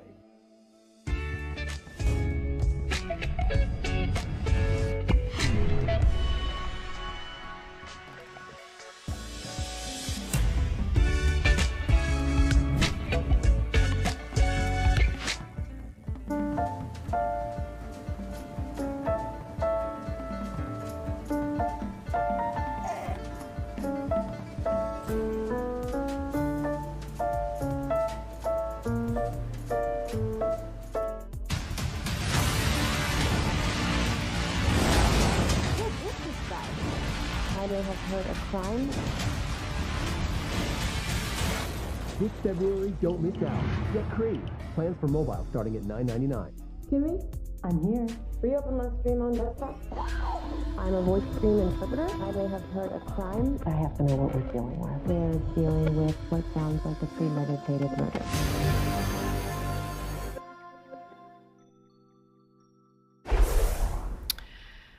Welcome back to CTV News Channel. I'm Jennifer Burke. Downtown Ottawa looking drastically different tonight after a large contingent of police officers moved in to try and take back the streets from protesters after a 3-week siege. These are live pictures you're looking at of the scene. Police have made more than 100 arrests so far and towed some 21 vehicles. But we are also getting reports that a lot of the big trucks have left of their own volition, as have many of the protesters. Now, there are those who say they are determined to stay, and you can see them there. There is if you look closely, that's outside the Chateau Laurier. There is a line of police face to face with a line of protesters. They have been chanting "strong and free," and police also responding to reports that some people were trampled by police horses being used to disperse the crowd. Police say anyone who fell did get up and walk away, and they say they're not aware of any injuries. We are efforting to confirm those reports. Meantime, to go over the whole situation right now and what the tactical measures might be at stake here. I'm joined by Mubin Sheikh, professor at the School of Public Safety at Seneca College. Mubin, thank you for your time. I heard you on earlier today with Todd Vanderheyden, and you gave us some great insight into what we're seeing on the ground right now. What do you think the police's next steps are? Yeah, well, obviously they've been moving throughout the day. It's a tedious process to clear this amount of people and the different areas that they're staged up at, depending on what they're staged up at with. For example, you know, everything is over now because the hot tub has been deflated. The bouncy castles are being taken out as well. And like the reporting has been going, after the news of these severe penalties, a lot of people are realizing, asking themselves, is it really worth it to stay here and lose your license and your insurance and this and that? So that's a good sign. But throughout the day, the police have been really moving meticulously, slowly. You know, when they arrest people, it's not just they put them in a wagon and that's it. There's an intake process, you know, all sorts of. So again, more police sources are kind of taken away to process them. But as we move into the night, you know, it will remain to be seen what they do. I think they're going to keep doing what they're doing, the exact same things. I'm sure there's been a shift change of the officers, so you have some fresh bodies there ready to work the rest of the night.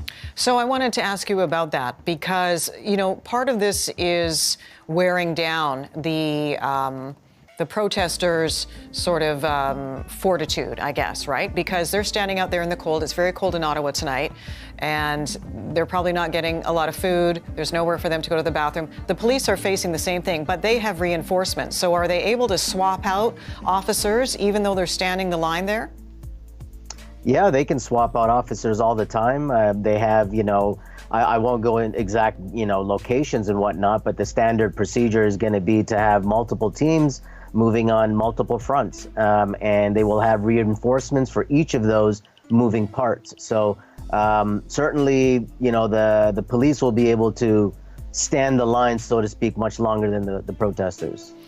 How do you see this playing out this evening? Will it be over by the morning in terms of getting the people out? The trucks are another matter, to get the tow trucks in and to load them up and to make sure they are safe and secure because, you know, there's still a security risk as to what might be inside.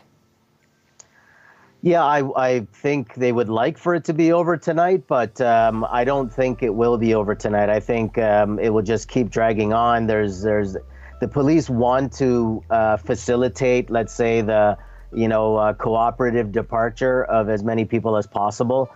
So they'll rather kind of wait it out a little bit longer. I mean, there's still, you know, the night is still young, and so I don't think it will be done by morning, but over the next few days, you will definitely see ultimately the end of this convoy. Okay, Mubin, I'm almost out of time, but is this a form of kettling? Is this strategy a form of kettling, trying to push the people out of the zone and set up roadblocks so that they can't come back in?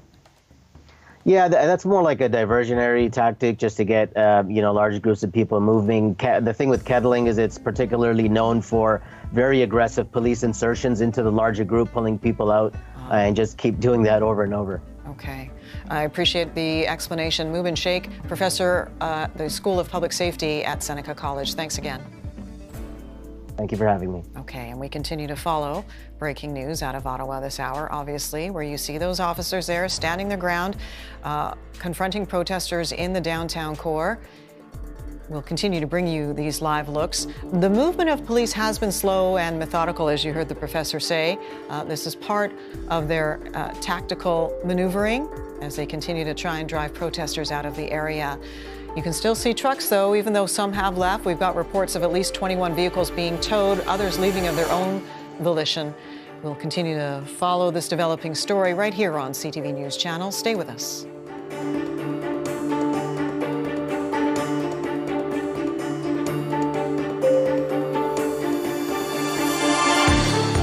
Always easy to eat enough of what I should. That's why I drink Ensure with 26 vitamins and minerals and protein to help build muscle. So I get the nutrients I need to help me keep doing the things I love with the people I love. Ensure, the #1 doctor-recommended brand. When I started my business, it was just a side gig until it really took off. but I didn't know how to invest in it and still have money left to live. That's exactly what I asked my CIBC advisor. He saw where I wanted to go and built a plan to manage my money. Now I can focus on building my legacy. Some advice can take you from thinking about it to doing it. Talk to us today. CIBC. Ambitions made real. Let's hit it, Canada. 1, 2, 5, 5, 5. Gonna get on my scooter for a $5 ride. Buy a large pizza, pizza hut. Get up to 3 medium pizzas, $5. Mambo number 555. Now that's delivery. This is an athlete 20 reps deep, sprinting past every leap in Depend's silhouette. Our softest, smoothest fabric. She's confident, protected, her strength respected. Depend. The only thing stronger than us is you. The leg pain is nothing that I can describe. My feet would begin to hurt. My legs would hurt. I could barely walk. The doctor said poor circulation was causing the pain. And then she recommended Revitive. Drug-free Revitive is clinically proven to actively improve leg circulation and reduce swelling, relieve aches and pains, and help you walk further. When I felt better, there were a lot of things that suddenly opened back up again. My life turned on again. For latest offers, see in-store or revitive.ca. There's no cup of coffee that can save this morning. But a rich and creamy cup of coffee with Coffee Mate might. My socks are missing. Yeah, don't do that. Welcome back to CTV News Channel. I'm Jennifer Burke. We want to bring you up to date on some of the developments in terms of the arrests that have been made, and those include some of the organizers. Tamara Leach was arrested on Thursday and charged with counseling to commit the offense of mischief. And we can also tell you that Saskatchewan trucker Chris Barber was also charged with counseling to commit the offense of mischief, counseling to commit the offense of disobeying a court order, and counseling to commit the offense of obstructing police. Now, there are reports that he has been released on a $100,000 bond and ordered to return to his home province of Saskatchewan. Meantime, the self-appointed head of security for the Freedom Convoy, Danny Bulford, has also been arrested, and at first it's reported that he turned himself in for arrest, but Quebec provincial police officers would not oblige that request. And reports say he went and found Ottawa police officers who did take him into custody. Bulford, you may remember, is the former Mountie who previously worked on Prime Minister Justin Trudeau's protection detail. Joining me now is Ari Goldkind, legal analyst. Ari, good to have you on the program. I know it's been a busy day for you as well, covering this for us from many angles. But let's talk about these charges the protesters are facing. How serious are they? Well, some people would say they're serious. They're not. Let's keep this real for a moment. $100,000 bail for the gentleman you just mentioned. There are people that shoot people, do all sorts of very violent things that are released on $2,000 bail. The most you're likely to look at, because these are not mischief and danger life. So the most they'd be looking at if they were convicted and got the book thrown at them, Jennifer, would be 2 years in jail. And that's not going to happen.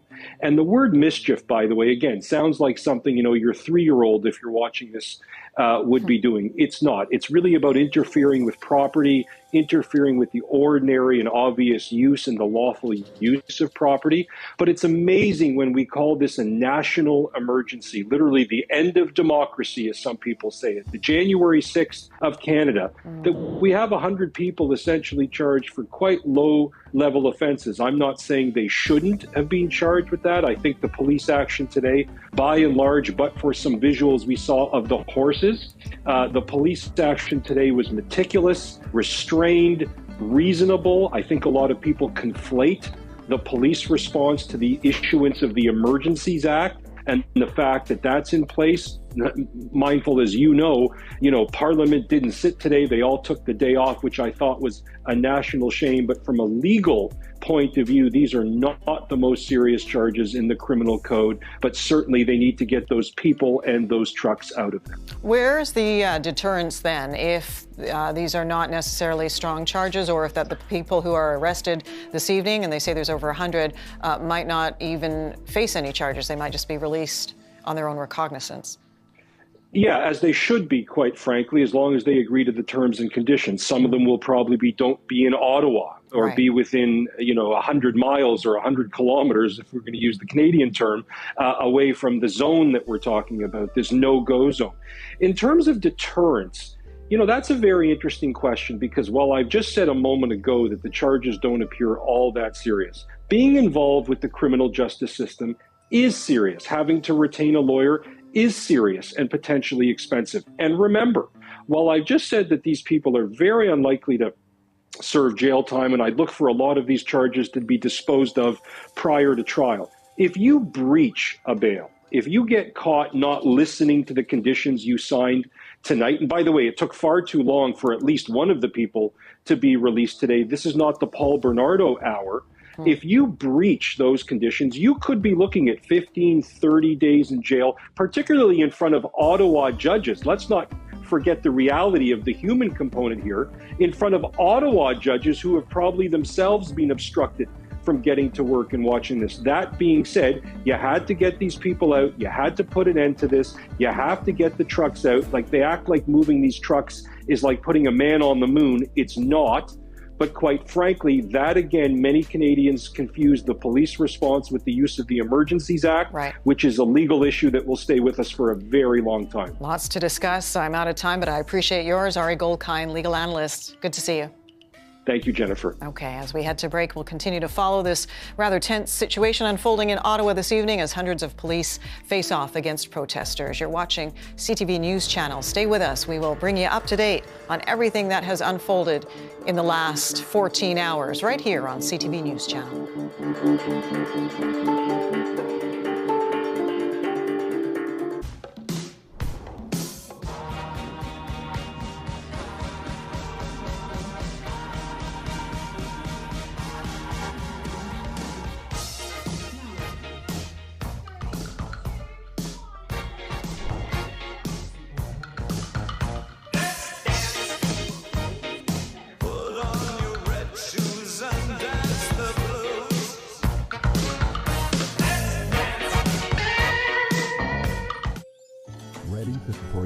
Function, make it your #1 priority.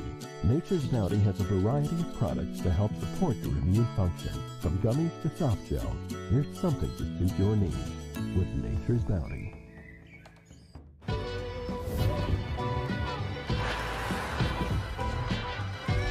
Fine rounding silly moments.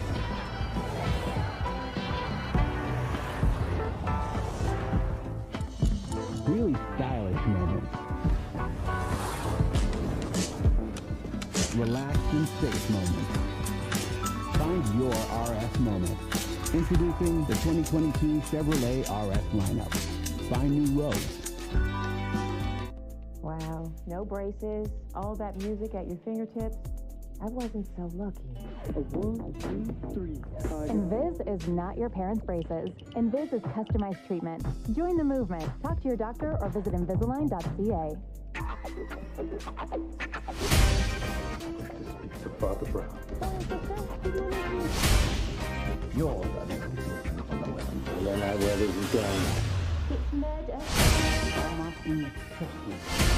But it's definitely dead. You found out who it is. What now? It's a puzzle, isn't it?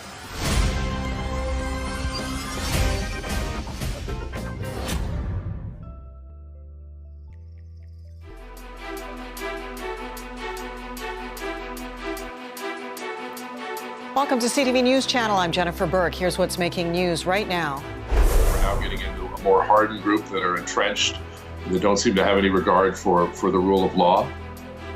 Night has fallen in Ottawa, and protesters appear to be digging in. The police operation to clear them out, though, continues. It is expected to take days. The lack of leadership brought us this moment, but now we're seeing some action being taken. NDP leader Jagmeet Singh says the Ottawa convoy situation demands a review of how police function. We implore all the parents who have kids in there, get the kids out of there. And Ottawa's interim police chief says it is not safe for children to be in the middle of the police operation to clear out protesters. Thanks for tuning in. You are looking at a live shot of downtown Ottawa, where it has been a day of confrontation and some clashes, standoffs, and some stand downs. Let's bring you up to date as we take you to the center of it all. We'll remind you, it was some 22 days ago, back on January 28th, when the so-called Freedom Convoy rolled into downtown Ottawa, initially to protest the federal government's move to require Canadian truck drivers crossing the U.S. border to be fully vaccinated. But it evolved into so much more and became a lightning rod for numerous frustrations and grievances, not just against the vaccine mandates, but those who implemented them. Today, after facing massive criticism over perceived inaction, Ottawa police moved in to try and clear the streets, supported by forces from the OPP, the RCMP, and even officers from other provinces. And as night falls, tensions are rising as police stand face-to-face with protesters, trying to push them out of the red zone inch by inch, foot by foot. We can tell you that several trucks have been rolling, though, out of the Ottawa protest zone. And even tonight, truckers have been choosing to leave.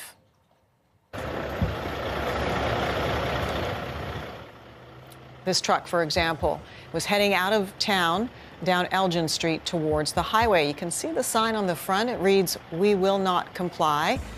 But it appears the trucker did decide to comply after all when police started asking people to leave. Now, despite the brutal cold, protesters and police are continuing to face off near the Senate in Ottawa. Police have managed to secure one intersection, but largely all of Wellington remains a protest zone. You can see the fence there is still up. It was set up especially for today. Protesters still holding their signs, and officers, though, remaining on the line. Let's bring in our senior political correspondent for CTV News Channel, Mike Locouture, joining me from Ottawa. It's been a long day, Mike, but for those who haven't been following it as closely as you and I, let's bring them up to date on how the day unfolded and where we are right now. Yeah, it started with a bit of an eerie sense of calm over Ottawa as protesters were waking up to about 20 centimeters of snow on their trucks and different vehicles that were parked downtown, with the understanding that the posture was completely different, that Ottawa police were going to be doing something different. They had installed this perimeter around about a 3 square kilometer section of the downtown core, making it a red zone, making it so that no one could come in unless they could prove that they either lived in the downtown core or worked in the downtown core. There's the perimeter right there, and they have 100 checkpoints going inside of that perimeter as well. The effort, as we understand it, is essentially to try and choke off the supply line, choke off any more reinforcements that some of these truckers would want to have had come to meet them. Then, early in the morning, the police started to move in on the eastern side of that cordon, and we're seeing them now move to a place right in front of the Chateau Laurier, which is right across the street from, as you said, Jennifer, the Senate of Canada building. And there's a bit of a history to this building. It used to be an old train station. It used to be an old conference center. Interestingly enough, all of these protesters say that it is their constitutional right to be there and peacefully protest. It is. And I say it's interesting because in that conference center where the Senate of Canada is now, the 1981 constitutional hearings were being done, where the repatriation of the Constitution, the Night of the Long Knives, all of that kind of stuff under Prime Minister Pierre Elliott Trudeau happened. So really history, I don't want to say is repeating itself, but it's interesting that the face-off with police right now is right in front of that building. And so one of the things, though, Mike, that we are not hearing tonight, which I find fascinating and possibly telling, is the blaring of the trucker horns, which was supposed to be a rallying cry for these protests and for the protesters. Are we to make anything of that? Does it mean that, the trucks are moving out? We've seen that happen. There's still a significant amount of them there, though. But has the air been taken out of the tires, for lack of a better metaphor? Yeah, or out of the bouncy castle and out of the inflatable hot tub, as we've seen. So yeah, I think there's a couple of things going on here. First of all, on that front line with the protesters and the police officers, you'll have some of those truckers in there, obviously, so they're not in their cabins right now to man those horns and to honk those horns. I think there's also a little bit of trepidation on the part of some of those truckers. You were seeing that video that we rolled earlier. Some truckers have left. I myself saw throughout the day 14 separate vehicles leave Wellington Street. Clearly, some people feel that now is the time to go, that they felt like they made their point and they no longer need to be there, or they're having that hard conversation with themselves. As I mentioned, potentially not getting the fuel that was regularly delivered to them that they need to keep themselves warm on such a cold night inside their cabins out on Parliament Hill. It's upwards of or down of minus 25 with the wind chill right now on Wellington Street. So imagine trying to sleep the night in your cabin, trying to stay warm. And if you're having that question as to whether or not you will have enough fuel to stay the night and then possibly get out of there, well, you might make that decision to say, I'm going to get out of here, find myself a hotel somewhere else, and then be done with this for now. It's clear with the police having a standoff right now in front of the Chateau Laurier, right on the eastern side of Wellington Street, that this is going to come to a head. So it's possible that some of these truckers thought, I better get out of here before it gets too crazy for me, and that's it, we're done now. Yeah, it's kind of a siege mentality now on the occupiers, so a bit of a waiting game here, Mike. Yeah, and to see exactly how long they're willing to wait. I mean, police have reinforcements.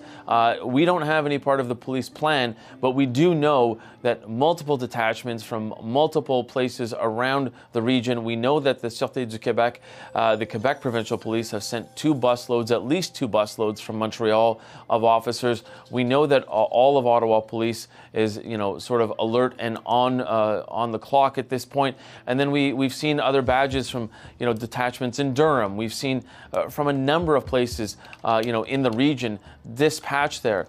They do not have the reinforcements, the protesters don't. If the numbers are dwindling, truckers are leaving, then their resolve might start to, wane as well. And so they may start to have second thoughts.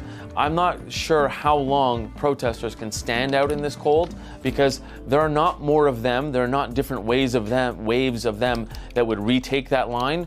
There are different waves of police officers that can replace these police officers who are facing off with them right now. So as you mentioned at the top of this, police could continue to push that line closer and closer to Parliament Hill, as it is only roughly about 200 to 300 meters away from there. If they see that protesters start to drop back a little bit or decide it's getting too cold for me, I'm too tired, who knows? But police clearly trying to show them that they're not going anywhere right now. Mike LeCouture, appreciate your reporting. Thanks so much. Thanks, Jen. Okay. Meantime, Ontario Premier Doug Ford also addressed the evolving situation in Ottawa today, defending his government's handling of the protests. He was asked why he didn't act sooner. Let's be very clear how jurisdictions work, and I think you know this very clearly, that we just don't barge in to an area, into a city. I don't direct the police. At the time, the Ottawa police were in charge, 100%. The mayor was in charge. We did send resources in there immediately, absolutely immediately.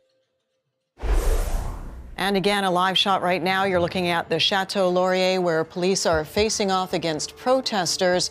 And it seems like a small group. We don't have numbers from the police at this point in terms of how many protesters they still believe are on the scene, but they will continue to stand off against them, and we will wait for updates. This is also another look at where the trucks, some of the remaining trucks, are still parked.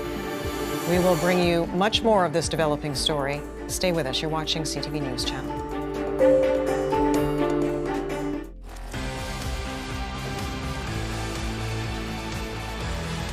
Here's another story from Montana. I tell your grandfather his ribs are the best, but he's no Montana smoke master. Is your hearing aid on? No, but don't worry, neither is his. Join us for all-you-can-eat ribs every Wednesday. You want to go out, Walter? Push, Walter! yourself.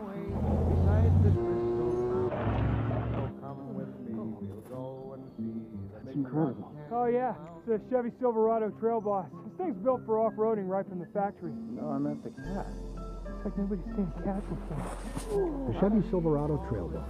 Find new friends, find new roads. Chevrolet. Food keeps our country going, and so do you. If you grow it, produce it, pack it, or move it, you're a key to our future. And we're behind you every step of the way. We're FCC, the only lender 100% invested in Canadian agriculture and food, serving diverse people, projects, and passions with financing and knowledge. If you're behind Canadian food, we're behind you. FCC. Green. Grow. Thrive.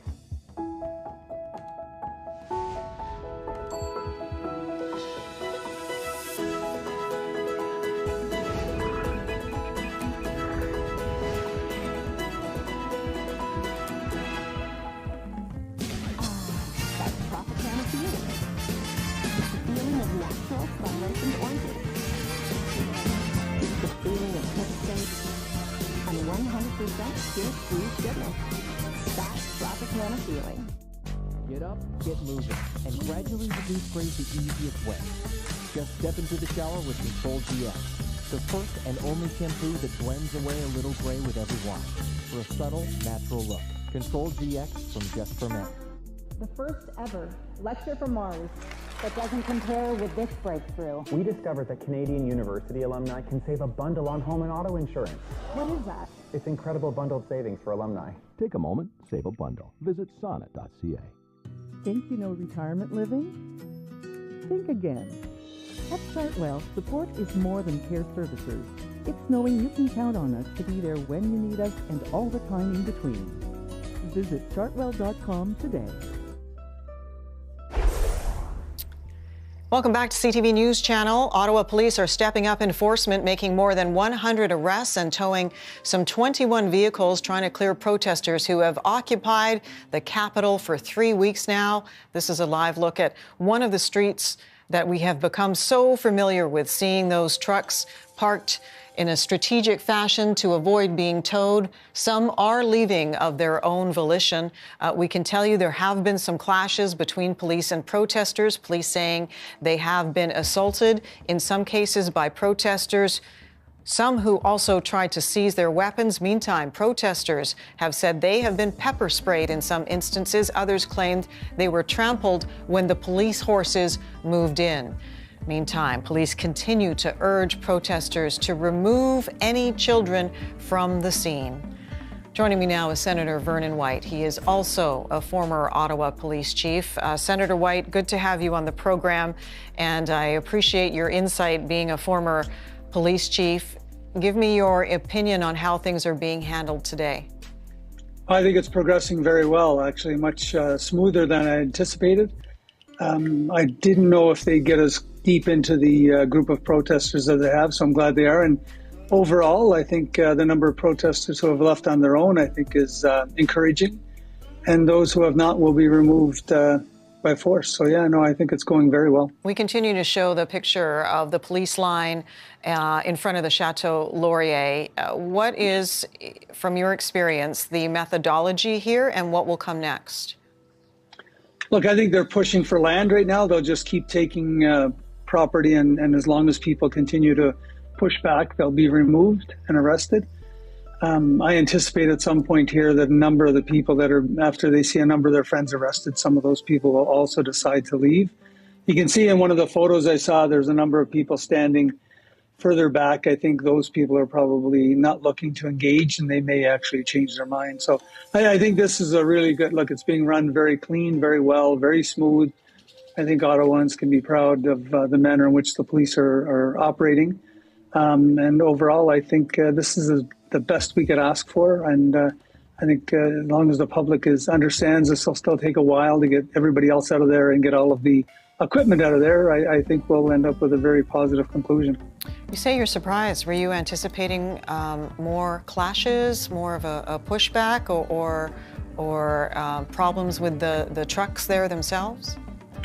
Yeah, I thought that today when we didn't see a mass exodus of vehicles, or a large exodus at least, I thought there would be more problems early on, but it seemed like they were very quick to move through the groups until they got into the main area. So I thought it might be slower than it is. That's all. But I was pleased. Even up as long as I think an hour and a half ago, I watched a vehicle drive out of there. So I think that's encouraging. We've seen them sort of static in front of the Chateau Laurier right now. What would be the thinking behind that? Is that just literally to try and wait out the protesters who don't necessarily have the kind of reinforcement or supplies that the police have, meaning that it's cold, they're probably getting hungry, there's nowhere to go to the bathroom. You know, the police can spot each other off. Can the protesters do that? No, they can't. I mean, I think that's exactly what we're seeing here now, is leave them for a little while, see how cold they get. The resolve has got to diminish pretty quickly here, I would suggest. I don't, even looking at the numbers, as I think I've heard a reporter say, there's no second wave coming for these protesters. So, I think it's let them wear themselves down a bit, become a little bit more, feel destitute, and then start pulling them in. But this is going very well. I think this is as well as we could have expected. I've got about a minute left, Senator. So the Emergencies Act, it was postponed. Sure. Debate on that today was postponed because of concerns over what was happening in downtown Ottawa and access to Parliament Hill.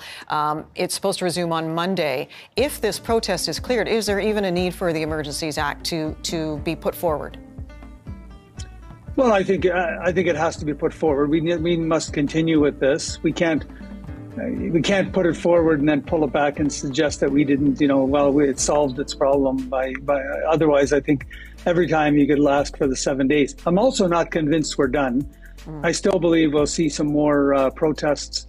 I'm not convinced we won't see some border push, and we may see a smaller second wave try to move back into the capital. So, and I do believe part of the justification for this is important, that parliamentarians debate in both the Senate and the House the use of this legislation. That's the way it's developed and designed. And as is the review later, I think all of this is very important, that we follow the procedures as they're laid out. Senator Vernon White, a pleasure to have you. I appreciate it. Thank you. Okay. Take care. Be safe. You too.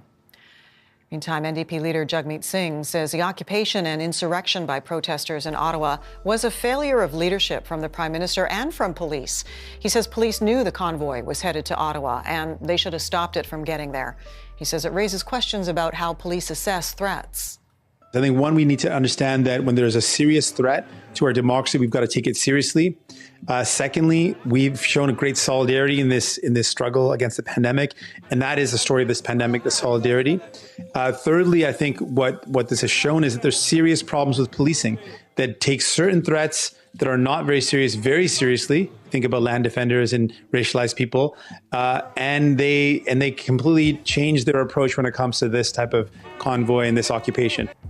Joining me now to talk more about what Mr. Singh had to say is Laurie Williams, professor of political science at Mount Laurel University. Professor, good to have you on the program. Fair comment by Mr. Singh, or is he off mark?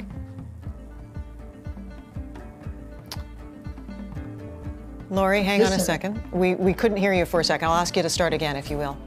Certainly. There seems to be quite a bit of dissonance between the treatment of these protesters and the kinds of reactions we see to protesters that, for example, are opposing pipelines, incursion onto land, and so forth. In other words, it looks as though there's more sympathy for the cause and that the reaction has been different. That said, I do think the underestimation in this case was in part just because of the way this was organized, the kinds of strategies that were being used, and the fact that they were using these huge vehicles, and it sort of got away from police before they could handle it. So it was a failure on all levels of government, would you suggest, that initially the Ottawa police was not necessarily prepared, but then municipally and then provincially, the response wasn't fast enough?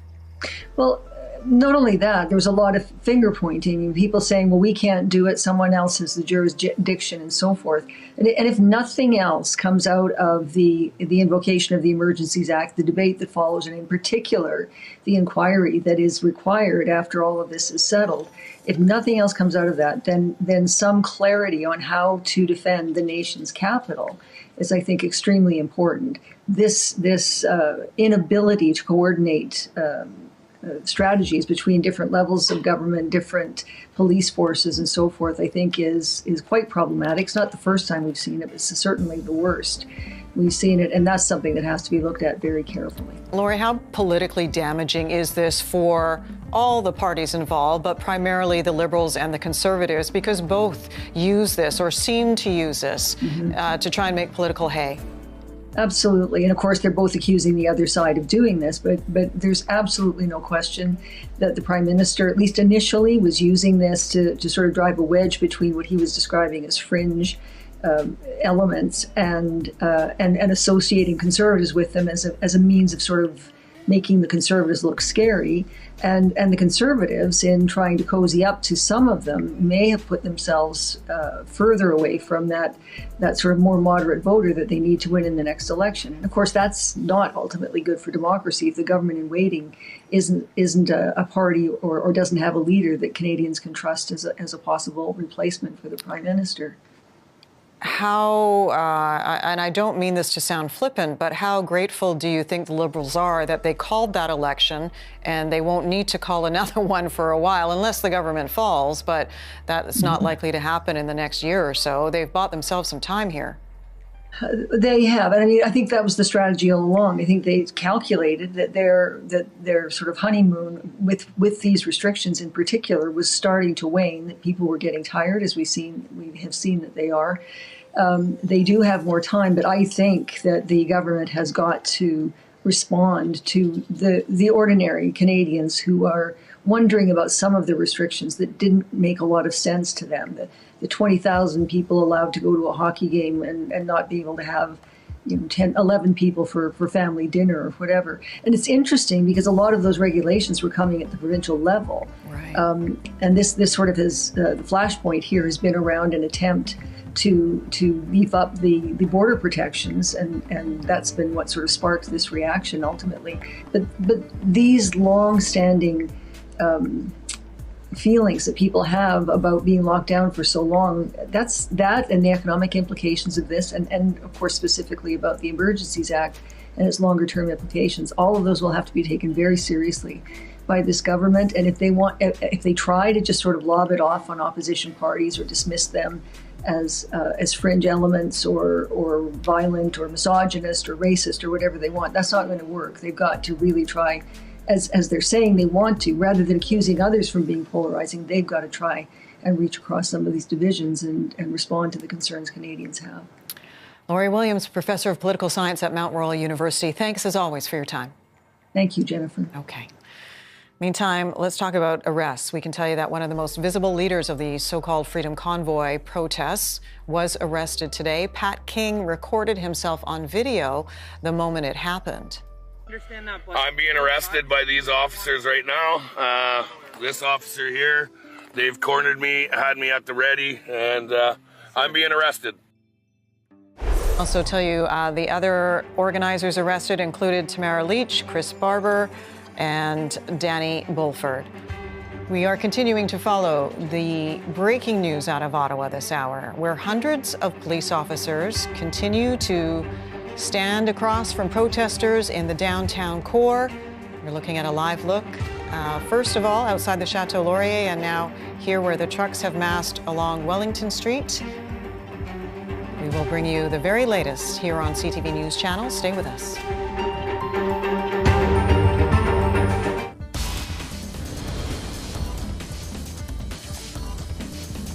I'm here for a great vibe, for finding my rhythm, with someone who really moves me. eHarmony gets to know you better to know you better. eHarmony, here for real love. Start free today. Must be 18 or older.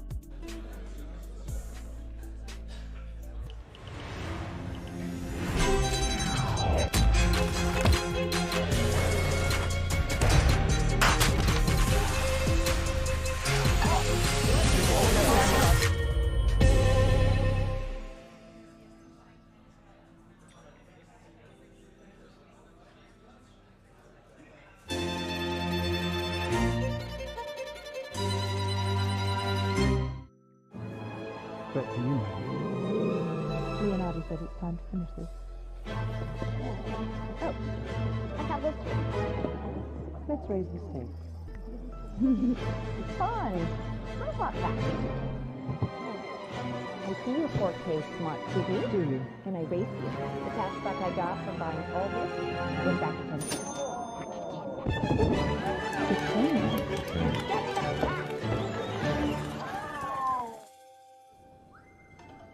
Hey, check out this staring contest. I kind of just want fries. McCain Super Fries. Golden, crispy, delicious. Fries versus everything. My daughter loves reading. It's like her happy place. It turns out, this is something she shares with her great aunt, Florence Morell. Books were Florence's happy place too. I discovered on Ancestry that Florence had a book published before she came to Canada. Once she settled here, she became a teacher and was able to keep sharing her stories with her students. Get to know your family story. Get started for free at ancestry.ca. Change. You're making it everywhere. How you work, how you live. So it only seems fair that real estate should change with you. Meet Fair Square, with experienced real estate professionals supporting you at every step. Cash back when you buy, and thousands in savings when you sell. We're putting more people on your side and more money in your pocket. It's the new way home. Yours. Fair Square. New Tim's espresso beverages are made with 100% ethically sourced premium Arabica beans, customized and handcrafted just for you. Try the new cinnamon caramel oat latte at your local Tim's. It's the Ram 4x4 winter event, where you'll receive big discounts on a truck engineered to take on the snow, the sleet, and the slush, and look real good doing it. Tackle winter head-on with Ram, #1 brand in new vehicle quality. Because when you drive a Ram truck, winter is nothing but a minor inconvenience. Get up to $9,750 in discounts on select Ram 1500 models, plus up to $3,000 in loyalty cash.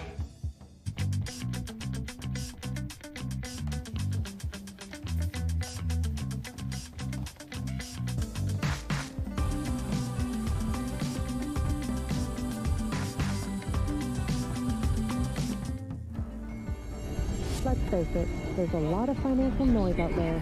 How do you stay ahead of it? You can start with Fidelity's global network of experts focused on building your wealth. Serious research capabilities and a lineup of mutual funds and ETFs that we believe are just plain enviable. Welcome back. How's life?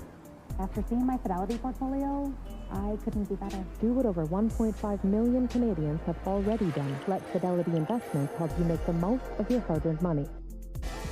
Waterpik Sonic Fusion 2.0 is here. You can now brush and floss at the same time.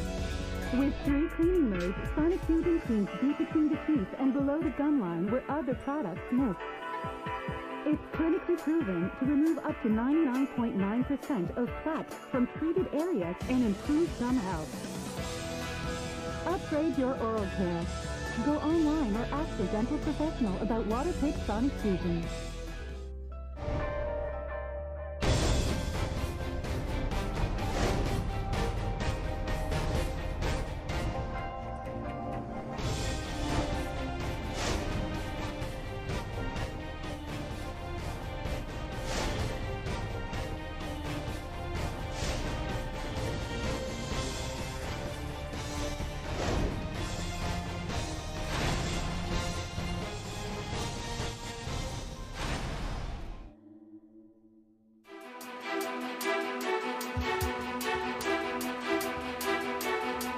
Hello and welcome to CTV News Channel. I'm Jennifer Burke. Here's what's making news right now.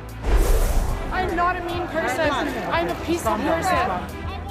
Some tense scenes in Ottawa today as police move in, arresting more than 100 protesters in a major operation to clear the downtown core. The past 24 hours has marked an important turning point in the operation. Federal ministers watching the situation closely, citing the Emergencies Act as a key tool in being able to move in on protesters in Ottawa. They're being charged with mischief and obstruction of justice. And the police crackdown in the capital sees charges laid and trucks towed and fewer protesters on the streets tonight. Thanks for tuning in. Police have made more than 100 arrests as they work to clear out protesters in downtown Ottawa. But the situation remains tense, and some protesters say they were pepper sprayed.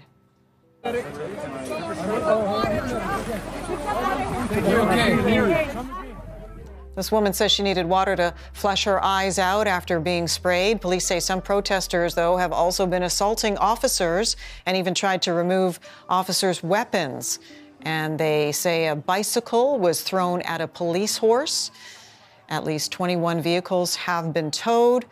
The interim police chief says protesters were told to leave. Even this morning, all unlawful protesters were given many opportunities to leave. Officers then turned to the intersection of Rideau and Sussex, making more arrests and clearing that location. As of 3 p.m. today, we've arrested 70 people. They have been charged with multiple various offences, including mischief. Work is underway by the City of Ottawa to remediate and clean up the area that we have gained back today. And once again, they updated that number to be more than 100 people arrested and some 21 vehicles towed. On your screen is Mark Mendelson, former homicide detective. And Mark, I know it's been a long day for you as well. We rely on your expertise to help us walk through what we're seeing in front of us on our screen. So let's start with the action by the police, your response and reaction to how they have conducted themselves today and how they've handled the protesters. Well, good evening, Jennifer, and thank you for your kind words. Yeah, it has been a long day.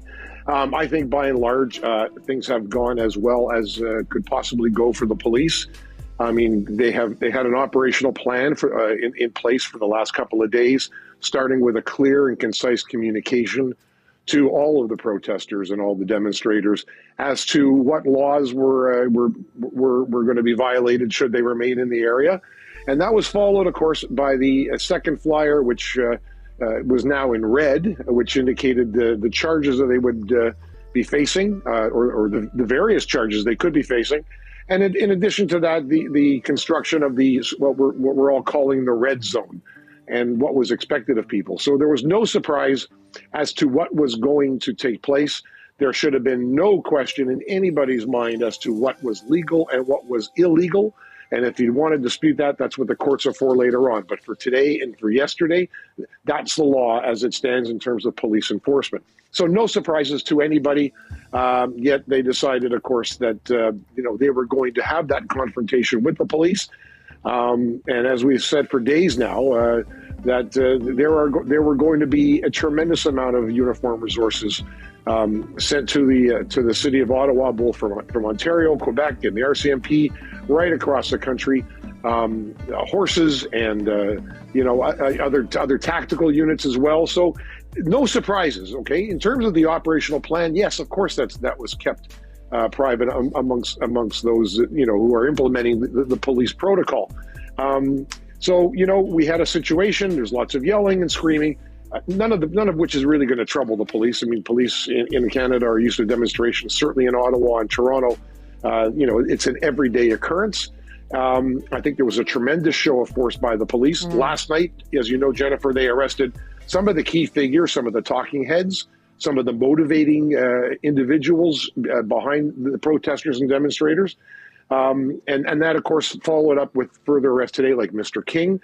And then, of course, it's the confrontation. And, if people want to stand in front of a line in front of 200 or 300 officers and shout and scream, that's fine. But they have to remember that the end game here is that they're leaving.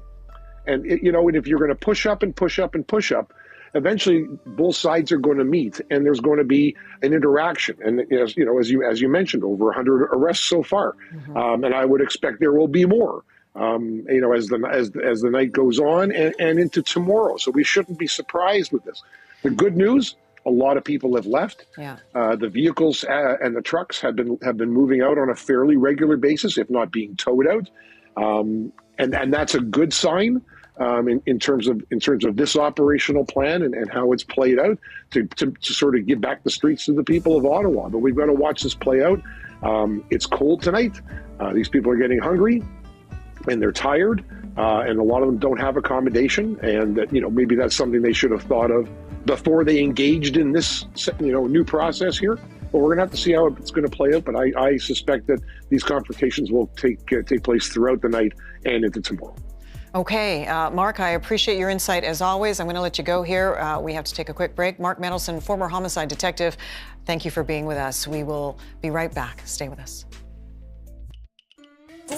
Connie, I've mastered human replication. Our reno can now get done in 1/5 of the time. Nice breakthrough, Gorge, but check out this one. We just saved a bundle buying home and auto insurance with Sonnet. That was fast.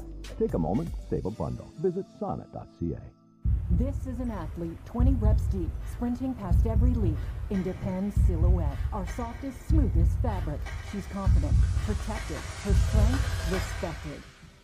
Depend, the only thing stronger than us is you.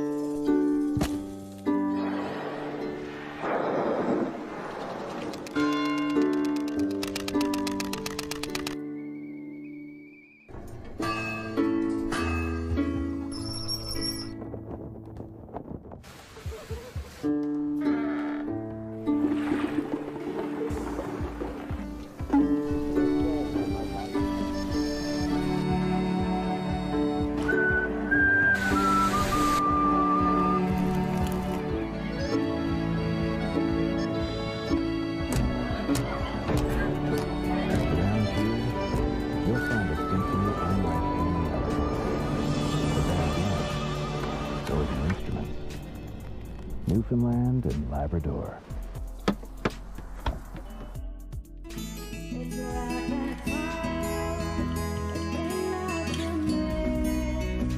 Werther's Original Caramels. For a taste that makes you feel like someone very special.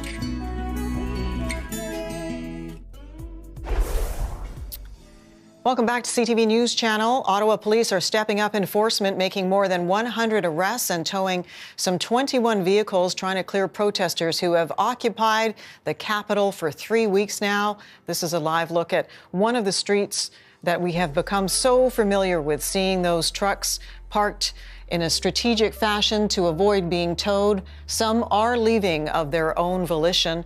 We can tell you there have been some clashes between police and protesters, police saying they have been assaulted, in some cases by protesters, some who also tried to seize their weapons. Meantime, protesters have said they have been pepper sprayed in some instances. Others claimed they were trampled when the police horses moved in. Meantime, police continue to urge protesters to remove any children from the scene. Joining me now is Senator Vernon White. He is also a former Ottawa police chief. Senator White, good to have you on the program, and I appreciate your insight being a former police chief. Give me your opinion on how things are being handled today. I think it's progressing very well, actually, much smoother than I anticipated. I didn't know if they'd get as deep into the group of protesters as they have, so I'm glad they are. And overall, I think the number of protesters who have left on their own, I think, is encouraging. And those who have not will be removed by force. So, yeah, no, I think it's going very well. We continue to show the picture of the police line in front of the Chateau Laurier. What is, from your experience, the methodology here, and what will come next? Look, I think they're pushing for land right now. They'll just keep taking property, and as long as people continue to push back, they'll be removed and arrested. I anticipate at some point here that a number of the people that are, after they see a number of their friends arrested, some of those people will also decide to leave. You can see in one of the photos I saw, there's a number of people standing further back. I think those people are probably not looking to engage, and they may actually change their mind. So I think this is a really good look. It's being run very clean, very well, very smooth. I think Ottawans can be proud of the manner in which the police are operating. And overall, I think this is the best we could ask for. And I think as long as the public understands this will still take a while to get everybody else out of there and get all of the equipment out of there, I think we'll end up with a very positive conclusion.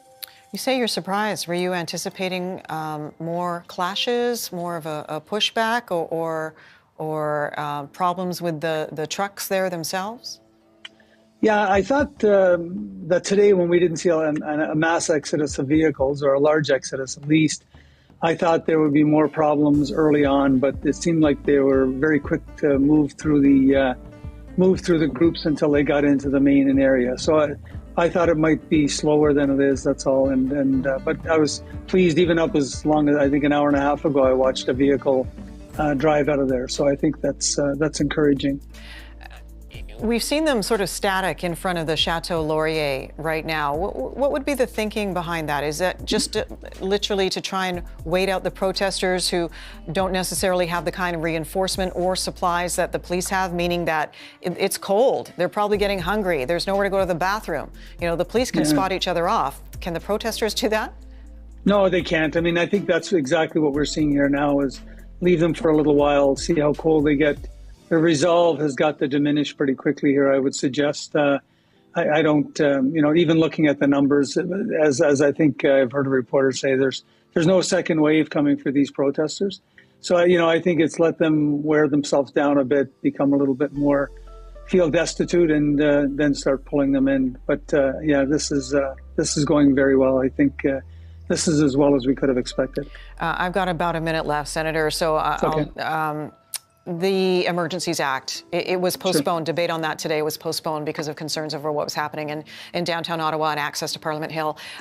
It's supposed to resume on Monday. If this protest is cleared, is there even a need for the Emergencies Act to be put forward?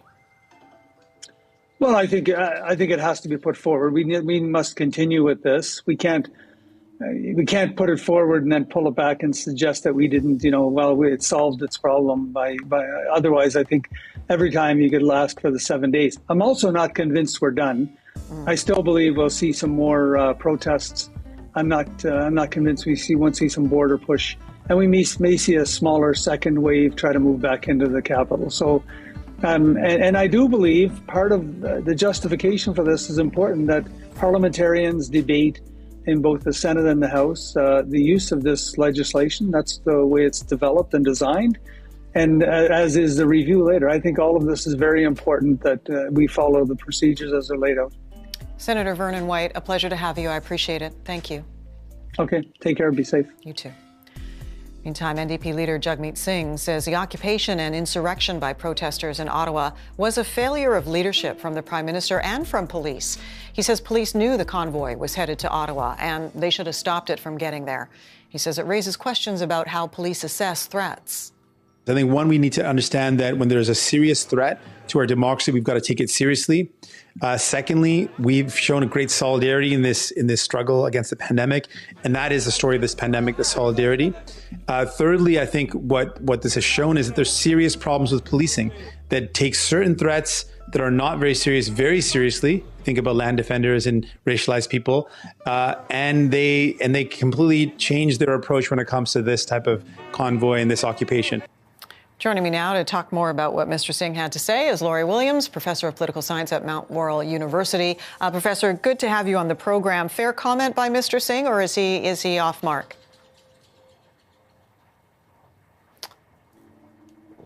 Laurie, hang on a second. We couldn't hear you for a second. I'll ask you to start again, if you will. Certainly. There seems to be quite a bit of dissonance between the treatment of these protesters and the kinds of reactions we see to protesters that, for example, are opposing pipelines, incursion onto land, and so forth. In other words, it looks as though there's more sympathy for the cause and that the reaction has been different. That said, I do think the underestimation in this case was in part just because of the way this was organized, the kinds of strategies that were being used, and the fact that they were using these huge vehicles, and it sort of got away from police before they could handle it. So It was a failure on all levels of government, would you suggest, that initially the Ottawa police was not necessarily prepared, but then municipally and then provincially, the response wasn't fast enough? Well, not only that, there was a lot of finger pointing, people saying, well, we can't do it, someone else has the jurisdiction and so forth. And if nothing else comes out of the invocation of the Emergencies Act, the debate that follows, and in particular, the inquiry that is required after all of this is settled, if nothing else comes out of that, then some clarity on how to defend the nation's capital is, I think, extremely important. This inability to coordinate strategies between different levels of government, different police forces and so forth, I think is quite problematic. It's not the first time we've seen it, but it's certainly the worst. We've seen it, and that's something that has to be looked at very carefully. Lori, how politically damaging is this for all the parties involved, but primarily the Liberals and the Conservatives, because both use this or seem to use this to try and make political hay?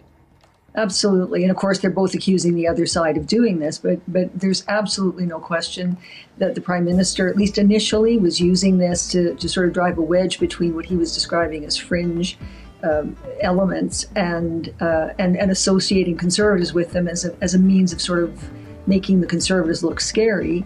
And the Conservatives, in trying to cozy up to some of them, may have put themselves further away from that sort of more moderate voter that they need to win in the next election. And of course, that's not ultimately good for democracy if the government in waiting isn't a party or doesn't have a leader that Canadians can trust as a possible replacement for the Prime Minister.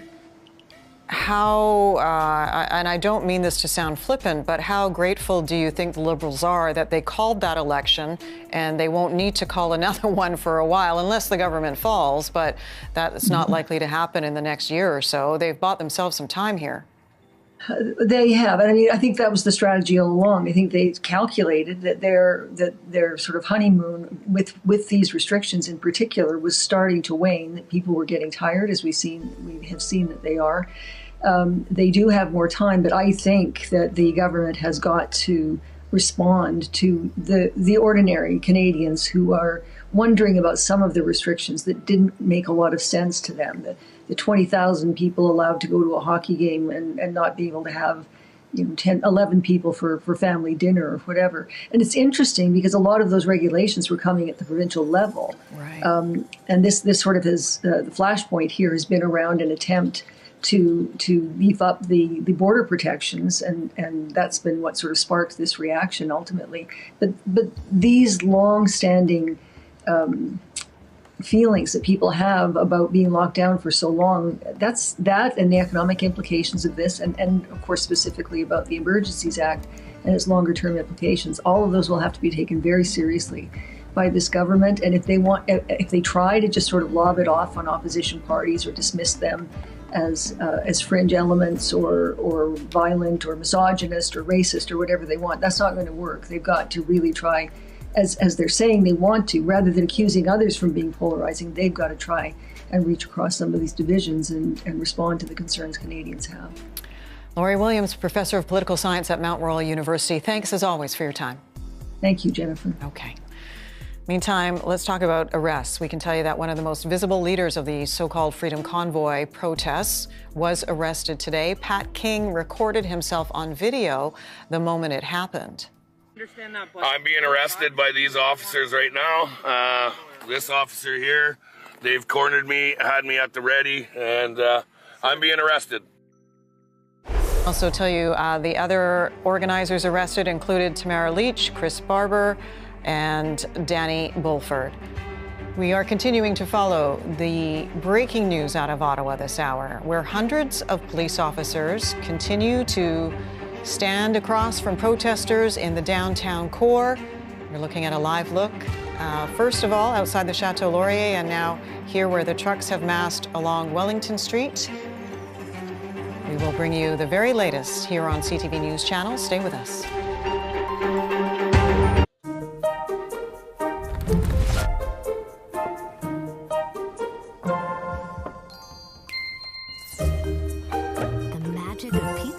In a pocket. McCain Pizza Pockets. Wow. no braces, all that music at your fingertips. I wasn't so lucky.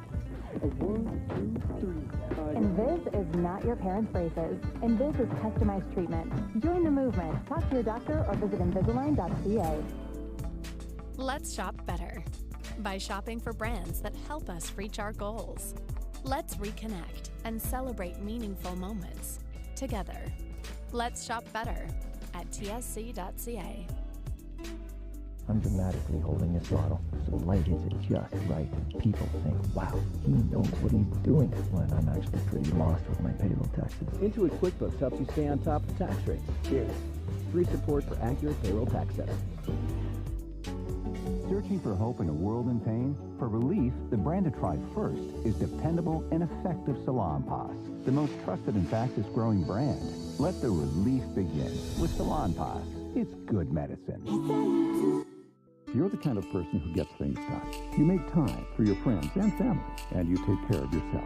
But lately it's been harder to stay in touch with the people you care about. So don't wait. Book a hearing test today at connecthearing.ca. Let our hearing care professionals take care of your hearing health so you can take care of the important things in life.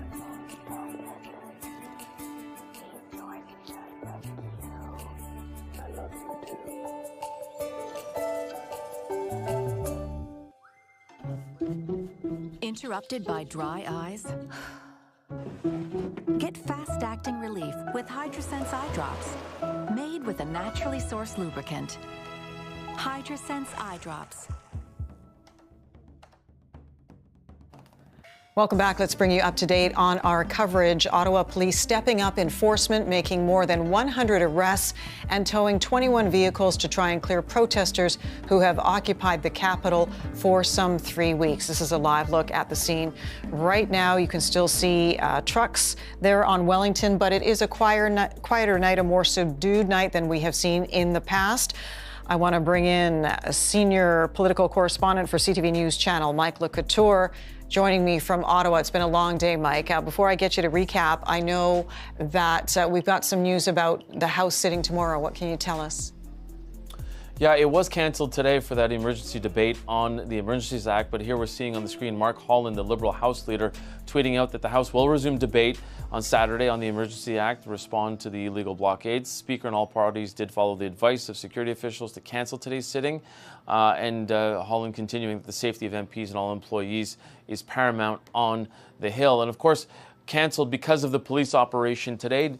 They knew and they were briefed by security officials, and people need to understand that it is security that is run by the Speaker of the House, who makes that type of decision, and the Sergeant-at-Arms, who is head of security on Parliament Hill. It is not the government that shut down debate today. They were advised not to do this today. So it'll be interesting to see what the tone is as it picks up tomorrow, on this debate again. It's been divisive. It's been extremely political, as most of it is in the House of Commons, but especially here with opposition parties pointing the finger at Justin Trudeau, namely the Conservatives and the Bloc Québécois, saying he's bringing in this heavy hammer when he doesn't need it, and that the NDP has been supporting it, although reluctantly, but believing that that is the way to finally end this occupation of Parliament Hill and on streets of Ottawa. So that debate starts in earnest tomorrow morning, and Holland in his second tweet saying that the vote will now be on Saturday evening at 8 p.m. On the final vote on this Emergencies Act. Okay, so they're not going to wait till Monday, so we'll have some kind of resolution at least by tomorrow night. And as you mentioned, the NDP saying they are going to support this motion. So I may have misspoken, but the vote will be Monday night. Oh, I thought you said Saturday night at 8 p.m. I may have. It's been a long day, Jennifer. I don't know. Dear. Maybe I did, maybe I didn't. Doesn't matter. You know what? We're setting the record straight right here, right now. Beautiful. Monday, 8 p.m. is the vote, okay? All right, we got that straight. Got it. So listen, because I know you were out there first thing today and you've done yeoman's work for us, let's just do a recap for our viewers on how the day went and where we are now. I think people need to understand that this day started with a little bit of tension in the air and a lot of snow on the ground, 20 centimeters overnight, and that may have sort of calmed a lot of the protesters and sort of released a bit of the tension. But we saw early on this morning, police moved in on the eastern side of this perimeter that they had set up last night, this 3 square kilometer perimeter of downtown Ottawa where there were 100 checkpoints. So on the eastern side, they started to move in and make arrests very early on and start to move their way west, mainly on Sussex, which turns into, not Sussex Drive, but Rideau, and that turns into Wellington Street. And that is where the latest sort of confrontation is with protesters at this point. They're trying to continue to move on and move forward towards Parliament Hill. Ottawa police are. In the meantime, what you saw in different spaces on Wellington Street, where you had a number of these vehicles, a number of these trucks and other kinds of SUVs that were bumper to bumper and sometimes tire to tire, a number of them started to leave, maybe sensing that the end was coming or that they understood that they could leave at that point and possibly not face any kind of ramifications and repercussions, and that's why they left. So it was really clear that what the police were doing was going to be moving forward and that this was no longer just warnings, and that is why a number of these vehicles and a number of these people have left. But there still continues to be an occupation of Wellington Street, and that will continue for some time, it seems. Indeed. Senior political correspondent for CTV News Channel, Mike Lecouture. Thanks, Mike. Meantime, businesses in the city have become collateral damage in all of this. Ottawa's economy has lost tens of millions of dollars in just 3 weeks. CTV's Dave Charbonneau explains. Friday in the Byward Market is usually bustling. Instead, it's near empty. Restaurants the hardest hit. So I have several restaurants in the Byward Market area. One, Metropolitan, right at the corner of Rideau and Sussex, which is surrounded by trucks who've been honking for 3 weeks. That's not a inviting customer experience. What hurts even more is that capacity limits from COVID-19 have been lifted. These businesses now have to watch and wait for the police operation to end. Family Day weekend is one of the top weekends down there of the year. Like, I'm talking hundreds and hundreds of thousands of dollars in lost sales, which means tens of thousands of lost tips and wages for all the staff who have to pay rent. I mean, the walk-in business is, very little to nothing. Johnny Boney helps run the King Eddie in the Byward Market. He hopes the end of the blockade will get customers back into the habit of enjoying a restaurant meal. Yeah, we're just, hopefully this stuff will get resolved and, things will get back to normal. There's a lot to look forward to. I think spring and summer are going to be great. So just got to hold on for a couple more days, I guess. It's important to understand the Rideau Centre is open 363 days a year. The Rideau Centre is one of Canada's largest malls. It's also a major transit hub, and it's been closed for 3 weeks. Millions in sales lost per week. To regain our city, it's going to take time, and we have to be aware of that. We have to be intentional about the investments and efforts relating to supporting our city's core. Officials say it might take days to clear protesters out of the area, but for business owners, it can't come soon enough. This is the worst it's been in 2 years. This is worse than any lockdown. At least everybody was in the same boat before. They were funding us, but this is like, when does it end? How does this? You're going to see some serious devastation in the business community. It's very difficult right now, very difficult. Dave Charbonneau, CTV News. And CTV National News is next. A historic day in our nation's capital. More than 100 people arrested as masses of police move in to break up the trucker convoy protest after 22 long days. CTV National News with Lisa LaFlamme begins right now.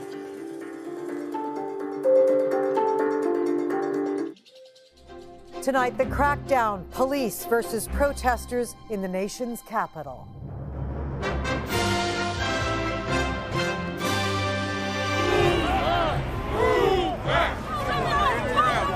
A massive operation to end the occupation over COVID mandates.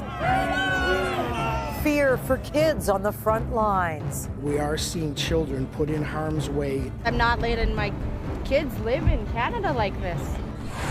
Grievances laid bare. My body, my choice. Die-hard resistance and resolve. The roadways are going to get blocked no matter what. Special coverage of Canada at a critical turning point. crazy. It feels like we're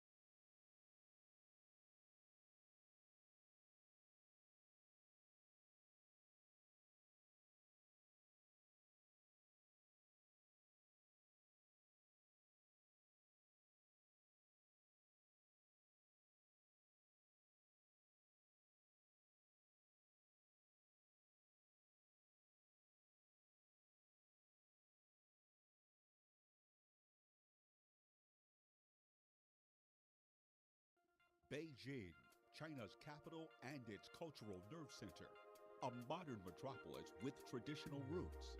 And now it becomes the first city in the world to host both Summer and Winter Olympics.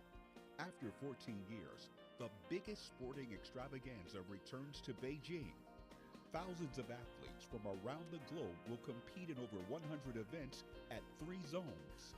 Cheered on by over 1.4 billion Chinese citizens and millions abroad. CGTN will bring you a ringside view of the historic event.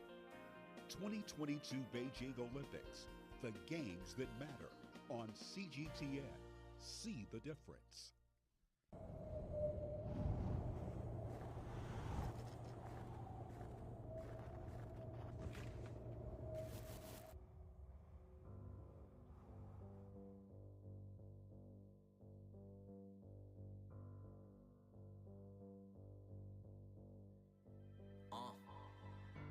Faster, higher, stronger, together.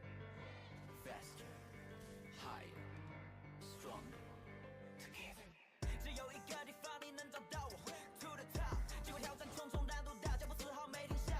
睁大了瞳孔看着我，不断的在想到，在进化我看不到你，你的怀疑在闹。就每日每首，机会在不被随手，拿胜利的美酒满足我的胃口，我们尊重对手，你到来时我优秀，守护我的尊严，再去到 gold 的 medal， 一个接一个的头衔，不断的超越一往无前，速度快的就像那闪电，在空中画出完美弧线。别认为这是我的弱项，这是个天才当的铺垫，不曾低落过，这成功之上都是触点。赛道就在我脚下，迎风起飞不回头，月落门大鱼饵，不只像在湖里游，孤独的勇者在黑夜之中独立走，吹响了号角，志同道合一起走，钢铁般的意志不是谁都能达得到，研究的铁骨，狂风暴雨达不到，超越着自我极限，不是谁都能达得到，大雪和冰雹达不到，洒下的每一颗汗水 ，Yeah steady low， 滑落的每一滴眼泪 ，Yeah steady low， steady low，Yeah steady low，Together for a shared future，steady low， 鼓着你的志向不息，代表你也代表我，爱需要传承下去的就是刻逐渐被打破，灵动将赤裸，我会成为冰雪上面的舞者，是失去过才会靠我双手重新去拾得，种种努力都值得，点燃火种那一刻，过往的人间都值得，眼前变更清澈，角色奋斗之后望着傲然心态，傲然挺立的姿态，他们格外青睐，我享受着自由，往前走得成熟，落地的瞬间你只看到了我的辉煌成就，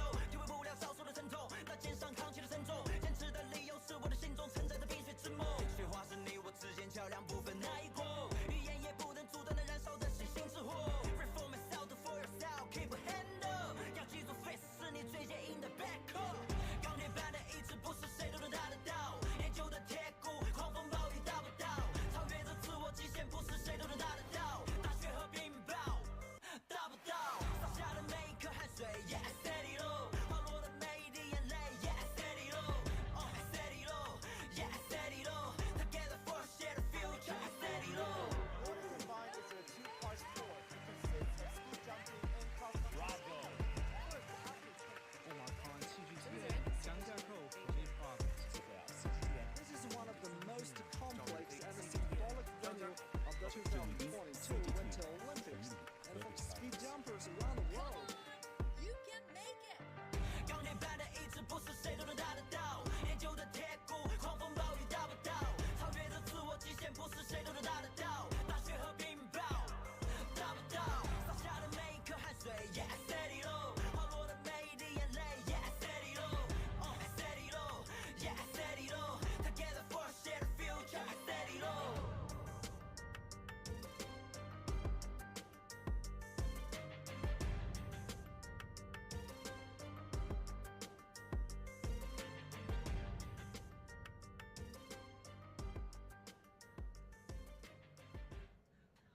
Hello and welcome aboard the Winter Games Express. We are actually now live streaming on the world's first high-speed bullet train that incorporates a 5G studio. So speaking more of this train, it actually carries athletes, media, volunteers, and other related staff traveling between Beijing and Zhangjiakou, the two competition zones of the Beijing 2022 Winter Olympic Games. So I am your host today, Xiaoxian. And I'm Zhu Dani with CGTN. So thanks to the support of China Academy of Railway Science Corporation and China Railway Jisun Technology Company, we broadcast you live first time in 5G enabled studios actually located here in the high-speed train.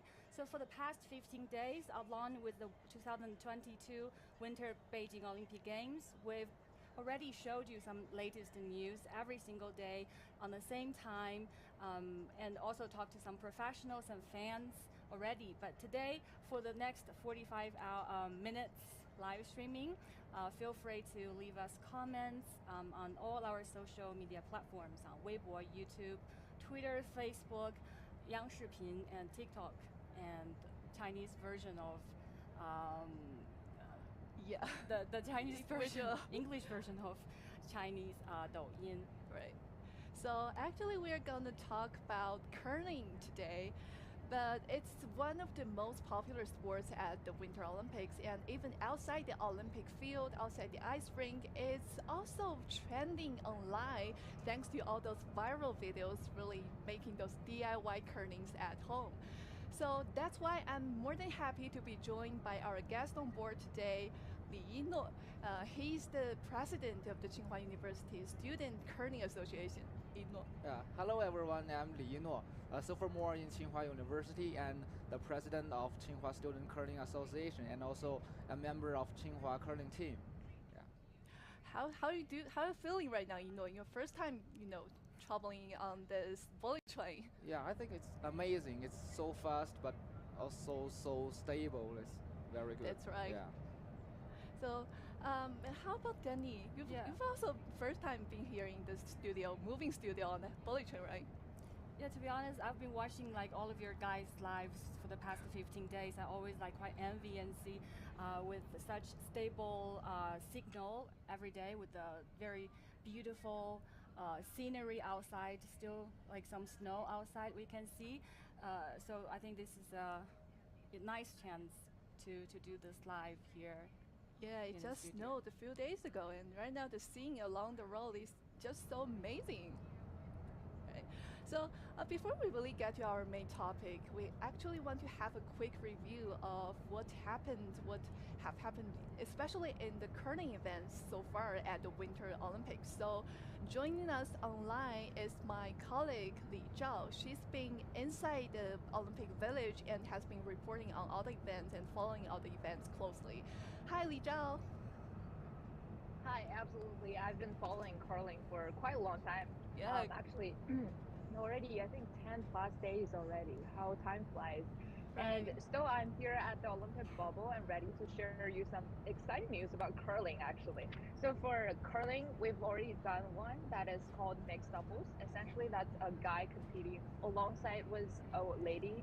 And then it's like a country have a couple, and then they fight against each other. The pairs fight with each pairs.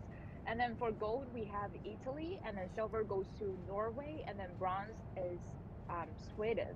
And for men's, it's actually just undergoing right now. We have Sweden remains top choice for men's curling standing, and also Team GB, Great Britain, just finished second to Sweden at the most recent World Champions. So definitely some exciting things to be look out for. And also Canada, ROC, Russia Olympic Committee, as well as Switzerland. And for women's, we know that riding champion is still Switzerland. It has really perfect #1 standing of 5-0 through the 6 seasons of play. And Japan is also another country to look out for, and also Team GB, Sweden, and also Team USA. So these are some countries that we'll be looking out for during the whole process of curling. We know that, as I said, mixed doubles have already finished. For men's and women's are still underway. So who knows who's going to get that gold medal. As for Team China, the women's curling team actually keeps their hope for entering the semifinals. Yesterday, it beats out the Britons, and it retook 5-7 lead before the second half. As for men, unfortunately, they already said goodbye to the semifinals as they have only 4 wins and 5 losses already. So that's it. Essentially, a look at how curling events is going on here at the Olympics. Thanks, Lisa. As you mentioned about the Chinese women curling team, have you ever interviewed any of the curling athletes inside the studio? the Olympic events is still ongoing right now, so I don't want to bother them at this point. But I did go to the Olympic. I did go to the site and see them play for a few times already. You know, curling is such a interesting event. It's not very thrilling or exciting like, you know, figure skating or short track speed skating. It is a very, I guess, gentle and subtle game, which requires a lot of thinking, right? You have that rock. We have an expert on train. I don't want to say too much about it, but he knows how it's going. Right? You have this giant stone. Like you got to calculate the direction of how it's gonna move, and you got to think like which one, like which of the stone that you're gonna hit in the house, which is the center circle of the designated area, and you want your stone to be as close as to the center. So that's how it runs essentially. And one thing I really want to remind you this time, because all the curling events are happening at the National Aquatic Center, which I don't know you guys remember, in 2008. That was actually where all the swimming events took place, and they turned the Olympic-sized swimming pool into, you know, some of the amazing technologies into lenses of ice. If you look at that, it's amazing, you know, turning that Olympic-sized swimming pool into lenses of ice. Yeah, speaking out that, I really quite envy you in the studio, like you're there in person. So how do you feel in general, like seeing all of these games there in the ice cube? As I said, I think curling, yeah, as you said, it's called water cube before, and right now it's turning into ice cube because of the Winter Olympics that's going on here. And as I said, curling events is not as, I guess, thrilling and exciting as other kind of ice hockey events or, let's say, short track speed skating. Like it just happens so fast and everything is going on at such a, you know, short amount of time. But karting is something that requires a lot of time and thinking, and I think it's all quiet throughout the whole process, and the only sound you can hear is really the um, curlers shouting at each other. Like, what are they saying? Actually, we have an expert on the train. What do you guys usually shout or yell to each other whenever there's a curling event going on? Hello, can you hear me? The Tsinghua captain of curling. Yes. Thanks for sharing all of that with us. How do you feel like today? Like, what's your plan for today? Right. So today we're gonna have something very exciting going on. That's the women's final for the figure skating. A lot of exciting girls that I've been keep an eye on. That would include Anna Sherbakova as well as Sasha Trusova.